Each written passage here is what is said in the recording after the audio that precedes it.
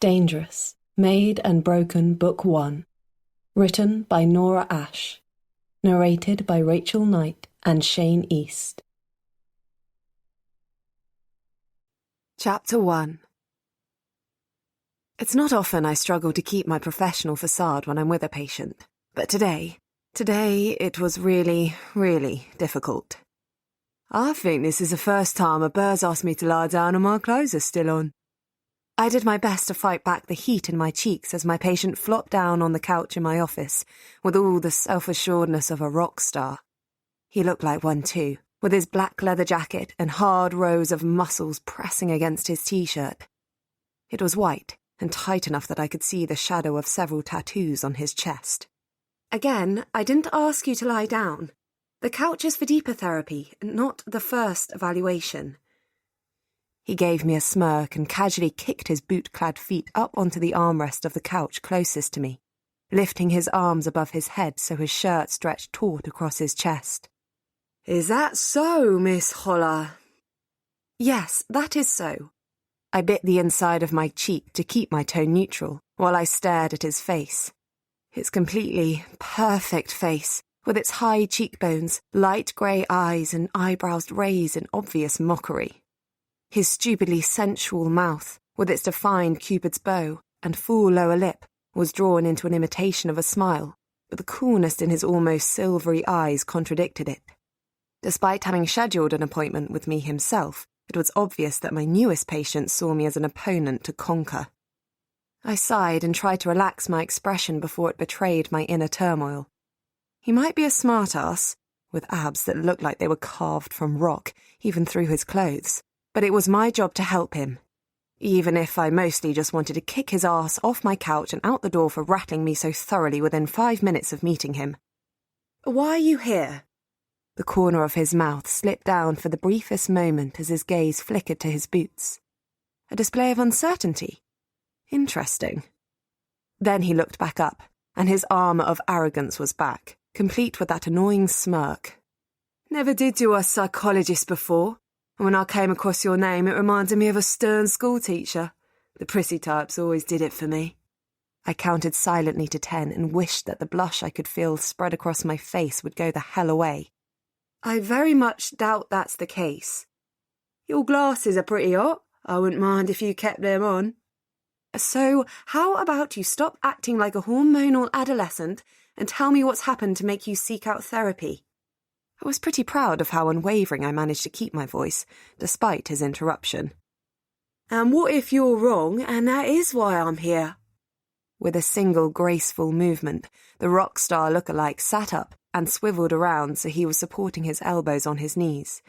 He leaned forward a little and focused his unnerving gaze on me, and his smirk hiked up a little at the corner. "Then what do we do?" I suppressed a primal shiver at the almost predatory gleam in his eyes. No doubt he was used to women tossing their panties at him after being on the receiving end of that look. Even I couldn't help the small burst of desire it made trickle through my abdomen, and I was already distinctly unimpressed with his bad boy routine. "Then we have a very disappointing hour ahead of us, Mr. Steele, because that isn't happening.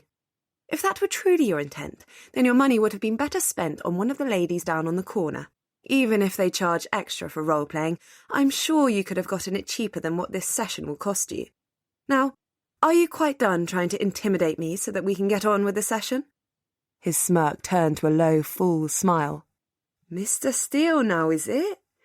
You can call me Blaine, love. My mother went out of her way to give me a, special name, so you may as well use it. Do you have some resentment towards your mother?" I'm not going to lie, I latched on to the mother angle with both hands. "Nah, she was a good woman." Blaine pushed his fingers through his black, perfectly tousled hair and sighed. "You say was? When did she die?" He quirked an eyebrow at me. "Caught on to that one, eh? When I was 10, so about 18 years ago now." Finally, I'd found the crack in Blaine Steele's armour. "How did she die?" Blaine frowned, his idling hand sliding from his hair down to the back of his neck. "Doesn't matter. It's a long time ago." It was a clear dismissal. Everything from his tone to his suddenly darkening eyes told me that here lay trouble, which of course meant I need to dig deeper. But as I'd pointed out to him before, this was just the initial consultation, where I was meant to learn more about a new patient before deciding on how to best proceed. "Tell me a bit about the rest of your family. Your father, siblings, if you have any." He sighed again, as if relieved to leave the subject of his mum's death, and leaned back, arms spread out over the back of the sofa. "There's not much to tell. My dad's a strong leader, runs his business with an iron fist. He eventually remarried, and me and my 5 brothers joined the family business when we grew up." He wasn't telling me even close to the truth. I narrowed my eyes at him and pushed my glasses up higher on my nose. I'd always been pretty good at reading body language, which is partly why I chose to study psychology in the first place, and Blaine was easy to read. Tense shoulders, jaw slightly lifted in challenge, and a hard look in his grey eyes. Yeah, he was hiding some major family drama. "Why are you here, Blaine?" I kept my tone as light and gentle as I could, knowing that if I pushed too hard, he'd probably shut down, and I'd get treated to the delightful return of the cocky bastard who'd first sauntered into my small office. "Shit, I don't know." He flexed his hands and leaned forward again, grabbing his knees as if looking for some anchor. The tension vibrating off him was practically palpable. "My brother went to jail and it was really fucked up. He didn't do shit and I found out. I lost control. I nearly killed—" He looked up then, and straight into my eyes, and the torment in his gaze nearly knocked the breath out of my lungs. It lasted for maybe 1/5 of a second. I could practically see the emotional wall slamming down the moment he realised he'd let me get even a sneak peek into whatever pain had made him desperate enough to seek out a therapist. Every part of his body tensed just a fraction, even as his face slid into a sardonic smile. "Blaine?" He let his gaze slide lazily up and down my body. "But then again, sometimes losing control is good, isn't it, love?" I gritted my teeth. I had been so close to seeing something real, but here we were, back to the arrogant bastard from before. It was funny, really. I'd known him for all of 20 minutes, and I was already sure that if I'd met him under any other circumstance than as a patient, I would not have walked away. I would have run. But he was my patient, and it was my duty to try to help him as best I could. "You're using sexual innuendos to avoid talking about what's bothering you. I'm sure it's worked well for you so far, but let's for a minute assume you came here because something's happened that was so bad you didn't know what else to do. I know your type. You believe your masculinity lives in your ability to intimidate others and to never, ever show any hint of emotion. I get that being here goes against everything you've been brought up to believe in. So I guess the only question left is, was whatever happened to make you seek out professional help so bad you're willing to surrender all that attitude for what's left of our session?" I was treated to what was obviously quite a rare sight. An array of emotions crossing Blaine Steele's handsome face, morphing from shock, frustration, and finally into anger, until his eyes narrowed ever so slightly and his expression slid into the now familiar mask of irreverence.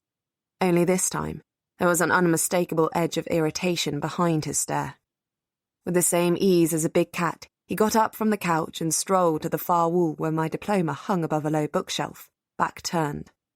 "Attitude? Is that psychology speak then? I see you got your diploma at Liverpool John Moores University. Not exactly Stanford, is it?" Despite myself, I felt my temper rise. If there was one thing in my life I was proud of, it was that I'd managed to overcome my fucked-up past and acquire a degree that allowed me to help people. It's a hell of a lot better than being a petty thief, or whatever you did instead of educating yourself. I shouldn't have let him get to me, and I especially shouldn't have lashed out. Not only because it was as unprofessional as it got, but also because that was exactly what Blaine wanted. I saw it in his eyes the moment he turned back around, smug triumph written all over his stupidly handsome face. "My, they do certainly educate quality shrinks up north, I love." He walked over to my chair, all swagger, and it just made my blood boil all the more. "You think you're at least smart enough to keep your tongue in check? People have gotten hurt for far less than calling me a thief." And there it was, the vocalization of the threat I'd seen in his eyes when I'd pushed him. No, he wasn't a thief. His cocky attitude stemmed from something much more sinister than that. A burst of fear shot up my spine from that place deep inside where I'd locked up all the horrible memories of what, and who, I came from. This man was the same kind I'd grown up with, The kind that took what they wanted and didn't shy away from using force to get it. Yeah, the kind of arrogance streaming off Blaine steel was the kind a man attained when he was above the law. He was dangerous. A sudden spike of fear must have shown on my face, because some of the hardness in his gaze eased a little. He flicked his eyes up and down me again, then lowered his dark lashes halfway, focusing on my lips. Not that I'd hurt a bird, even if she is a mouthy little bitch. His hand grazing gently across my cheek made my anger well up again, eradicating my fear in a smouldering flood of rage. I smacked his hand away and flew to my feet. He was less than a foot away, and since I only came up to his shoulder, I had to crane my neck back to glare at him. Get out! There was no mistaking the victory in his eyes as he cocked an eyebrow at me with such self-assured arrogance that it took everything I had not to slap him. You really throwing me out of your office? Yes, I am, I hissed. And for the record, the next time you want someone to help you, you might get further if you show just an ounce of respect. Blaine just smirked, obviously not the least bit bothered by my anger. Respect, little dove, is not something I'll give out all that easily. And then he put his hand on my arse and squeezed. But maybe you could try and win it another way. It was only that tiny voice of experience with men like Blaine at the back of my mind that stopped me from smacking the smirk off his face then and there. Instead, I stepped back and away from his touch so I could point at the door. Get out! Chapter 2. I've never been so thankful to reach the end of a workday as I was after my session with Blaine Steele. I was still muttering to myself while I sorted out the last bit of paperwork so I could leave for the day. I could still feel the ghost of his hand against my backside, as if his touch had left a tingling sensation of awareness behind, which was partly why I was still angry. Not only had he made me completely lose my professional facade, but he'd also broken through all the walls surrounding my personal space and touched me. This arrogant prick, whom I'd loathed from the first moment I met, had put his hand on me, and part of me had liked it. I paused by the door and clutched at the knob as an echo of the shocking sensation of his hand against my arse made me shiver again. It shouldn't have felt good, at all, and I was furious at myself for having any sort of positive reaction to that twat, even if it was purely physical. With a huff, I turned the knob and yanked open the door. Clearly it had been too long since I'd had a man in my life. The irony wasn't lost on me. I'd gone to university to learn all about the human psyche, yet was unable to get past my own childhood trauma to let anyone properly into my life. At least I acknowledged it. I locked my office door and put my keys into my purse with a sigh. Perhaps it was time to face my demons soon, so I could start looking for a man without scaring him off like I had my last semi-serious boyfriend. If nothing else, then because it might stop my neglected ovaries from dancing on the tables just because a man with muscles and a wicked smile groped me. It was dark when I stepped out of the run-down building and onto the street, as it always was this time of day in late October. Dim streetlights illuminated the pothole-rich road, but so many of them were busted that most of the light came from neon signs above closed shops, as well as the windows of the few restaurants and chippies lining the road. This part of East London wasn't exactly the poshest of places, but it was the only place I'd been able to afford to set up my small office. I was situated just above a Thai restaurant. The thing about getting a new identity is that it makes it awfully hard to go to a bank and ask for a business loan. Hey, babe! I glanced up at a wolf whistle and then quickly looked straight up ahead again at the sight of a small group of young men loitering by the corner shop. I'd seen them hang around the area before, but had always managed to cross the road before they spotted me. Too late now. The only thing worse than crossing the road after they'd seen me would be to turn around and run. I gritted my teeth and prepped myself for some inevitable harassment. What are you so uptight about, babe? One of them shouted as I walked past without looking to their side. Bitch needs a good shag, mate, another said, which was followed by rough laughter. Hey, come here, princess. I'll show you what you need. I ignored their shouts and rushed forward while clinging on to my purse, but suddenly I found my way blocked. One of the men had stepped out in front of me and was leering at me. Calm down, babe. We just want to talk. I tried to sidestep, but he followed and put a hand on my shoulder. Not so fast. My heart leapt into my throat at the contact. Catcalling and street harassment was one thing, a typical nuisance of being a single female out on her own. But he was stopping me from leaving now, and I was having a hard time pushing back the first sliver of panic. "Let go of me!" "Oh, don't be like that," one of them purred behind me. "We just want to show you a good time. You should pay us for our kindness." A sharp tug on my purse's shoulder strap made me cling on harder to my bag. "Get off me! Oi, leave the lady alone." It wasn't a full-on shout, but the new voice mixing in with the whoops and laughs of the group had a distinct no-nonsense tone. The guy grabbing onto my bag was shoved out of the way, and suddenly I was no longer alone in the circle of youths. "Hey, who the fuck?" The protesting voice behind me died as the newcomer next to me spun around. "Piss off. And if I see you harassing birds on the street again, you're going to regret the day you slid out of your mother's cunt. Got it?" Someone muttered, "Sorry."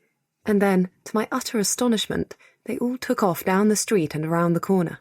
I blinked and readjusted my purse, taking just for a moment to gather myself before I looked up at my saviour. "Thank you, that—" The words died in my throat when he turned around and his grey eyes met mine. "You all right?" "Yeah." I stared up at Blaine for a couple of seconds, long enough for that trademark smirk to reappear, before I managed to pull myself together. "Why did they run from you like that?" He shrugged and put both hands in his jean pockets. "My family's pretty well known in some parts of the city. You headed for the station?" I nodded and gave him a long side look as he fell into step alongside me. In any big city, only a few families could make low-level thugs scarper just on sight. I made it a point to stay far, far away from those sorts of people since I left Belfast years ago. But there was no way Blaine knew anything about where I came from. If he had, I'd likely be in the back of a van by now, not casually strolling down the street beside him. And honestly, I was a bit curious as to what had made him come to my rescue. "I didn't take you for the kind of guy who would lurk around, waiting for an opportunity to save damsels in distress." Blaine laughed. "Haven't diagnosed me with a hero complex then, little dove?" No, Mr. Steele, that I haven't. You're about as far from a hero as it gets." "How rude," he hummed. "And after I swooped in and saved you from those big bad bullies. Aren't therapists supposed to build up their patient's self-esteem? Not when the patient's ego is already overblown. But it's not like you'll be my patient going forward, so we're good regardless." Saviour or not, being back in Blaine's presence and feeling my body instinctively lean toward him reminded me of how much of a jerk he'd been during our session. I scowled at his handsome profile for good measure. "Does that mean you've changed your mind about shagging me?" He didn't even look at me, just grabbed my arm and stepped off the pavement so he could lead me across the road. I did my best to ignore the shiver of awareness his touch drove through my skin, even through my woolly coat. Damn him and whatever all-male pheromones he seemingly bathed in before going out. And damn my traitorous ovaries. No offence, but I would rather slit my wrists. I yanked my elbow out of his grasp the moment we were on the pavement again.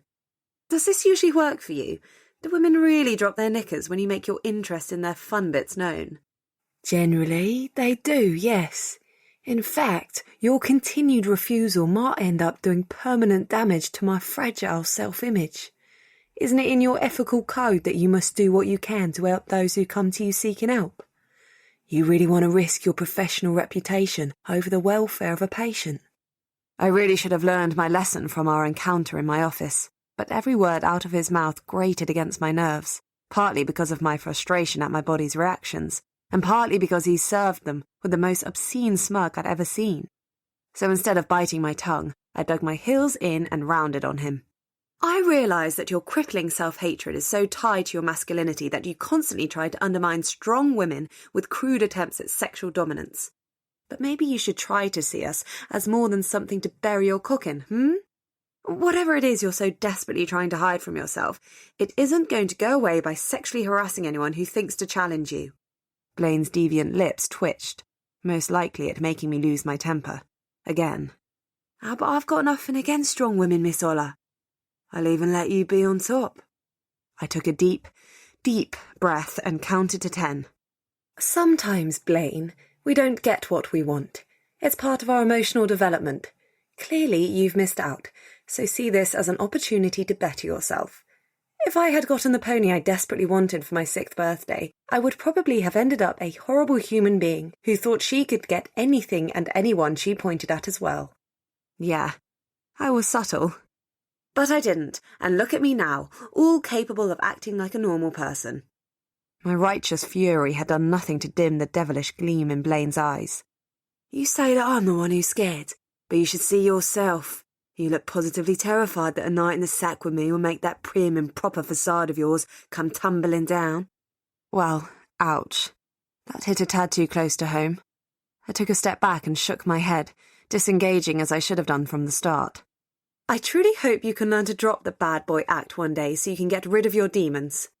Goodbye, Blaine. I spent the train ride home doing my best to forget I'd ever met Blaine Steele, but it was hard to ignore how completely he'd gotten under my skin. I knew it wasn't just because he'd made my panties damp. No, it was also because he reminded me so strongly of all the things I'd run away from, and all the things I still woke up from nightmares of. He was dangerous. There was no doubt in my mind about that after having looked into his eyes. He was the type of man who could and would crush a person if it suited him. And yet, I hadn't done everything I could to fly under the radar.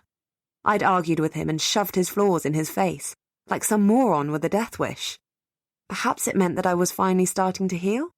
Maybe if I could face a man like Blaine and not immediately turn around and run in the other direction, then my childhood had finally lost its petrifying grip on me. I felt marginally better when I got off the train, but I was still too emotionally squashed to consider cooking. I stopped by my local chippy on the way home, giving my current diet a remorseful thought as the bell jingled merrily upon my entry. Chicken kung pao, Mira?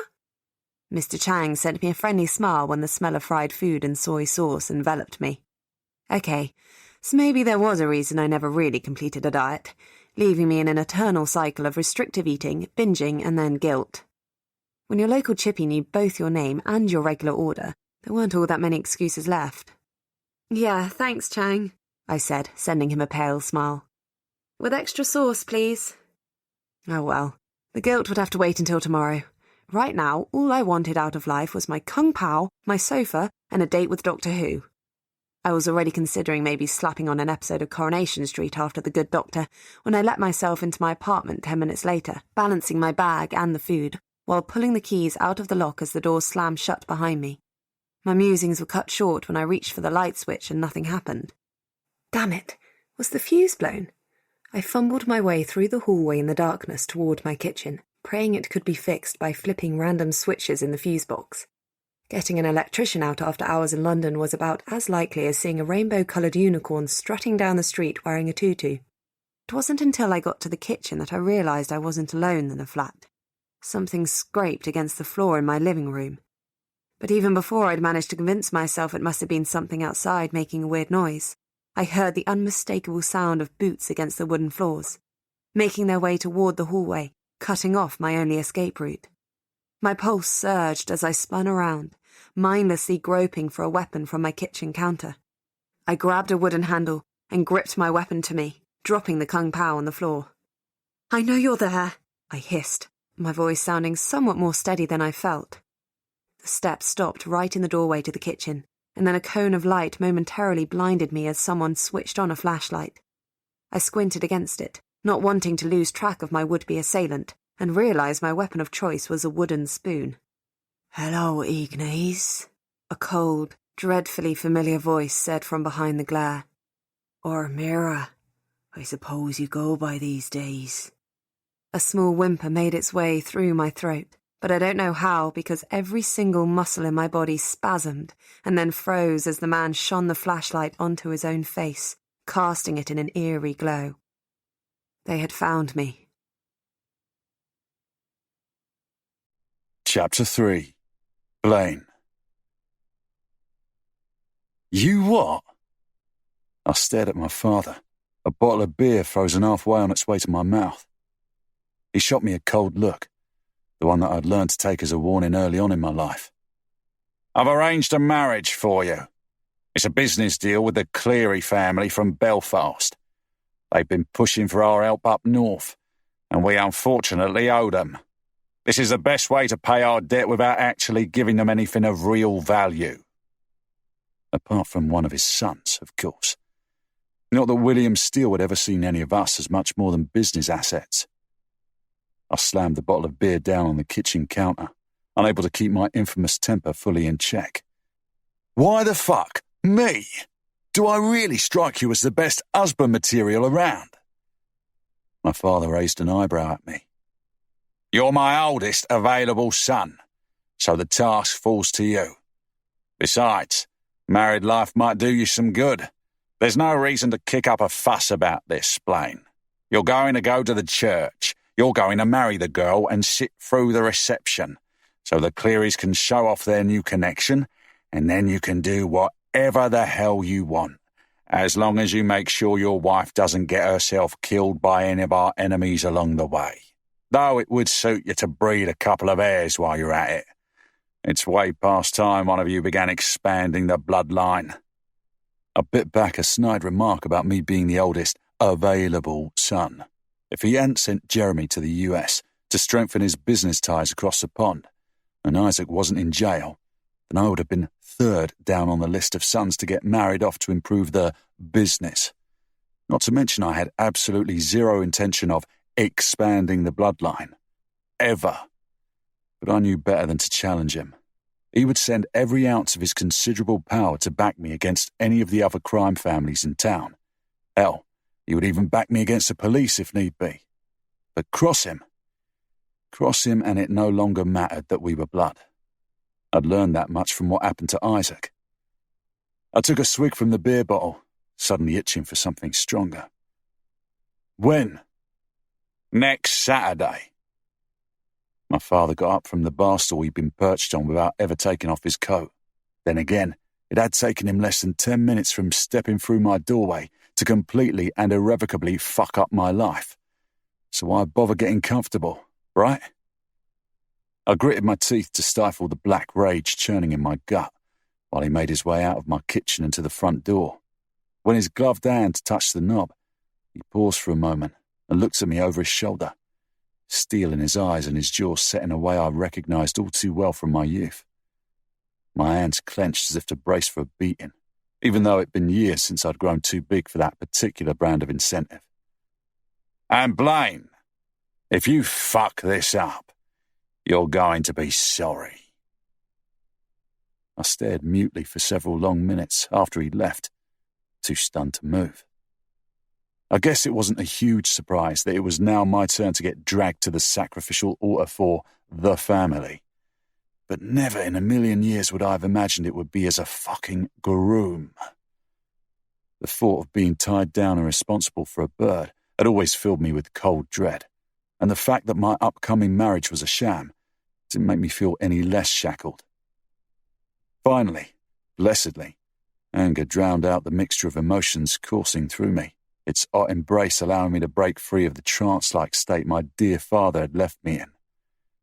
Whoever the little cunt was, I wasn't about to change my ways. If she had hopes of taming herself one of Steele's sons, she was in for a nasty surprise. I liked to drink, I liked to fight, and I liked to fuck every female that crossed my path. And if she wanted to be part of the Steele family, she was going to have to get used to that. And maybe, if I was lucky, she'd get fed up and get this fucking disaster of a marriage annulled. I grabbed my leather jacket and pulled out my phone, calling the twins as I slammed the front door shut behind me and headed down the stairs. Time to get shit-faced and find a small-time gang dumb enough to challenge a Steele. You look like absolute shit. For a man who'd kept me company during most of my week-long bender, Liam's voice was much too cheerful.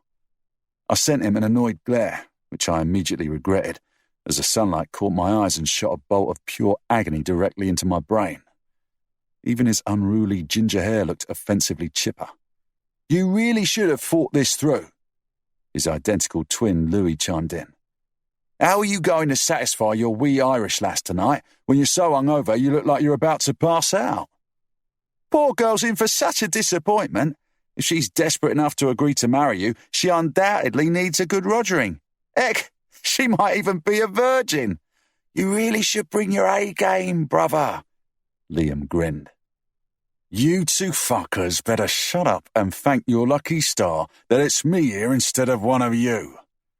I growled, though the twins obviously didn't share my lack of amusement. Of course, while they were standing by my side as the guests found their seats, I would be the one to swear sacred vows to a woman I'd never even met before, while they got to continue on with their lives as they pleased. To be fair, it would have been Marcus before either of us, Louis said, slanting a look at our only other present brother. For once, being the youngest of the bunch paid off. Ha! Can you imagine them trying to marry some poor girl off to Marcus, though? Liam snickered. No offence, man. The last part he mumbled, the perpetual laugh in his voice dying to a cough. I glanced at Marcus just in time to catch the dark look he sent our way, before once again looking straight ahead, as if lost in deep thought. Most sane criminals in town, and quite a few law enforcers, would make sure not to get in the way of a steal. But Marcus had a way of making people cross the street just by looking at him. Of course, his reputation as a complete sociopath didn't help matters much. Even I didn't really know what went on behind his blank expression, but I'd been to clean up a few of his messes along the way, and I knew that he had some demons, for sure. He didn't just kill, he butchered. God, the Clearys are such a bunch of pricks, Louis muttered, and my attention was drawn to the front row, where a bunch of strangers filed in across the hall from our own father and stepmother. Look at those smug smiles. They really think they hit the jackpot, eh? I didn't answer, but despite my blinding headache, I couldn't help but frown at the older man as he stared up at me like I was a prime cow up for auction. Undoubtedly the father, as he looked especially pleased with himself. Yeah, the Clearys obviously thought this marriage was their way up in the underworld, even if my own father saw it as nothing more than a means of placation. My musings were interrupted when organ music abruptly blared through the church, cutting through my suffering brain like a saw. I winced and looked up just in time to see the doors at the other end of the aisle crack open. Here we go. Time to get itched, brother. I didn't know which one of the twins spoke, but I didn't turn my head to find out. My eyes were glued to the double doors. My heart suddenly decided to work overtime, pounding behind my ribs as if I'd just run a fucking marathon. The doors opened fully, and a lone woman in an hideous white dress and a long veil covering her face stepped through. I had a vague notion that it was odd her father wasn't walking her down the aisle, but my pulse thundering in my ears drowned out the thought quickly enough. Even my palms were clammy. Fucking great. I already hated whoever she was for landing me in this fucked up situation. The fact that just seeing her walk toward me had the power to damn near bring on a panic attack didn't make me any more of a fan. I liked being in control of myself and my surroundings. Right now I was neither. I didn't give a shit if it was unfair. I blamed her. It wasn't until she was right in front of me that I realised she was looking down at the floor behind her veil, and how badly her hands were shaking as she clutched her bouquet. A nudge to my side from Liam made me step forward to greet her, and it was then that she finally looked up and I saw her face. My heart gave a violent spasm before it dropped all the way to the bottom of my Italian leather shoes. I knew her, and her name was Ignis Cleary. It was Holler. Mira Holler. My fucking shrink. Chapter 4. I'd never seen so much emotion on a completely blank face before. While every single muscle on my husband-to-be's face was still, I could practically read his mind from the flashes of shock, fear, and finally anger that filtered across those storm cloud eyes of his. Yeah, I was about the last person he wanted to see right now. Not that that was a surprise. The son of London's biggest crime family had gone to see a therapist, undoubtedly expecting to never be confronted with it again, only to now be forced into marrying the very same woman. Possibly the only person in the world who knew that Blaine Steele had a weakness. And I was beyond shocked. Not to mention annoyed at myself for not even bothering to ask who would be waiting for me at the altar. Though, to be fair, I'd spent the week locked up in my own flat with no phone or computer access, effectively a prisoner. I'd been too terrified to even think about who I'd be marrying, and neither my father nor my brothers had bothered to inform me of such an unimportant detail. All that mattered to them was that they would now be related to the biggest crime family in the country. I swallowed thickly as I stared wide-eyed up at Blaine. I'd run away from home the day I turned 18 so I could escape this exact fate, so I wouldn't end up married to a man as ruthless and dangerous as the ones in my own family.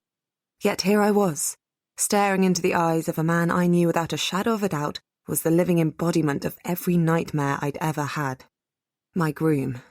One of the red-headed groomsmen demonstratively cleared his throat, which made both Blaine and I jolt out of what probably looked like a staring match to the onlookers. With one final dark look, Blaine took my arm and turned us toward the altar, where the priest stood ready to bind us together for all eternity. I didn't think it was possible to be any more terrified of my fate than I already was, but the look Blaine gave me held so much fury and resentment that the only thing that made me capable of following him the final few steps to the altar was the fresh wave of adrenaline coursing in my blood. He hated me. The ceremony was a blur, and I have no idea how I made it through the entire thing without my anxiety making me break down into a sobbing mess. All I really comprehended through the pomp and circumstance was the sound of my own pulse drumming unsteadily in my ears.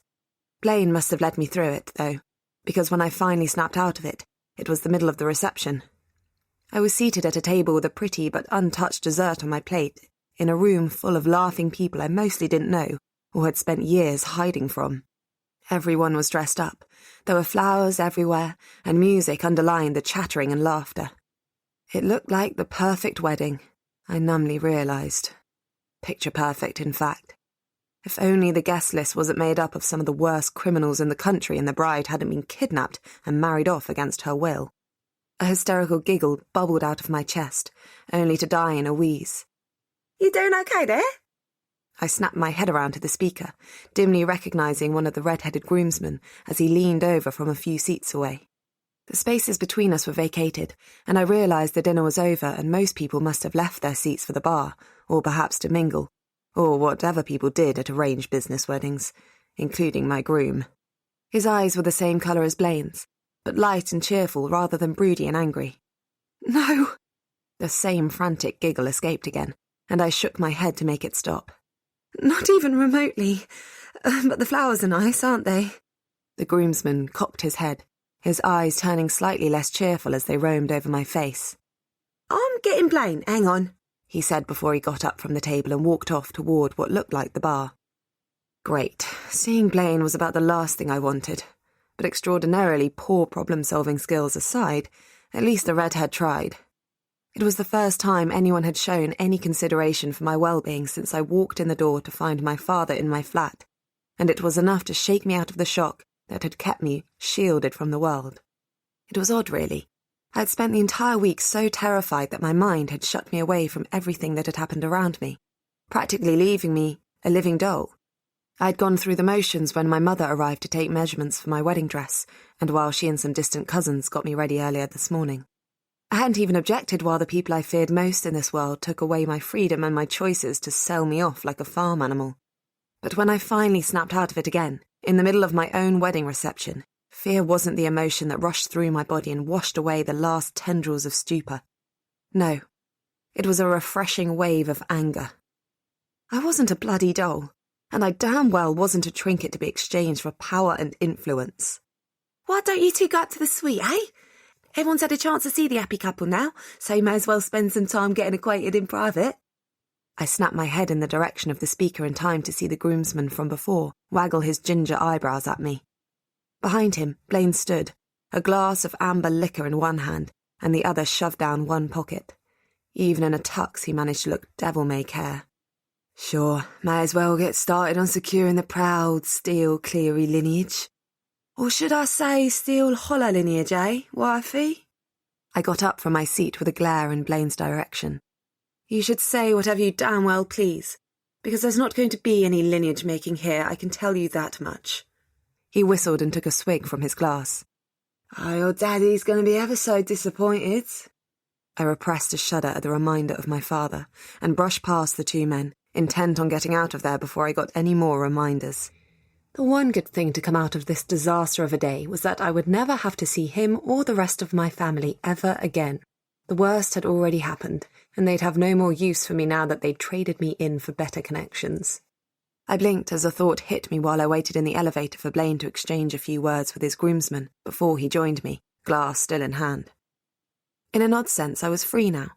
I would never again have to look over my shoulder out of fear that my family would find me. They already had, and now there was nothing more they could do to me.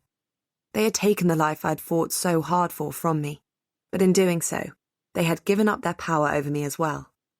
I didn't know much about Blaine, but I did know that his family was the most powerful crime syndicate in London, or else I wouldn't have been forced to marry him. Which meant that not even my father, the most brutal and ruthless man in Belfast, would have the power to ever touch me. For better or worse, I was a Steele now, and my family could never hurt me again. Blaine made a sound of protest when I grabbed the glass out of his hand and downed the remaining liquor in one swig. Whiskey. It burned my throat, but I relished the fire. When it hit my empty stomach, a pleasant wave of euphoria mixed with my already present anger into a weirdly exhilarating combination of power. For the first time in a very long time, I felt strong. No one was ever going to push me around or make me cower. Yes, the worst had happened, but I was still standing, still alive, and I was free. So you lie to your patients about your name? What kind of quack are you anyway? Well, sort of free. I gave Blaine an irritated look. My name's Mira Holler, and it always will be Mira Holler. Well, it'll be Mira Steele from today, he said, shrugging as the elevator doors slid open and revealed the penthouse floor of the hotel we were at. I hadn't had the presence of mind to notice its name on our way here. Blaine led the way to the only set of doors on the floor, found the keycard in his tux pocket, and let us in. I trailed after him, having nowhere else to go, and paused at the look of the suite once the door closed behind me. Everything was glass, gold and white, with fresh flowers adorning all surfaces. Along the far wall, massive windows displayed a striking view of London and the Thames, the curtain of night interrupted by the multitude of lights from the city. Blaine didn't give the luxurious surroundings so much as a second look. He went straight for the minibar and filled 2 glasses with liquor and ice. He held one out to me while taking a long draw from his own glass. I walked over to him and snatched the offered glass out of his hand. The burn of whiskey on my tongue was oddly comforting, and I drank deeply. Too deeply for someone my size who up until today drank maybe once in a blue moon. But I didn't care much at that point.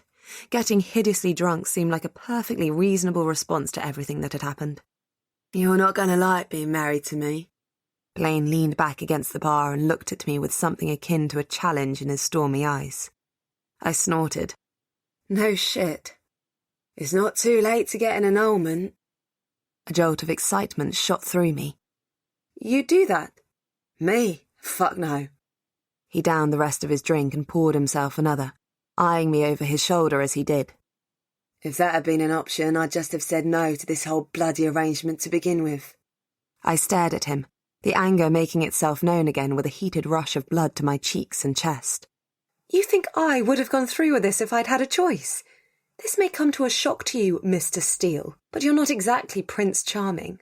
I would quite literally rather marry the homeless guy who reeks of mouldy cheese and asks me to suck his cock every time I pass him on my way to work than I would you. But here we are. Blaine snorted, emptying half his glass of whiskey in one swig. Here we are indeed, Mrs. Steele. Guess you'll just have to get used to sucking my cock instead, huh? I blinked, twice. He was obviously as unhappy about this forced marriage as I was, yet he still found the energy to be a grade-A prick. You're a pig, I hissed. Don't for 1 second think I'll put up with any of your crap just because I'm forced to live with you. You'll put up with exactly what I say you will. He was angry too, his eyes flashing darkly at me. I'm your husband now, whether you like it or not, so you better get used to doing as you're told. The same urge to slap him as I'd experienced in our disaster of a therapy session made my palms itch.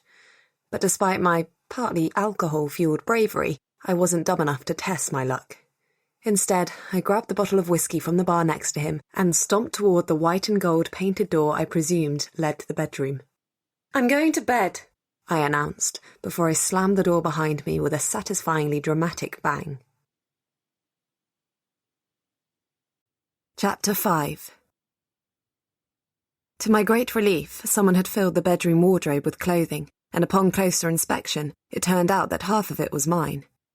Perhaps I should have felt violated that someone had gone through my personal belongings without my knowledge or consent to bring it here, but it seemed so insignificant compared to everything else my family had done that I was just grateful I could get out of the uncomfortable wedding dress my mother had picked out, and into something soft and familiar. When I walked into the ensuite bathroom and caught a look of myself in the mirror, I was suddenly extra glad I had my own clothes available. I looked like a big, puffy nightmare. My mother had decided on puff sleeves, a full skirt that accentuated my already rounder-than-ideal hips, and so many sequins it looked like a fairy had had an acute round of diarrhea all over me. But it wasn't just the dress that composed the horrifying image that stared back at me from the mirror. It was also my face. It wasn't so much the makeup. I never bothered to wear much, if any, so the lack of pizzazz wasn't unusual, as it was the red rims underneath my eyes and the pale, taut look of my skin. I looked like an abuse victim. All that was lacking was a badly covered bruise or two. Angrily, I tore off the dress, ripping it in my haste. I wasn't a victim. Not anymore. I took a swig of the bottle I'd hijacked from Blaine, and then I went to work. There were bottles of tonics and lotions on the shelves next to the sink, and I didn't hold back. I washed and scrubbed and sprayed and smeared until my skin glowed rosy and the woman who looked back from the mirror was closer to who I'd become in the past 8 years, rather than who I'd been for the first 18 of my life. When I loosened my hair from the tight braid it had been in all day and ran my fingers through it, some of the tension in my shoulders finally melted away. My chestnut locks fell over my shoulders in unruly waves, encircling my breasts and upper arms. I grazed a hand over the white scars on my soft belly as I looked at myself in the mirror. Not that any amount of scrubbing would ever make those go away. A permanent reminder of who I'd been, the unbreakable proof of my inherent weakness. I hated them almost as much as I hated the people who had put them there. Fighting a shudder, I pulled the nightie I'd brought from the closet over my head and slipped on a pair of panties before taking a final slug of the whiskey. Dwelling on that was not what I needed right now. Blaine Steele was a dangerous man. I knew that on a near instinctive level, but I couldn't fall back into my old patterns. I had to be strong enough to get through this, just as I'd somehow made it through the night I'd gotten my scars. The bedroom was dark when I finally stepped out of the bathroom. I frowned into the shadows, not remembering when I turned the lights off, but I was a bit too drunk to give it a second thought. Instead, I fumbled my way to the large bed I could vaguely make out in the small bit of light that made its way through the curtains, intent on falling into a deep, dreamless sleep. Tomorrow was a new day, and I was planning on spending it teaching Blaine that he wouldn't be pushing me around. I found my way to the big bed, without stubbing my toes on the wooden frame, and with a bit more fumbling, located a nightstand where I dropped off my glasses and the bottle of whiskey, and then climbed in. The soft embrace of the mattress and duvets was heaven. I sighed at the feel of the cool sheets wrapping around my body, and again as I rolled over to bury myself good and proper in the middle of the luxurious sensation.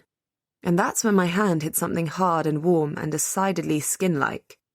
I've never shrieked quite like I did then, the mixed shock of realizing I wasn't alone in the room, or even the bed, and the unexpectedness of touching someone made me lift at least half a foot off the sheets. What the actual fuck? I rolled to the bedside table and searched wildly for a lamp until my fingers finally connected with a button, and I illuminated the room. Blaine, topless Blaine, squinted at me from the other side of the bed. Fuck, you could deafen dogs with that scream. I stared at him, mouth halfway open, as my addled brain tried to process the situation, which unfortunately included the full view of Blaine's ridiculously chiseled, tattoo-covered torso. I couldn't stop my eyes from following the pattern of swirling lines until he cleared his throat, demonstratively, and I realised I'd been ogling him for a good 30 seconds at least. Changed your mind about that shag, then? It was impressive, really. He had a gift for sounding equal parts annoyed and smug, and the result was absolutely infuriating. Get out of my bed! I was all too aware of the heat in my cheeks, but I did my best to push the embarrassment aside and focus on the indignity of finding him near naked in bed with me. I pulled the duvet up to cover my chest, but regretted it the next second. Apparently he wasn't just near naked. Jesus Christ! I clamped my mouth shut, but not before my startled exclamation made it impossible to pretend like I hadn't seen anything. As if it wasn't bad enough that I was now staring at his cock, It was also freaking enormous, and semi-erect. Blaine stretched out, folding his arms behind his head. He was obviously enjoying my flustered state. I'm not going anywhere. This is my bed too, if you remember, wifey. You're not going to sleep next to me, you creep, I hissed, doing my best not to look below his navel again. The problem was that restriction either left me with his hard abs and chiseled pecs, or his smirking face. With as much dignity as I could muster, I turned around so I could no longer see him at all. There's a perfectly good couch in the lounge. Sorry, love. I'm going to be way too hungover tomorrow to wake up on a couch. You're just going to have to deal with it. He yawned and stretched in what I was certain was the most provocative way possible, making every defined muscle in his body roll. Turn off the light, will ya? No, get out! Not a chance. But no one's stopping you from sleeping on the couch, are they? There was just enough challenge in his rumbly voice to make me see red. Perhaps in hindsight, I should have just given in and slept on the damn couch, but his arrogance, and possibly the vast amounts of whiskey, got to me. And it got to me good. You'd like that, wouldn't you? I'm telling you right now, you're not going to boss me around in this marriage, you absolute twat. I gave him a baleful glare, which I immediately regretted when my eyes caught sight of his absurdly huge cock again. Either I was hindered by my lack of glasses, or the damn thing was even bigger now than it had been before. My cheeks flushed with heat, and I quickly tore my gaze away and flopped down on my back, arms folded over my chest. I'm staying here, and you need to leave. Whatever you say, love. The bed creaked, and for a moment I thought he was actually getting out. My rush of victory proved short-lived. Before I could blink, Blaine rolled over on top of me, only barely keeping off me by resting on one arm a mere inch above the duvet. The other arm he extended out so we could turn off the lights. I got a full view of his strong body as he hovered over me before the lights went out, just long enough for the more carnal parts of my brain to awaken. Heat spread from low in my abdomen, racing all the way up through my body and down my thighs until I could feel my pulse throb everywhere he would touch if he lowered himself that small inch to press down on top of me. Looking back, my body's mutinous reaction wasn't all too surprising. As much as I hated him for who he was, Blaine was so perfectly male and ruthlessly handsome most women would find it hard to breathe with him up close and personal like this, especially when he didn't have a shred of clothing on. The fact that he was as dangerous as they come seemed to have been erased by my drunken state, and the result was perfectly predictable. Unfortunately for me, I wasn't at all prepared when my abdomen seemed to melt, the liquid proof moistening my panties in a warm rush. My first instinct was shocked humiliation that a man I hated could make me soak my panties just by being on top of me. Then, thankfully, came the fury. What the hell do you think you're doing? I slapped my hands up, both palms connecting with his pecs with a satisfying smack. Get off me! Above me in the darkness, Blaine hissed at the impact. Don't ever hit me again. It was a warning. Perhaps if I'd been sober, I would have taken his threat to heart, even through my own fury. Too bad I was anything but. Or what? You'll beat me bloody, slit my throat. Exactly how much violence do you need to inflict to feel like a tough guy? I shoved his shoulders in an attempt to get him off me, but all that accomplished was to make him lose his balance. We fell down on top of the duvet, pinning my body to the mattress with his. I'd never harm a woman, even if she is the most obnoxious little bitch I've ever met. Blaine raised up on both arms this time, and I could sense him hovering above me as close as before. But if you push me again, you're gonna be sorry. I pushed him, hard, because fuck him, and the horse he rode in on. I'm not afraid of you. He moved above me, quick as a snake, and I scrambled to get out from underneath him. Sadly for me, he was much faster and stronger, and before I'd gotten more than a leg out from underneath the duvet, he pinned both my wrists above my head with one hand. The other he pressed firmly against my chest, just below my throat. Not hard enough to make me struggle to breathe, but certainly so firmly I couldn't move my upper body. You should be. His voice was rough, and to my great annoyance, something in its pitch spoke to my core. The part of me that was whispering excitedly about being pinned underneath him, it only angered me all the more. I kicked out with my free leg and got it hooked around the back of his hamstrings, digging my heel into the back of his knee as hard as I could muster. Get off! Ow! Blaine flinched and pulled back, which gave me enough momentum to rip my wrists out of his hands and twist around to my stomach in an attempt at getting out from underneath him. "Oh, you little tramp!" Just as I clawed my way halfway to the other side of the wide bed, large hands grabbed my shoulders, and Blaine clamped his knees around my thighs tight, stopping me mid-flight. I kicked out again and caught something solid with the flat of my foot. Blaine grunted, undoubtedly from pain. "Fine, if you want it like that."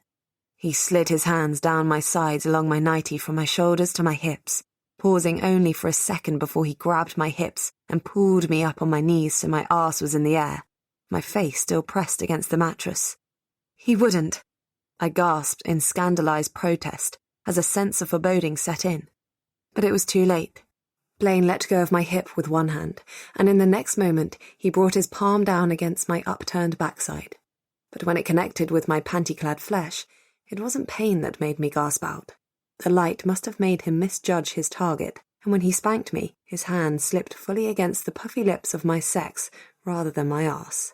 He obviously planned on proving who was boss rather than cause me any pain when he swung, because if he had landed on my fleshy backside, it wouldn't even have really stung. But, as I realised while I lay there in shocked silence, there's quite a bit of difference between your arse and your private parts, and the feel of his hand still seemed to vibrate through my now molten flesh. Every inch of my skin down there was alive with sensation, and I could feel my clit throbbing hard between my lower lips. I'd never been so turned on in my entire life. "You're dripping wet." The hoarse note was back in his voice, even more pronounced now. Oh, fuck. Of course he would have noticed that. Only my still-present anger kept complete mortification at bay. Angrily, I pulled free from his grasp and turned around so I could glare in his direction. "I'm not. I swear to God, don't even think about touching me again." "Or what? You'll beg me to fuck you?" Whatever anger had been in Blaine's voice before, it was gone now, overtaken by that smug self-assuredness I'd come to loathe already, along with something else. Something quite a bit more appealing, if my ovaries were to be believed. It made the heat from my sex spread up through my stomach and underneath my skin. "You're such a prick," I hissed, but even to my own ears, I sounded more breathy than I did angry. Which was bullshit. I was angry. Blaine shifted on the bed, and I kicked out, hitting him square in the stomach. But before I could retract my foot, Blaine grabbed me by the ankle and pulled, sending me flat on my back with an undignified huff. "Let go, you arsehole!" "Seems like you're the one who can't stop touching me." He pulled on my ankle again, making me slide further down toward him, and then he put his other hand on my free leg, effectively keeping me from kicking out again. "I'm not touching you, you goon," I growled. "I'm trying to get away from you." "Sure you are, love." He shifted again, letting his hand slide along my legs to keep me in place as he moved up my body. There was no duvet between us this time, and I felt his warm skin against mine like a touch of maddening fire as his hands made their way to my hips. "I'm sure you'll be as dry as a desert if I slid my fingers into your knickers as well, His cockiness was so goddamn infuriating. I kicked out again, but this time he was prepared. I didn't so much as graze him, and before I could roll away, he grabbed a hold of my hips and tugged hard, and then proceeded to push his hard body down on top of mine. I froze at the press of his muscular frame, from the feel of his heavy mass pinning me to the warmth of his skin and the smell of whiskey on his breath. His closeness enveloped me, and whatever damned hormones had control over my body went wild. My nipples tightened until they ached, and a veritable flood of liquid made my already soaking panties even wetter. "Let's test, shall we?" he murmured into my ear. His hot breath tickled my skin and made me break out into goosebumps. "If you're dry, I'll go sleep on the couch. If you're wet, we fuck." Chapter 6. "I don't want to sleep with you." I was pretty proud of the sneer in my voice, despite how the word fuck whispered into my ear and his molten voice nearly made my ovaries explode. "Keep your hands to yourself." "No dice." Blaine shifted his hold on me so he could keep both my wrists in one hand, spread my legs with his knees, and then proceeded to reach down, his fingertips grazing against the front of my panties. The thin fabric clung to my skin from the wetness, and when he trailed his fingers further down, I knew he could feel the outline of my lips without any problems. I shuddered at the trickle of desire that followed, but bit back a wanton moan out of spite. I'd be damned if I'd give him the satisfaction of knowing how strongly I reacted to him, even if it was impossible to hide the ruined state of my panties. Then he slipped his fingers underneath the fabric and brushed up and down my slit a few times before caressing my taut clit. I couldn't hold back a sharp gasp as a burst of pleasure rocked through me, nor could I stop my legs from widening further, pushing my pelvis up in an involuntary invitation. Soaked. Blaine removed his hand from my panties and held it up between us. I couldn't see much, but the scent of my arousal was heavy in the air between us. He breathed in deeply and then sucked on his fingers with a lewd pop. "I'm fucking delicious." "You're an evil prick." Despite the harsh words, my voice lacked any sort of conviction. The fog of lust made it impossible to remember why I hated him so much. "You're an obnoxious prude." Blaine's snarl had all the richness of a prowling tiger. He tugged on my panties again, once to test and then once more, hard, snapping the waistband with ease. "And you're gonna get fucked." I gasped when he touched my pussy again, fully this time. He rubbed along my puffy lips, coating his thumb before he pressed it hard against my clit. "Blaine!" I was only half aware that I'd cried out his name when he began circling the little nub, too overcome with the sharp sensations of pure bliss that rocked through my nerves for every round of his thumb. It felt like nothing had before. Maybe it was the week's worth of tension finally finding a way to be released. Or perhaps it was just the sheer animal attraction I'd had for him ever since he walked into my office. Whatever it was, it left me blindsided, panting and whimpering for his touch like a cat in heat. "Inside! I need you inside!" I arched my back up, desperate to feel what my body craved with every pulse of blood through my veins.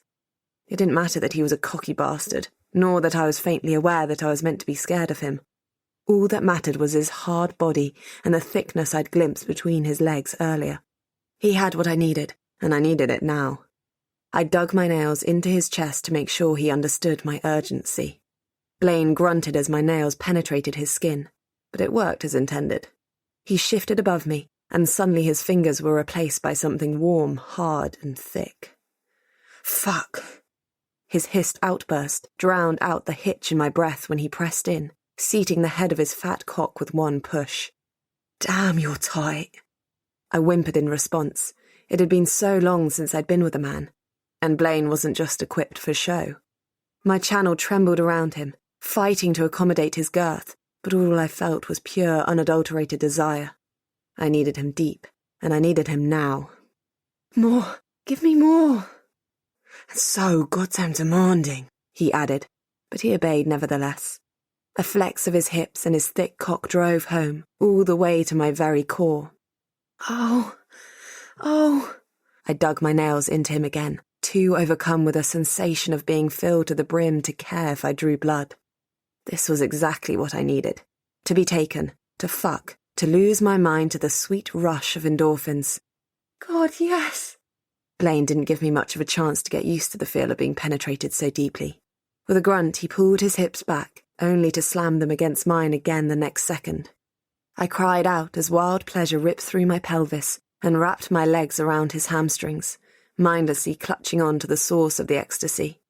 Again he moved, and I moved with him, rolling my hips up to meet his blows, even as the power of them made a dull ache mix with the pleasure. It didn't matter. I wanted it hard, and I needed it rough. I bit his shoulder and scratched his back to make him give me everything he had. An animalistic snarl ripped from Blaine's throat, and the next second I learned exactly what it meant to be truly and thoroughly fucked. He grabbed my hands and pinned them above my head, and then he unleashed every ounce of that barely contained fury I'd seen in his eyes all day. Blaine's thick cock pounded into me, forcing my pussy wide all the way to the depths of my being. The thick rim of his head rubbed the full length of my tight sheath, pummeling my G-spot over and over and over. His hips slapped against my arse, beating the brutal rhythm into my flesh as well as my pussy. He moved like a demon possessed, forcing me to take every inch with no mercy and no respite. It was exactly what I needed. The dull ache in me turned to pain at his roughness, but I relished it all the more. And underneath him, I finally let go. I screamed until my throat was sore. I thrashed and bucked and cried. All the fear, all the anger and despair. I released it all the while the man who was now my husband, despite both our wishes, fucked me like I'd never even imagined possible. When I finally crested, he came with me. Pleasure so strong it felt like it would splinter my pelvis, ripped through my abdomen from my pussy and spread into every cell of my body, leaving me numb and completely unable to move. I was faintly aware of Blaine's gasp of pleasure and the warm rush of his semen deep inside, but not even when he kissed my jawline a few times before brushing his mouth against mine did I manage to wrestle my mind free of its endorphin high.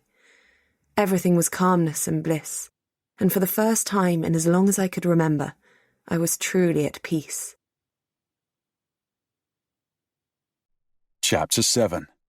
Blaine. Ow. Fucking hell. Ow. I groaned in protest of the sharp pain piercing my skull from the inside the moment I cracked open my eyes. Even the faint light that filtered in through the curtains was too bright, and I quickly shut them again. Judging by the taste in my mouth, I'd overdone it on the whiskey. By a lot. A jumbled mess of images stumbled through my brain, as if to helpfully remind me of every single glass I'd downed. I frowned when a fuzzy memory of Liam attempting to stop me from ordering another glass at the bar surfaced. How very uncharacteristic. He'd said something about my wife needing me. The shock of realization when the rest of yesterday's horrors came crashing back to my recollection made me open my eyes wide, a move I instantly regretted. Fuck! I hurriedly squeezed them shut once more, but only after the light of day had penetrated into what felt like the stem of my suffering brain. I had a wife. Slowly, I became aware of the heavy press of a warm body against mine. Oh, right. We fucked, didn't we? Despite my pain, I couldn't hold back a lazy smile over that particular part of last night's events. Turned out the little prude was quite the wildcat after all. If memory served, I was pretty sure I'd be sporting some scratches today. Carefully, I cracked my eyelids again, bracing for the pain this time. It took a while, but once my eyes had adjusted, I could see without wanting to dig out my own brain with a spoon. She was laying halfway on my shoulder, with one leg and an arm thrown across my body, and her chestnut hair spread around her head like a sheet of darkened blood. She was also drooling. Mira, or Ignes, or whatever the fuck she was called. I hadn't noticed an Irish accent on her when I'd seen her the first time, nor last night, even though it was thick in both her father and two brothers. I hadn't heard her mother speak, but assumed it was the same. The Clearys were Irish through and through, yet apart from the pale skin and auburn hair, my new wife showed no sign of her heritage. Wife. Fuck. I'd planned to pretty much ignore the girl unlucky enough to be chosen for my bride, but seeing her standing there in that damned church floored me. If I'd known there was even the smallest chance I'd ever run into her again, I would never in a million years have gone to a psychologist, no matter how desperate I was. And I'd been pretty fucking desperate. I sighed, making Mira's long hair move and tickle against my arm on the blowout. If anyone ever knew I'd been so weak I'd sought out help from a bloody shrink, I was done for. There was no room for weakness in this world, nor anyone who couldn't cope with the dark parts of the job. And yet I'd cracked. I'd given in to the demons in my head and showed my soft underbelly. Showed it to her. Which made her more dangerous than any of my family's multitude of enemies. I stared down at her face. She looked innocent in her sleep, vulnerable even, completely at odds with the copious amounts of attitude I'd seen from her so far.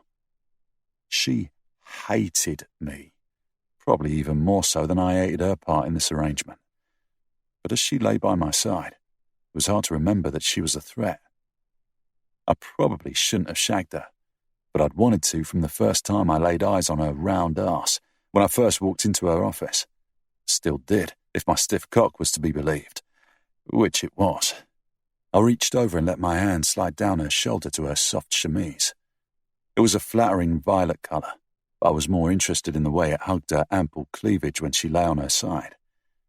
I traced a thumb across one breast and smirked when her nipple perked under my caress. Seemed her body was as fond of me as mine was of her. She didn't look like the usual type of girl I fucked. I tended to gravitate toward tall, slender, model types, mainly because they were the ones who hung around the clubs I went to. Mira was short and deliciously full-figured. My cock had ached to be buried between her generous thighs from first sight. All the sex I'd had before seemed so plain and dull in comparison, like rice crackers next to a feast of abundance. And once I was finally inside of her, my cock throbbed eagerly at the memory. Who knew a rough hate fuck would end up the best sex of my damned life?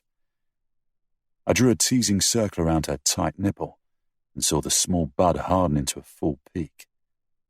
Should have taken the time to explore her luscious little body some more, but the desperate need to be inside of her hadn't left time for such luxuries. I glanced at Mira's sleeping face. Maybe she'd be up for seconds.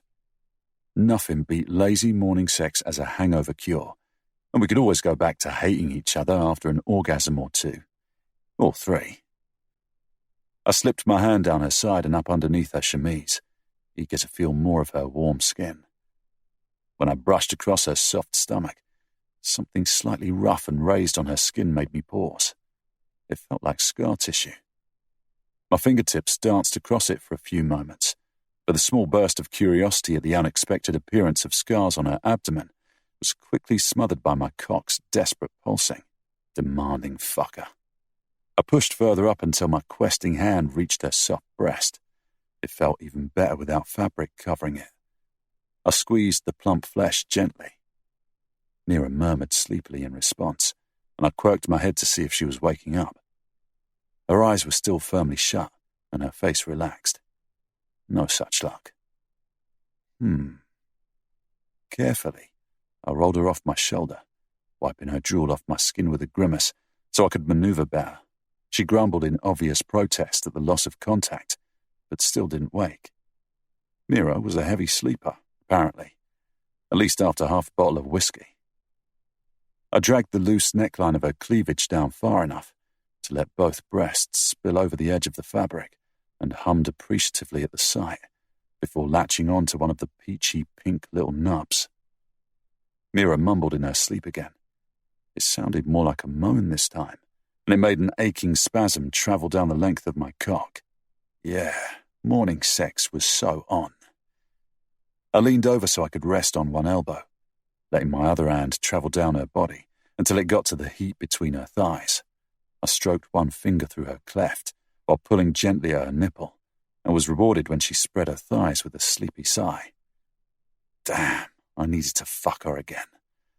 So much for exploring her body more carefully. One tit fondle and I was desperate to get inside her wet little snatch. What the hell kind of heroin did she hide in there? I let my fingers find her clit, stroking it gently until she started to squirm, her breathing no longer deep and peaceful. Then I delved a finger inside of silken folds and was rewarded with the drenched embrace of her cunt. She soaked so easily for me. It was a wonder she'd managed to put up so much of a fight before finally caving. I smirked at the knowledge that the prim and proper psychologist who had thrown me out of her office for asking for a fuck was as attracted to my body as any other red-blooded female I'd come across since hitting puberty.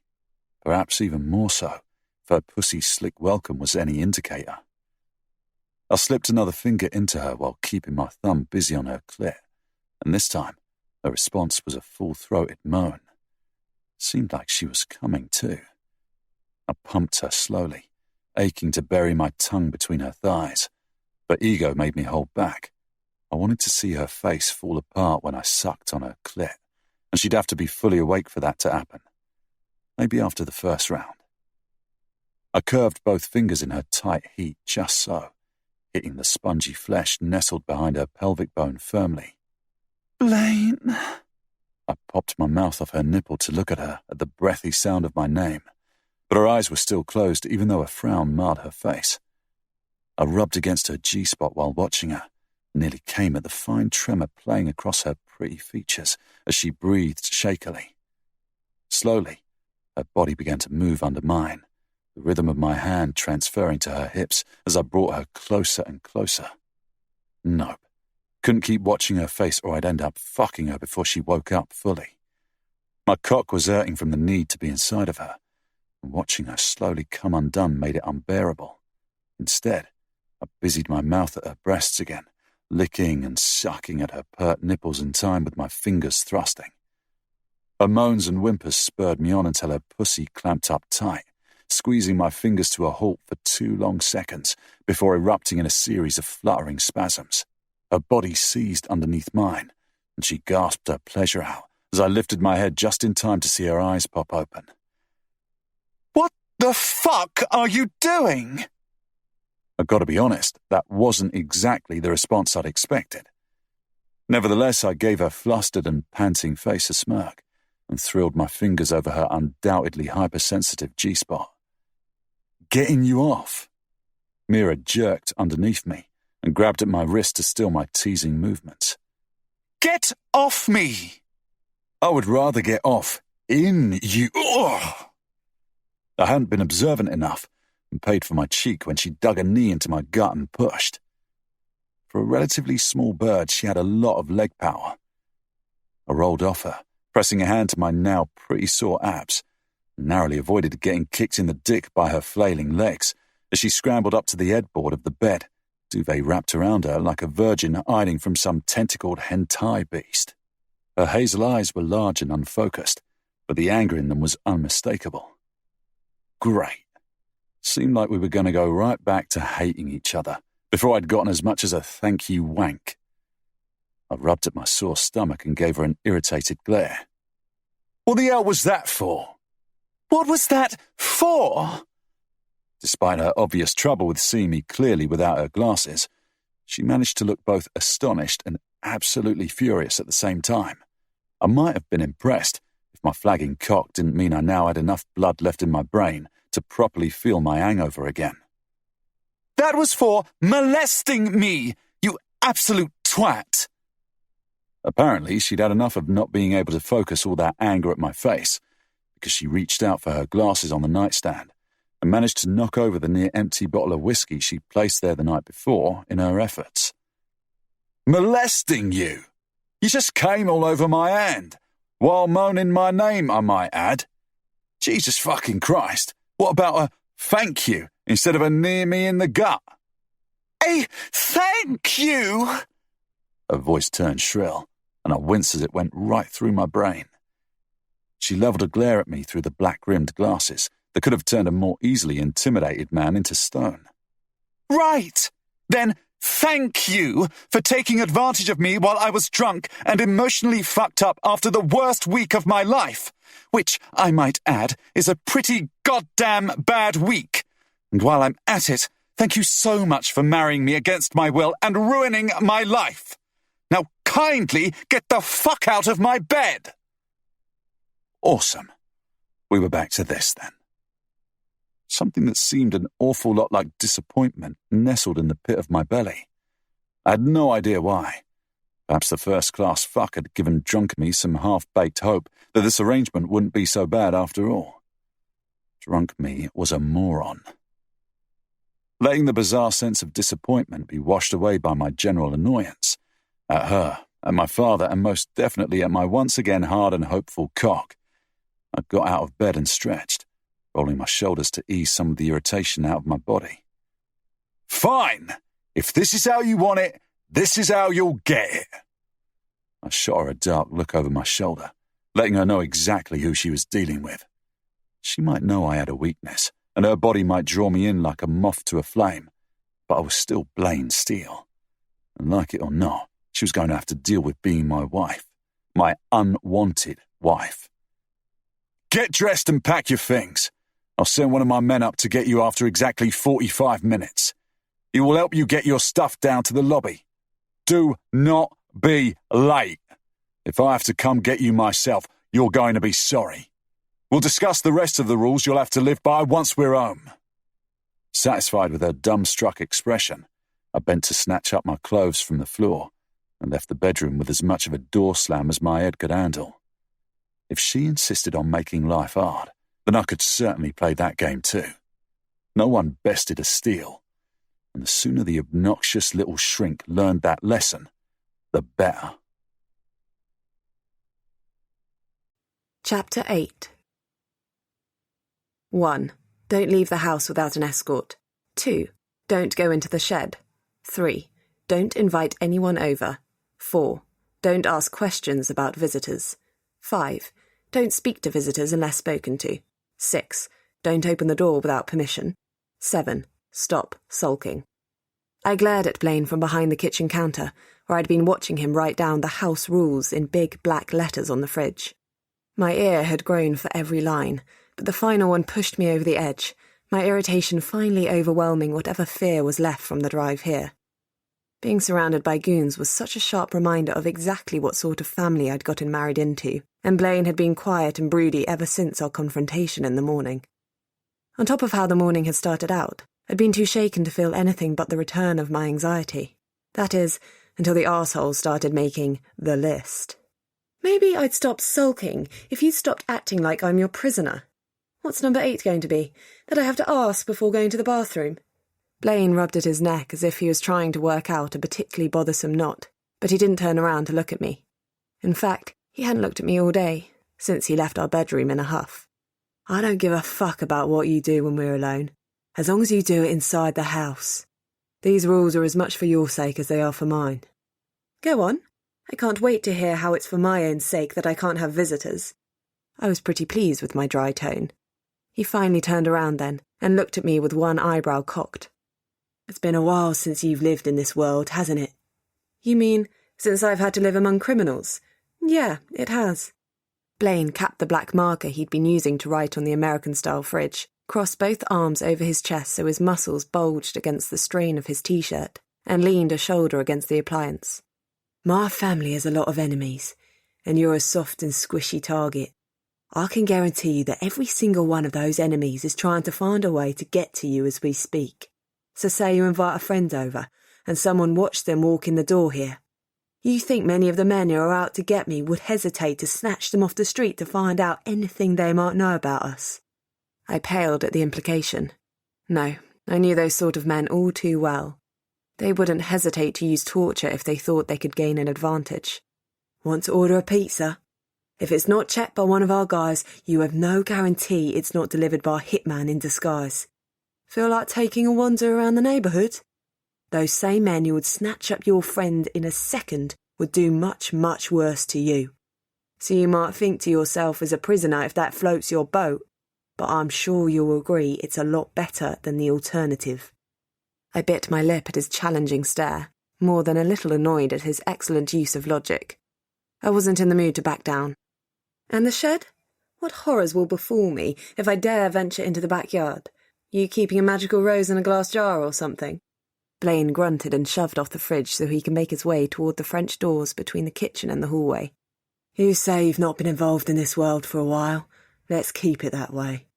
I stared after him as he sauntered out of the room, but quickly averted my gaze when he grabbed the hem of his t-shirt and pulled it over his head, revealing his tattooed and perfectly muscled back. There was absolutely no need to see any more of Blaine naked, not after what had happened in that blasted hotel room. I'm grabbing a shower. My room's a big one on the first floor. Pick any of the others for yourself and do whatever the fuck you want to the rest of the house, he called as he disappeared around the corner. The sound of his steps made it obvious that he was headed up the large staircase I'd seen when we came in through the front door. Great. I looked around the large kitchen while pointedly ignoring the offensive list on the fridge. The house seemed about as warm and inviting as my new husband. No decorative touches lit up the bare surfaces and stainless steel appliances. Not that I really wanted Blaine to be warm and inviting. No siree. My cheeks flushed hotly at the memories I'd been doing my best to suppress all day. Thanks to the hefty amounts of alcohol in my system, I didn't have a fully intact recollection of what exactly had happened between us, but my brain didn't spare me many details from the actual sex. The hot, sweaty, and ridiculously good sex. Not that I'd been able to live in ignorance, even if my brain wasn't such a dick.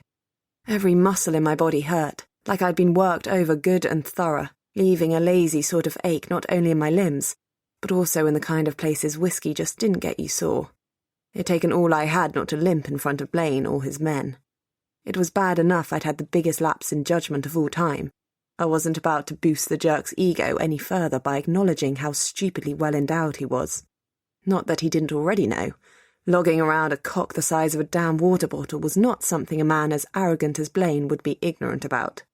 God damn it, and here I was, obsessing about the damn thing when I should be busy either having a nervous breakdown or figuring out a plan as to how to get out of this nightmare of an arranged marriage. Just great. I spent most of the afternoon exploring my new home, partly to keep my mind off any further unsavoury thoughts of Blaine. I had thought this was Blaine's house, but when I walked around, I saw that every room was only sparsely decorated with the necessities, and a few of them had unopened moving boxes scattered around. Seemed like we were both new occupants. The house itself turned out to be gorgeous and absolutely huge. It was an Edwardian-style townhouse located off a quiet street. But during my initial explorations, I counted 6 bedrooms, 5 living rooms, a library, and a couple of smaller empty rooms that would likely make good offices or playrooms. I didn't count that many bathrooms, but most of the bedrooms seemed to be ensuite. Crime had been paying more than well for the steals, because this house would have been so expensive it could have fed an African village for a decade. I picked one of the smaller bedrooms located on the top floor. It wasn't the grandest of spaces, but it was plenty big enough for me, and it had a window bench with a great view over the lush backyard. Whoever had lived here before, they'd hired a superb landscaper.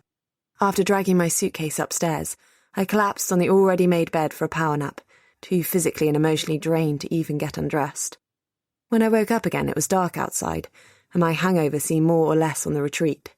I lay in the darkness for a bit and let my mind settle in for the first time since my family found me. And as I did, I felt myself finally starting to relax a bit. Yes, the worst had happened, but I was still alive.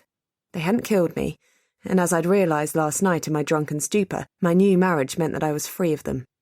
I might have been dragged back into the criminal underworld, but I wasn't a teenager anymore, and, dangerous as he might be, Blaine didn't seem like he would physically harm me. In fact, I'd kicked at him, and he hadn't raised his hand in retaliation.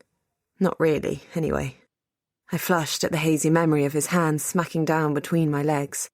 I probably should be outraged, now that alcohol wasn't fogging over my brain, but all I could muster was embarrassment, and a hot stab of desire.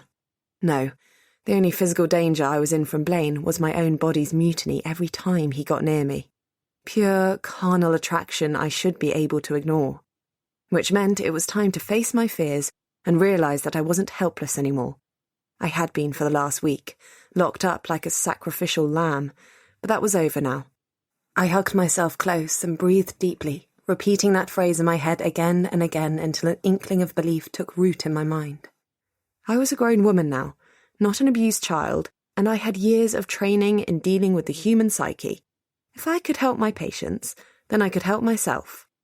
I can't say that calmness took over me as I lay there, but more a certain sense of determination that allowed me to focus like I hadn't been able to since my family found me. If I wanted out of this, then I could find my way with calm planning. Blaine would no doubt stop me from leaving. Now that we were legally married, it would be an insult to his honour if his wife up and abandoned him. His reputation would suffer, and I knew all too well that honour was everything to men like him. I briefly touched a hand to my midsection on top of my shirt. I couldn't feel the scars through the fabric, but I knew they were there. Ugly reminders of just how important honour was to men in this business. But would he chase me down if I got away? I highly doubted it. Once I was out of London, the damage would have already been done, and I was under no illusion that he would grieve my departure. He and his family would be in their full right to cancel any business arrangements they'd made with my father, and likely also demand compensation. So as long as I figured out a way out of the city, Blaine wouldn't be a problem. But my own family would. Just the thought of my father's anger made me clench my hands in the blankets to stop them from shaking. If they found me after I'd cost them money and reputation, they would kill me. End of story. When I ran away the first time, I'd been nothing more than a useless daughter, and I was pretty sure no one had spent much time looking for me. I'd like to think that maybe my mother had at least called around to my classmates, but who knew? It was always about the business, and I'd not been of any help there. I bit down on my quivering lip until I'd tasted blood, reducing those memories to nothing more than a dark space in my consciousness. My gut twisted and I focused on breathing deeply again until the bout of anxiety passed. Sure, talking about past trauma is good for the soul. No one knows that better than a psychologist. But I'd always known with every bone in my body that once I punctured that abscess, what would come pouring out would be dark and hideous. Right now, I needed to focus on forming and executing a plan to get out of my forced marriage, not digging in painful memories. If I wanted to avoid my family, then I'd need to get further away than their network could reach, which would mean getting out of Great Britain. Getting a visa would be hard without Blaine noticing, but with the right to free travel within Europe, that didn't have to be a problem. Which just left me with the issue of getting out of London and away from the Steeles.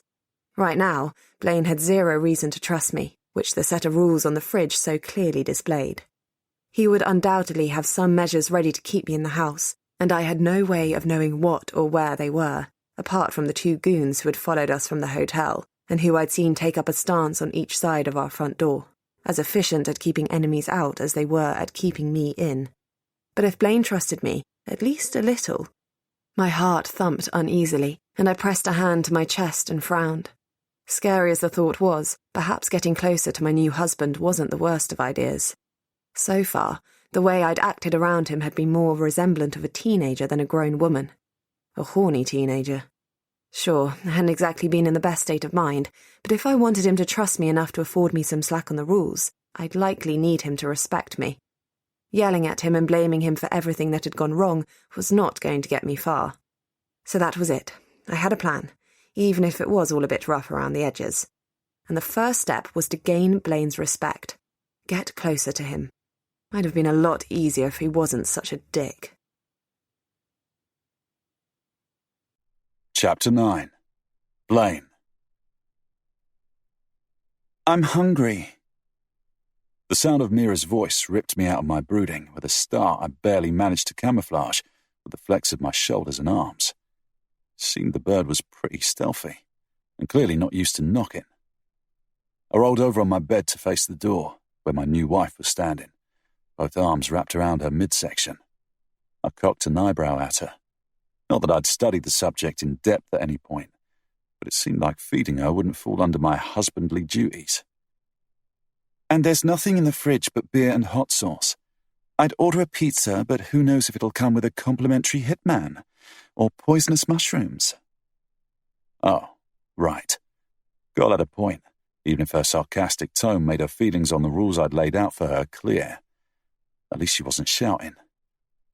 I'll order us something, and I'll get Rob to help you with planning out the household shopping tomorrow. Her hazel eyes narrowed a bit behind her glasses. Who's Rob? My right-hand man. He's in charge of security. You'll have to go through him when you set up everything you need to run the house. You can order deliveries from the supermarkets, but you'll have to make sure you only order from places where we have someone working. Rob will be able to tell you more. If you need help with cleaning and all that, he should be able to get you in contact with the woman who cleans for my father. Anything you can't buy online, you'll need to arrange for one of the guys to get. Would you look at that?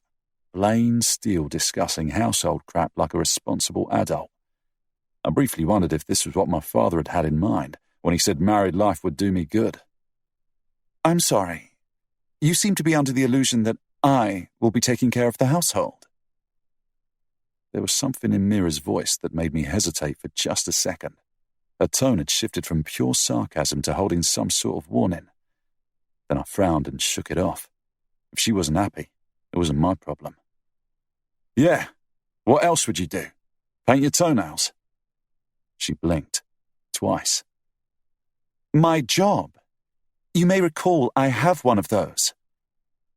Was she really that naive, or was she just baiting me? You don't anymore. It'd be too dangerous, and we don't have the manpower to have someone follow you around all day. From the look on her face, she really had been that naive. A pained look of shock crossed her pretty features, and her hands fisted by her sides as her arms fell from their protective pose crossed over her midsection. You can't do that! I frowned as the light from my bedside lamp caught the fresh shine in her eyes. Were those tears? Based on our previous interactions, I'd been unsurprised at anger and shouting, but tears? I'm sorry. It's not up for negotiation. The weird thing was that, as I looked at her standing there in my doorway so shocked and upset, I was actually sorry. Sorry that those tears were there because of me, which was mildly ironic for a man who spread pain and misery for a living. Then her expression darkened and her nostrils flared. The look of pain wiped away. I refuse to let you do that! Ah, there was the anger. I rubbed a hand across my face and pushed off the bed to sit up. You don't have a choice, love. Mira closed her eyes for a brief moment, as if to steel herself. I've worked very, very hard to be able to support myself. You can't just take that away without even consulting me. She spoke through gritted teeth, as if she was just barely hanging on to her composure. I was mildly surprised that she bothered trying. Well, now you don't have to work hard anymore. At least you'll get something good out of this deal. I swear it was meant as a silver lining sort of point, but from the way her eyes flashed with renewed anger, I took it I'd failed to get that across. You arrogant bastard, she hissed. By her sides, her knuckles were turning white. She was clenching her fists that hard. You have no idea the lengths I've had to go to be independent. Do you have any idea how impossible it is to get out from a crime family? No, I bet you don't. I bet the thought that there could be more to life than violence has never even crossed your mind. Do you think I just waltzed into my line of work? That I changed my name just because I felt like it? Just try to imagine how your big mob father would react if you said you wanted nothing to do with his business. Just for 1 second, picture it. What would he do? I paused as her scathing words dug deep into my skull and anchored down. What my father would do if I turned my back on the family business in any way, shape, or form. He'd have me killed. Simple as. Everything I've wanted, everything I've done has been to be free from it all. So no, you forcing me to quit working is not something good to come out of this, Blaine. It was the last thing I had left. She sent me one final look of anger and resentment, and then she spun around on her heel and left my room, slamming the door behind her. I stared at the closed door while her voice echoed in my head. For the first time in as far back as I could remember, my own temper hadn't flared while someone shouted at me. I felt a lot of things, but anger wasn't one of them. Frustration, sure, along with a highly unfamiliar urge to apologize. I shook my head in an attempt at clearing it of the odd sensation. It wasn't like it was my fault. If I allowed her to go to work, she'd likely get killed or kidnapped within 2 weeks. It wasn't happening. Great.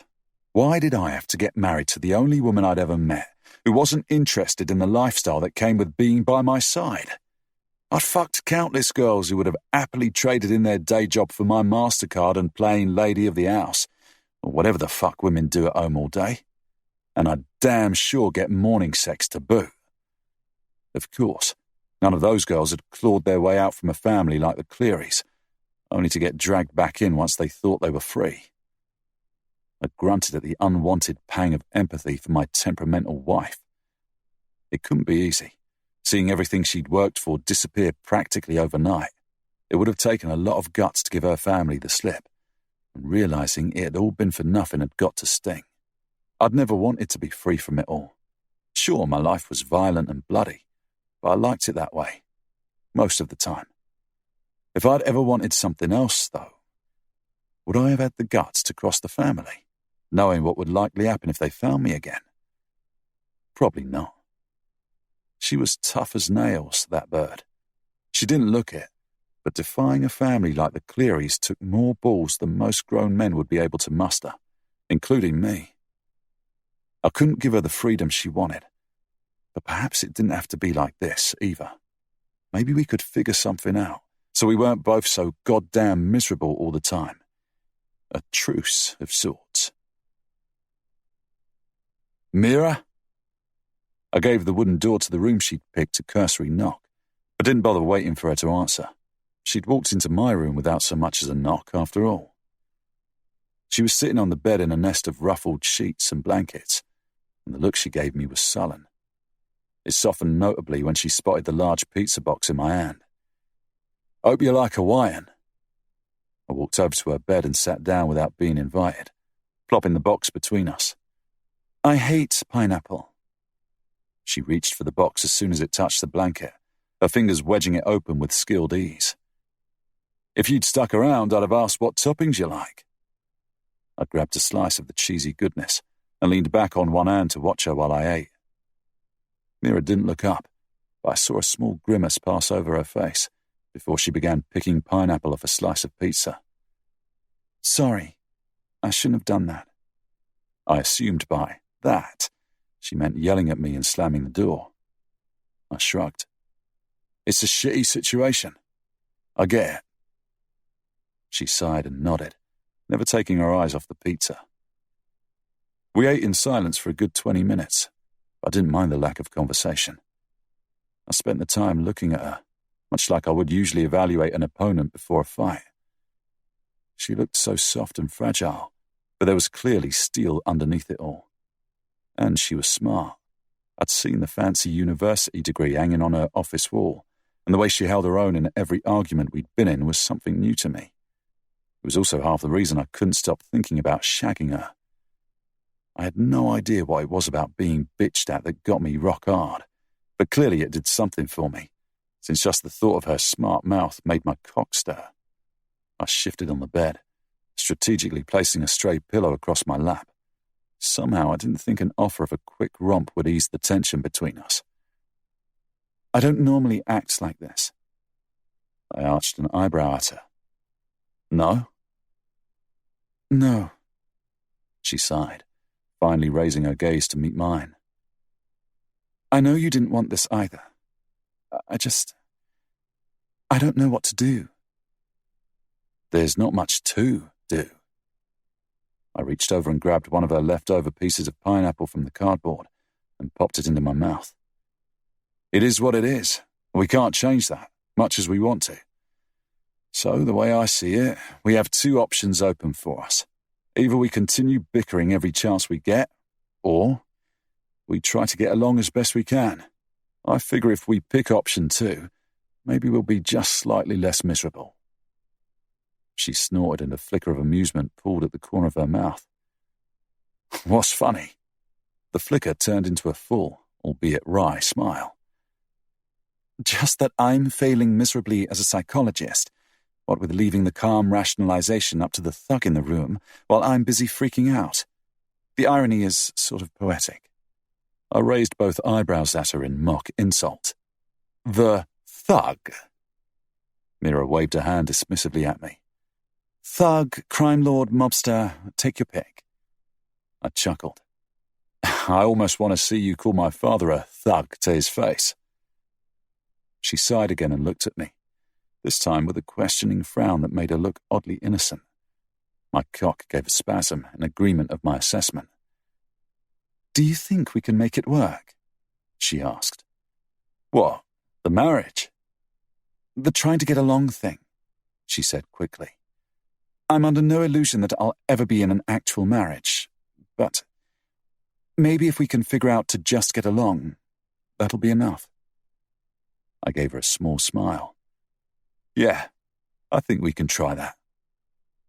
Getting along would be a massive step up from what I'd envisioned my future with her to be like just this morning. Yet when I left her room to get on with my night shortly after, it wasn't relief that made me draw in a deep breath before I headed for the stairs. If getting along was much more than what I'd been hoping for this morning, then why was a part of me disappointed that she'd made it so clear she had no intentions of making the marriage work? Chapter 10. Sharing that pizza was the last time in more than a week that I saw Blaine. Sure, I'd occasionally hear him banging around the kitchen when I was in my bedroom, or hear his shower going while I trotted down the stairs to the kitchen myself, but we didn't actually come face to face at any point. At the beginning, I found it such a relief. Not actually seeing him meant I didn't have to really deal with him, which made getting along so much easier. I talked to Rob, the goon who was most frequently stationed outside our front door, and got my shopping arrangements sorted out, and was, on that occasion, handed the platinum Amex Blaine had apparently told his right-hand man to give me with instructions to use it as I pleased. Within reason. I'm not going to lie, the within reason part only lasted until I'd opened up John Lewis's website. My job as a psychologist allowed me to get by just fine, but I'd never before been in a situation where I could get all the furnishings I dreamed of with just a few clicks of a button. It was completely intoxicating. I spent a full week in an online shopping frenzy, which I vaguely justified with my plan to befriend Blaine. It was obvious that he expected me to be a good little homemaking modwife, and as long as that only involved buying pretty things with his money, I was happy to play the part. Only on the 9th day, when most of my purchases arrived at the door, Blaine was nowhere to be found. Where is he? Rob gave me a short glance over the top of the gold-striped sofa. He and his partner for the day were in the process of dragging through the hallway and into one of the reception rooms. Out. Out where? I followed the two men, ensuring they put the sofa where I'd specified. Working. Here? I nodded, and the two goons put the sofa down on the new rug in front of the heavy coffee table they'd carried in before. When will he be back? Dunno. Rob rubbed his lower back with a sigh before heading back toward the hallway, no doubt eager to get done with dragging furniture for me as soon as possible. I plopped down on my new sofa and bit my lip as the flaw in my plan finally dawned on me. While Blaine not being around meant I didn't have to deal with him, it also meant that I was nowhere near my goal of befriending him. And if he didn't hang around long enough that I could make him trust me, then there was zero chance he would ever give me enough rein that I could eventually escape. I'd thought that getting all domesticated and making our house into a home would perhaps break the ice between us. That if he saw me making an effort to be more like what he wanted from a wife, he would be easier to manage. But if the bastard wasn't even home to notice, then my plan wasn't going to work. I looked up as Rob and Greg came, huffing and puffing, through the open French doors into the reception room with a 7-foot bookshelf made from solid oak, sweat beading on both their foreheads. I hadn't talked much to either of them or the other men who played bodyguards in front of our house, apart from when I needed to have them approve the lists of companies where I ordered food and furniture from. They scared me. Everything about them, from their tough faces, bulging muscles, and unapproachable demeanours, reminded me of the darkest parts of my childhood. I had learned to fear men like them from an early age, as much as I'd learned to fear their superiors, like Blaine and his family. Yet, when I looked at them now as they dragged all my heavy purchases up and down the stairs to make sure everything was just as I'd asked, it was easier to see them for more than something to be scared of. They were busting their asses to make me happy, even if they did it with grim expressions, and only because Blaine undoubtedly had told them to help me out whenever I asked. A wave of gratitude swept over me when I saw Greg wince as they sat down my heavy bookcase. Babysitting your boss's wife would have to suck pretty hard, even if your day job was being a criminal, and yet they did it without making me feel like a burden. Granted, they didn't exactly make me feel warm and welcome either, but then again, I hadn't done anything to make them feel welcome. Would you like a cup of tea?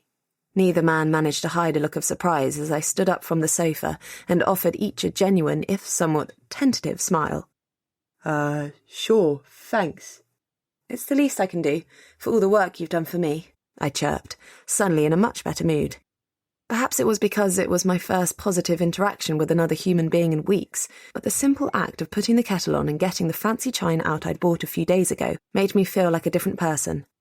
Or a real person, I should say, rather than a depressed captive with access to the internet and a shopping addiction. I made the tea in my new pretty pink and green pot and arranged 3 cups on a silver tray. Then, thinking about all the hard work Greg and Rob had been doing all day, I threw together a few sandwiches as well. But when I went to put them on the tray, I realised that I likely wasn't going to get many other chances to break out my butterfly bloom afternoon tea set. 15 minutes later, I'd set up the 3-tier cake stand and filled it with sandwiches, store-bought scones, and some cakes I'd planned on eating later in my room, and the kitchen breakfast bar had been transformed into a full-on tea party. Tea's ready, I yelled up the stairs, where I'd last heard the 2 bodyguards bump around with yet another piece of bulging furniture. From the looks on their faces when they entered the kitchen 30 seconds later, they hadn't expected the colourful spread. This is for us. Rob's one eyebrow was quirked in what I could only assume was mild disbelief. I felt my face heat up a bit. Okay, so maybe I'd gone a bit overboard. Yeah, I figured he might get hungry and it wasn't like I would be able to invite anyone else over for tea and scones anytime soon. Not that I was the most social of people, but a full week in near isolation had apparently made me pretty starved for company. I sat down on the bar stool farthest left and grabbed a sandwich triangle, crust-free. Help yourselves. Both men sat down with some hesitation, which only emphasised how much their rough appearance clashed with the delicate porcelain. You don't like afternoon tea? I guessed, doing my best to keep the disappointment out of my voice. Just because I was desperately lonely enough to try and socialise with Blaine's hired goons didn't mean that they had any interest in making even the most basic of small talk with me. No, it's fine. Great, even, Rob hurriedly replied, and I got the feeling I hadn't kept my disappointment very well hidden. He grabbed a sandwich himself and took a big bite. His hum of enjoyment seemed more genuine. We're just used to Blaine, Greg said, a wide grin spreading on his face as he picked a buttered scone off the cake stand. The most you get out of him is a lukewarm beer after a hit. I paled at the reference to the other part of their job, but caught myself before I could freak out. I knew what they did. Being a delicate flower about it wasn't going to do me any good right now. Rob gave him an elbow to the side. Don't talk about that in front of a lady, eh? She don't want to hear it. It's not like she doesn't know, Greg muttered. Rob rolled his eyes, a move that looked surprisingly comical due to his general physique. It's not often you get the delight of seeing a 6-foot-tall, 4-foot-wide criminal wearing a leather vest roll his eyes like a teenage girl. You'll have to excuse him. He's never held on to a lady friend long enough to know the basics. Greg gave him a baleful glare and muttered what were undoubtedly profanities under his breath, but I latched onto the conversation changer with both hands. And you? Have you got a girlfriend? A wife, going on 5 years now. His face lit up with pure reverence, and I found it impossible not to instantly like him a whole lot more. A man who lit up like a Christmas tree at the mention of his wife had to have some good qualities tucked away, no matter his chosen profession. And 2 wee ones. 4 and 2. I smiled at the obvious pride. Boys or girls? One of each. Rob took a sip of his tea and his gaze turned somewhat sly. What are you hoping for? Once you and Blaine get to the baby making. I choked on the tea that had been on its way down my throat. Greg helpfully thumped his fist against my back, making me cough and spit the offending liquid up. Yeah. I don't think there'll be any babies in our near future. I got up to get a paper towel, using the spillage as an excuse to turn my back on them while I got my breathing under control. Just the thought of raising a child with Blaine made every hair on my body stand on end. It wasn't that I didn't want kids per se, but in a forced marriage to a criminal I was planning on running away from the first chance I got. No thanks. P, I'd like to see Blaine with a couple of rugrats. Rob chuckled and winked at me. Think it would do him some good. I managed a smile. I take it straightened you right out then? Greg gorfed. I don't know about straightening him out, but he did blow a big ice because he insisted on swinging by a pharmacy for the kid on his way to the checkpoint. Months of planning down the drain. Blaine nearly took both our thumbs for it. Rob's ears reddened until they were nearly the same colour as his ginger hair. Penny had an ear infection. What was I going to do? Not get her the meds she needed? Just you wait until a lady is dumb enough to let you put a baby in her. You'll see your priorities straightened out right quick, too. I lost track of time as I sat with the 2 bodyguards. They told me a few stories about their crew, and despite knowing what they did, even if they spared me the illegal details, I found myself genuinely enjoying the chat. Perhaps it was because I'd been so starved for company, but the more I listened, the more I realised that both men were actually decent people. They were warm and sometimes funny, and it was obvious they saw each other and the rest of their crew as family. Despite having grown up in a family similar to the Steeles, I'd never known this type of bonding to occur within the ranks. It had always seemed like my father ruled his employees with fear and threats, and everyone I'd met before I ran away had been mean and scary. It surprised me to find that Greg and Rob obviously had plenty respect, and perhaps even a measure of fear for Blaine and his family. But both seemed to have a loyalty to the Steeles that went beyond the threat of their power. a point that was proven just before 6 when the sound of the front door opening and shutting made both men reach behind them to what I guess were their concealed weapons. But when Blaine appeared in the doorway to the kitchen, they both returned to their tea and cake with a casual, "Hey, boss." Blaine took in the scene in front of him with first one, and then, at the sight of the now raided cake stand, both eyebrows raised. "I see you're having a tea party, rather than guarding the front door." Rob shrugged and swallowed the final bite of his cake. "You said to look after the less. Ain't no reason we can't do it from in here." "I offered them tea," I added. "They've been helping me carry all the furniture in." He turned his head then, and I swallowed automatically under the weight of his full attention. It was the first time we'd even been in the same room since we shared that pizza and agreed to try to get along, and it would seem all the time apart had made me forget just how intense his presence was. After everything that happened with the wedding and the night that followed, I'd been too emotionally unstable to dwell much on our drunken mistake. But seeing Blaine now, after a week of getting to terms with my current situation, brought everything that had happened that night rushing to the surface. Every touch of his hand against my skin, every moan and every thrust played out for my mind's eye in high definition while I stared at him, until I could feel my own pulse in my cheeks. My blush was that impressive.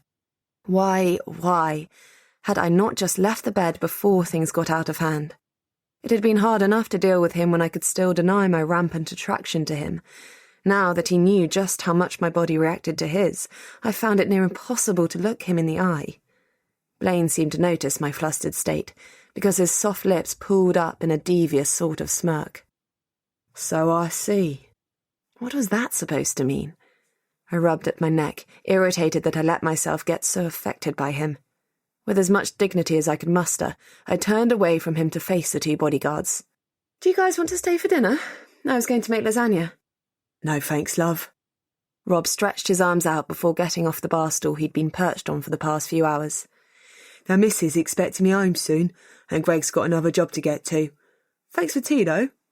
I tried to hide my disappointment. It had been so nice not being alone all day. "Well, thank you for helping me today. See you tomorrow, then." I walked them to the door and sighed when it closed behind them, leaving me alone in the hallway. Guess I could always spend the night reading. Again. "I'll have a bite of that lasagna." Startled, I spun around and blinked in surprise at the sight of Blaine's looming figure. He was leaning against the doorway to the dining room, with the same little smirk playing on his lips. "That is, if you don't mind the company." Chapter 11. "I thought you'd gone upstairs." It wasn't the brightest of comments, seeing as he obviously hadn't disappeared up to his room as he usually did the second he got in the door, but it just flew out of me before I managed to stop myself. "Well, I didn't." He crossed his arms over his chest as he straightened up a bit, making the leather of his black sleeves tighten over his muscles. "So maybe we can give the new dining table you bought a spin, eh?" Huh. I nodded and attempted to straighten out my frown. It was funny, really. I'd found it easy enough to relax around Rob and Greg today, but something about Blaine just put me on edge, as if his mere presence disrupted the magnetic charges in my body. Yet I was pretty sure my two bodyguards had just as horrible crimes on their consciences as my new husband did. "Okay, I'll call you when it's ready." "Need a hand with anything?" I blinked twice before I managed to pick up my jaw. Had Plain Steel just offered to help me? In the kitchen, of all places. Not at all something I would have expected from the bad boy stereotype he otherwise seemed to fit so perfectly. No thanks, it's all right. It won't take me long," I finally managed. "Thank you, though." He shrugged and turned around, leaving me to stare after him as he disappeared up the stairs. As much as I'd been surprised by Blaine's offer, I desperately needed some time to get myself together again before I spent any length of time with him. This was the first time I'd get a chance to work on getting him to eventually trust me, and I needed to keep my wits about me for that. I spent the time the lasagna was in the oven on setting the new dining table as prettily as I could. I was pretty sure Blaine's offer of eating together came from seeing my efforts to decorate the house and be a good little homemaker, so I wanted to nurture that part as much as possible. Thankfully, I'd bought some really pretty plates from an antique store with an online shop to go with the tea set, so the table had a nice splash of colour, even though I'd not thought to get any flowers. I briefly considered popping into the garden to cut a few of the last autumn blooms I'd seen through the window, but decided against it since it was already too dark to see much. Instead, I placed some of the candles I'd bought around the window ledges and on the table. Once they were lit and the food was on the table, I stepped back to admire my handiwork. The lasagna smelled gorgeous, and the candles sent a warm glow through the room, emphasising the colourful plates and intimate atmosphere I was hoping to bring out. Yep, this looked exactly like something a dedicated wife would set out for her hard-working husband. Part 1 of my plan was complete. I went to the stairs to call for Blaine, and then went back to the dining room and took a seat. I felt oddly nervous as I waited for him, but of course my entire future did depend on this going right. I wiped my sweaty palms on my jeans just as Blaine came in, and offered him a smile I hoped didn't reflect my nerves. He looked around the room slowly, from the candlelight reflecting off the dark windows to the set table, and finally to me. "I got a few things," I said, worried he'd mind all the money I'd spent on decor. "To make it more homey." "Yeah, I saw the credit card statement." He sat down on the opposite side of the table. "Food looks good." Of course he had checked what I bought. I bit my lip, suddenly regretting my week-long shopping spree. "I'm sorry if it was too much." "It's fine." Blaine grabbed the serving knife and cut a large slice out of the lasagna. He followed up with a generous helping from the salad bowl, and then handed me the plate. "To be honest, I'm surprised there are not any expensive handbags or shoes on that statement." I took the plate he was handing me, too surprised with his statement to wonder why he was plating my food for me. I'm not expecting you to pick up the bill for my clothes shopping." Blaine sighed, pausing with his hand on the serving knife in the middle of cutting out his own slice of lasagna. "Can we please not have another fight about how you want to be independent?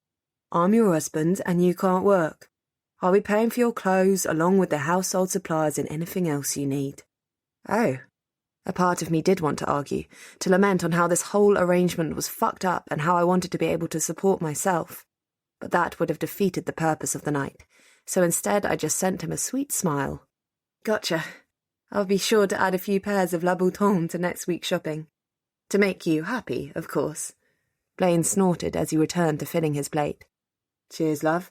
Appreciate it." His dry tone made an unexpected snicker burst out before I could stop myself. But when I glanced at Blaine's face, a mildly teasing smile touched his soft mouth. "So you do laugh? I was beginning to wonder." I raised my eyebrows at him. "Yes, I've been dragging your good mood right down with my sulking, haven't I? And you, who are nothing but easy smiles and giggles." The corner of his mouth quirked up higher. "Sassy till the end. If you're not careful, I'll start to enjoy your lip." I hummed, returning my focus to the food when I could feel my face heating up again. Getting any sort of proper conversation started was going to be really difficult. If I couldn't even keep eye contact without lighting up like a fluorescent tomato. Not for the first time, I silently cursed at my inability to control my ovaries' inexplicable freakouts around Blaine Steele. But if I wanted to get him to trust me, then I needed to talk to him. After about 5 minutes of the only sound in the room being the scraping of cutlery against plates, I looked back up at my dinner companion. He didn't stop eating, but I could tell from the way his eyebrows shot up that he was aware I was looking at him. "So, are any of your brothers married?" It was the first thing that popped into my head, partly because the only time he'd been even remotely open with me before was when he'd mentioned his family in our session. "Didn't take you for the small talk type, Mira." He didn't look up from the meal as he spoke, but his voice didn't carry any note of warning, so I figured it was a green light to proceed. "You said we should try to get along, and it's a lot easier if we know a bit about each other, don't you think?" My tone was light and calm. Why was it so much easier to act like an adult rather than a hormone-addled teenager as soon as he wasn't looking at me? "Besides, it doesn't have to be small talk. I may not know much about you, but I do know your family is important to you." He finally looked up then, a sharp gleam of something dark in his stormy grey eyes, but it was gone before I could fully process it. "You know how it is. Family is everything in this business. And no, none of my brothers are married. I was the first to be sacrificed on the marital altar. What about you? Any of your brothers married?" "I don't know," I answered honestly. "It's not like I've kept in touch. If you don't mind, I'd rather not talk about them." He nodded, picking at his salad with his fork. "Sure, guess you're pretty pissed at them for making you get itched, huh?" I shrugged, opting to deflect rather than respond. So I take it you're the oldest, since you're the one who got chosen to get married off for the business's sake.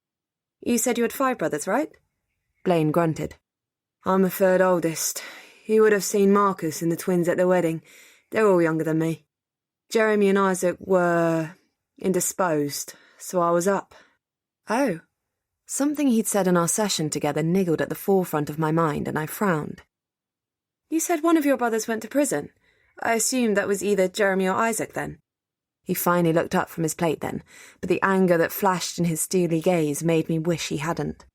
And then it dawned on me. I'd referenced something from probably the only time in recent history that Blaine Steele had allowed himself to be vulnerable.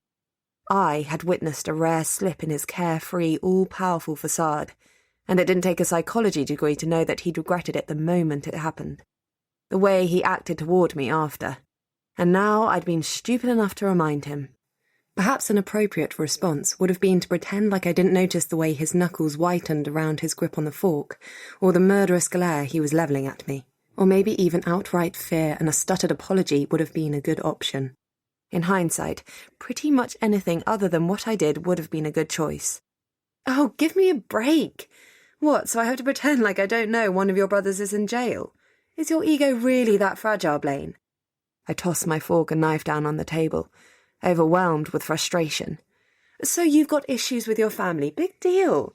It's not like I'm going to tell anyone the big, scary crime lord went to see a therapist, so you can knock that glaring right off. You should learn respect. Blaine's voice was a low growl, the threat in his words emphasized perfectly by the deep rumble. And I don't ever want to hear you talk about that again. Are we clear? Are we clear? Yeah, I guess we are. It's perfectly clear to me that you have zero respect for anyone but yourself, you sexist prick. I should learn respect. How about you earn it for once in your life? I didn't know when I'd gotten out of my seat, but when Blaine pushed back his chair with a loud screeching to stand up on the other side of the table, I realised I was already standing up myself, leaning over the table to shout at him. Watch it. Blaine's otherwise light grey eyes were nearly black with rage as he put both hands on the table and leaned in so he could glower down at me from his much higher vantage point. I've been more than accommodating with you up until now. Push me one more time, I fucking dare you. I have no idea what idiotic demon possessed me then, but the next thing I knew I'd grabbed my half-empty wine glass. My arm was midway through the slinging motion before my sanity snapped at least somewhat back, and I looked on as if watching a movie on half speed as the red wine I'd been sipping throughout the meal sailed through the air and connected with Blaine's face. 3 seconds passed in complete silence as I stared at him. My own anger was still boiling underneath the surface, but the absolute murderous rage in Blaine's eyes as he stared me down with wine dripping from his chin made me realise I'd made a mistake. A really, really big mistake. I'm sorry. I don't know why I did that. My apology died into a whisper when Blaine slowly raised one large hand to wipe the red liquid off his face, and then cracked his neck without taking his eyes off me, or even blinking. Survival instincts finally kicked in, and my brain quickly abandoned fight mode, opting instead for the much wiser flight option. I spun around on my heel and practically threw myself across the dining room, grabbing onto the doorframe to turn the corner as fast as possible. Behind me, the loud screeching of a chair being kicked out of the way made my already frantic heart jolt into overdrive. Its pounding against my ribs matched my feet's pace as I ran as fast as I could down the hallway to the stairs. I didn't think of what would happen once I reached my room. All I knew was that I needed to put as much distance between myself and the lethal killer chasing me, and that one room was the only place my panicked brain connected with any shred of safety. I made it to the top of the first flight of stairs, but when I grasped onto the banister to reach the next level, he caught me. Strong hands grabbed around my hips and pulled. I was yanked backwards so roughly I completely lost my footing. I yelped as I flew through the air, arms flailing for purchase, and then I was on my back on the landing outside Blaine's room, my impact with the hard wooden floor thankfully softened somewhat by the thick rug I'd had Greg put there earlier today. I didn't have any moments to be thankful for my design decision. Less than 2 seconds after I was on my back on the floor, Blaine crouched over me, pinning my wrists next to my head with his large hands, while my lower body was strapped down by his knees. I was trapped. Let me go! I pulled uselessly on my hands and tried to shift my hips to throw him off me, but I might as well have tried to dislodge a boulder. Blaine growled, sounding so much like an enraged animal that I couldn't hold back a small whimper. He was so much stronger than me. He could rip me apart with his bare hands if he wanted, and right now it very much looked like he wanted. Yet deep down, something in my core, something undoubtedly really stupid, didn't believe he would actually hurt me. The startling moment that rooted itself in my stomach was strong enough to pull me out of my fear.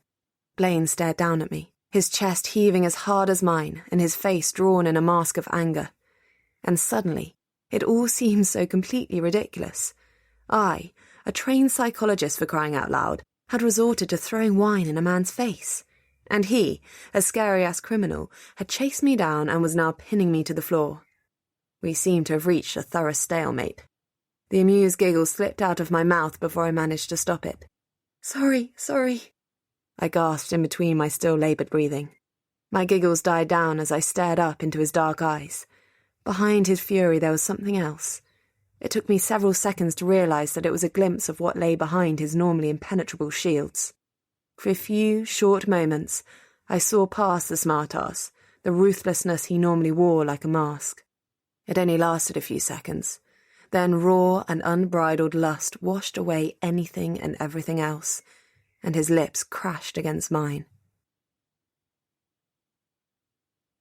Chapter 12. Blaine's kiss was rough and wild, his lips bruising in their all-encompassing need. It wasn't enough. I kissed him back with equal strength, biting at his lip as he pushed his tongue in between mine, fighting him for dominance. The heat of his mouth was intoxicating, and all I could think of was getting more of it, more of him. Our tongues tangled, and I moaned at the first brush. Yes, just like that. He pressed down on top of me and in between my legs, and I felt the heavy weight of his cock straining against his jeans just where I needed it, as he ground against me. Yes, yes, yes. My body sang as my clit pulsed from the stimulation, and I rocked up against him to meet his thrusts. Blaine groaned into my mouth and released my wrists. I immediately latched onto his shoulders, pulling his chest down on top of me. I wanted to feel all of him against me, wanted all of his heat to consume me. The unexpected touch of Blaine's hand against my abdomen ripped me out of my hazed lust more efficiently than a bucket of cold water would have. I pulled my head back from his kiss with a gasp and looked down. He'd shoved my shirt up high, exposing my soft stomach to his hungrily roaming eyes. And my scars. Stop it! I let go of his shoulders and thrust both hands down in front of me, pushing my shirt down to cover me again before I scrambled to scoot out from underneath him. Blaine froze, his expression turning from wild lust to confusion and frustration. What? You can't just paw at me like a wild animal every time we get into a fight. I finally managed to get out from underneath him so I could sit up, clutching my crumbled shirt tighter to my body as I glared at him. The inexplicable wave of lust was mostly gone, replaced by anger and fear once more. Though this time, it wasn't Blaine that caused my hands to shake as they clutched at the fabric of my shirt. It was my own reactions to him. How I couldn't seem to trust myself around him. One minute I was pushing him far beyond the edge, even though I knew full well it was a stupid thing to do. And the next I was writhing in helpless surrender underneath him. And this time, I didn't even have the alcohol to blame for my erratic behaviour. No, it was becoming increasingly obvious that, for whatever reason, my brain switched off whenever I was around Blaine Steele. And that terrified me to my very core. Me? Blaine pulled back, his upper lip curling with renewed anger. You were not exactly an unwilling participant, were you? You chased me through the house and tried to have your way with me on the goddamn floor, I hissed, hating that he knew just how much I wanted it. Tell me how I had a choice in the matter. Blaine's eyes darkened. Abruptly he stood up, leaving me alone on the soft rug. Fine. If you want to pretend like you're a bloody victim, that's up to you. I'm done with your bullshit. With one final glare in my direction, he started down the stairs. Less than 20 seconds after the top of his head had disappeared down them, I heard the front door slam. Slowly, I gathered myself up from the floor and wiped irritably at my cheeks. There was no need to cry. I'd wanted him to leave me alone, and he had. Gingerly, I put a hand to my stomach and traced the scars through the shirt. I couldn't feel them through the fabric, but I knew their jagged lines by heart. Past lovers had asked me about them, and I'd lied and said they were from extensive surgery when I was a kid. Blaine would undoubtedly know what they were from a single glance. Heck, he'd probably been the cause of similar scars in his line of work.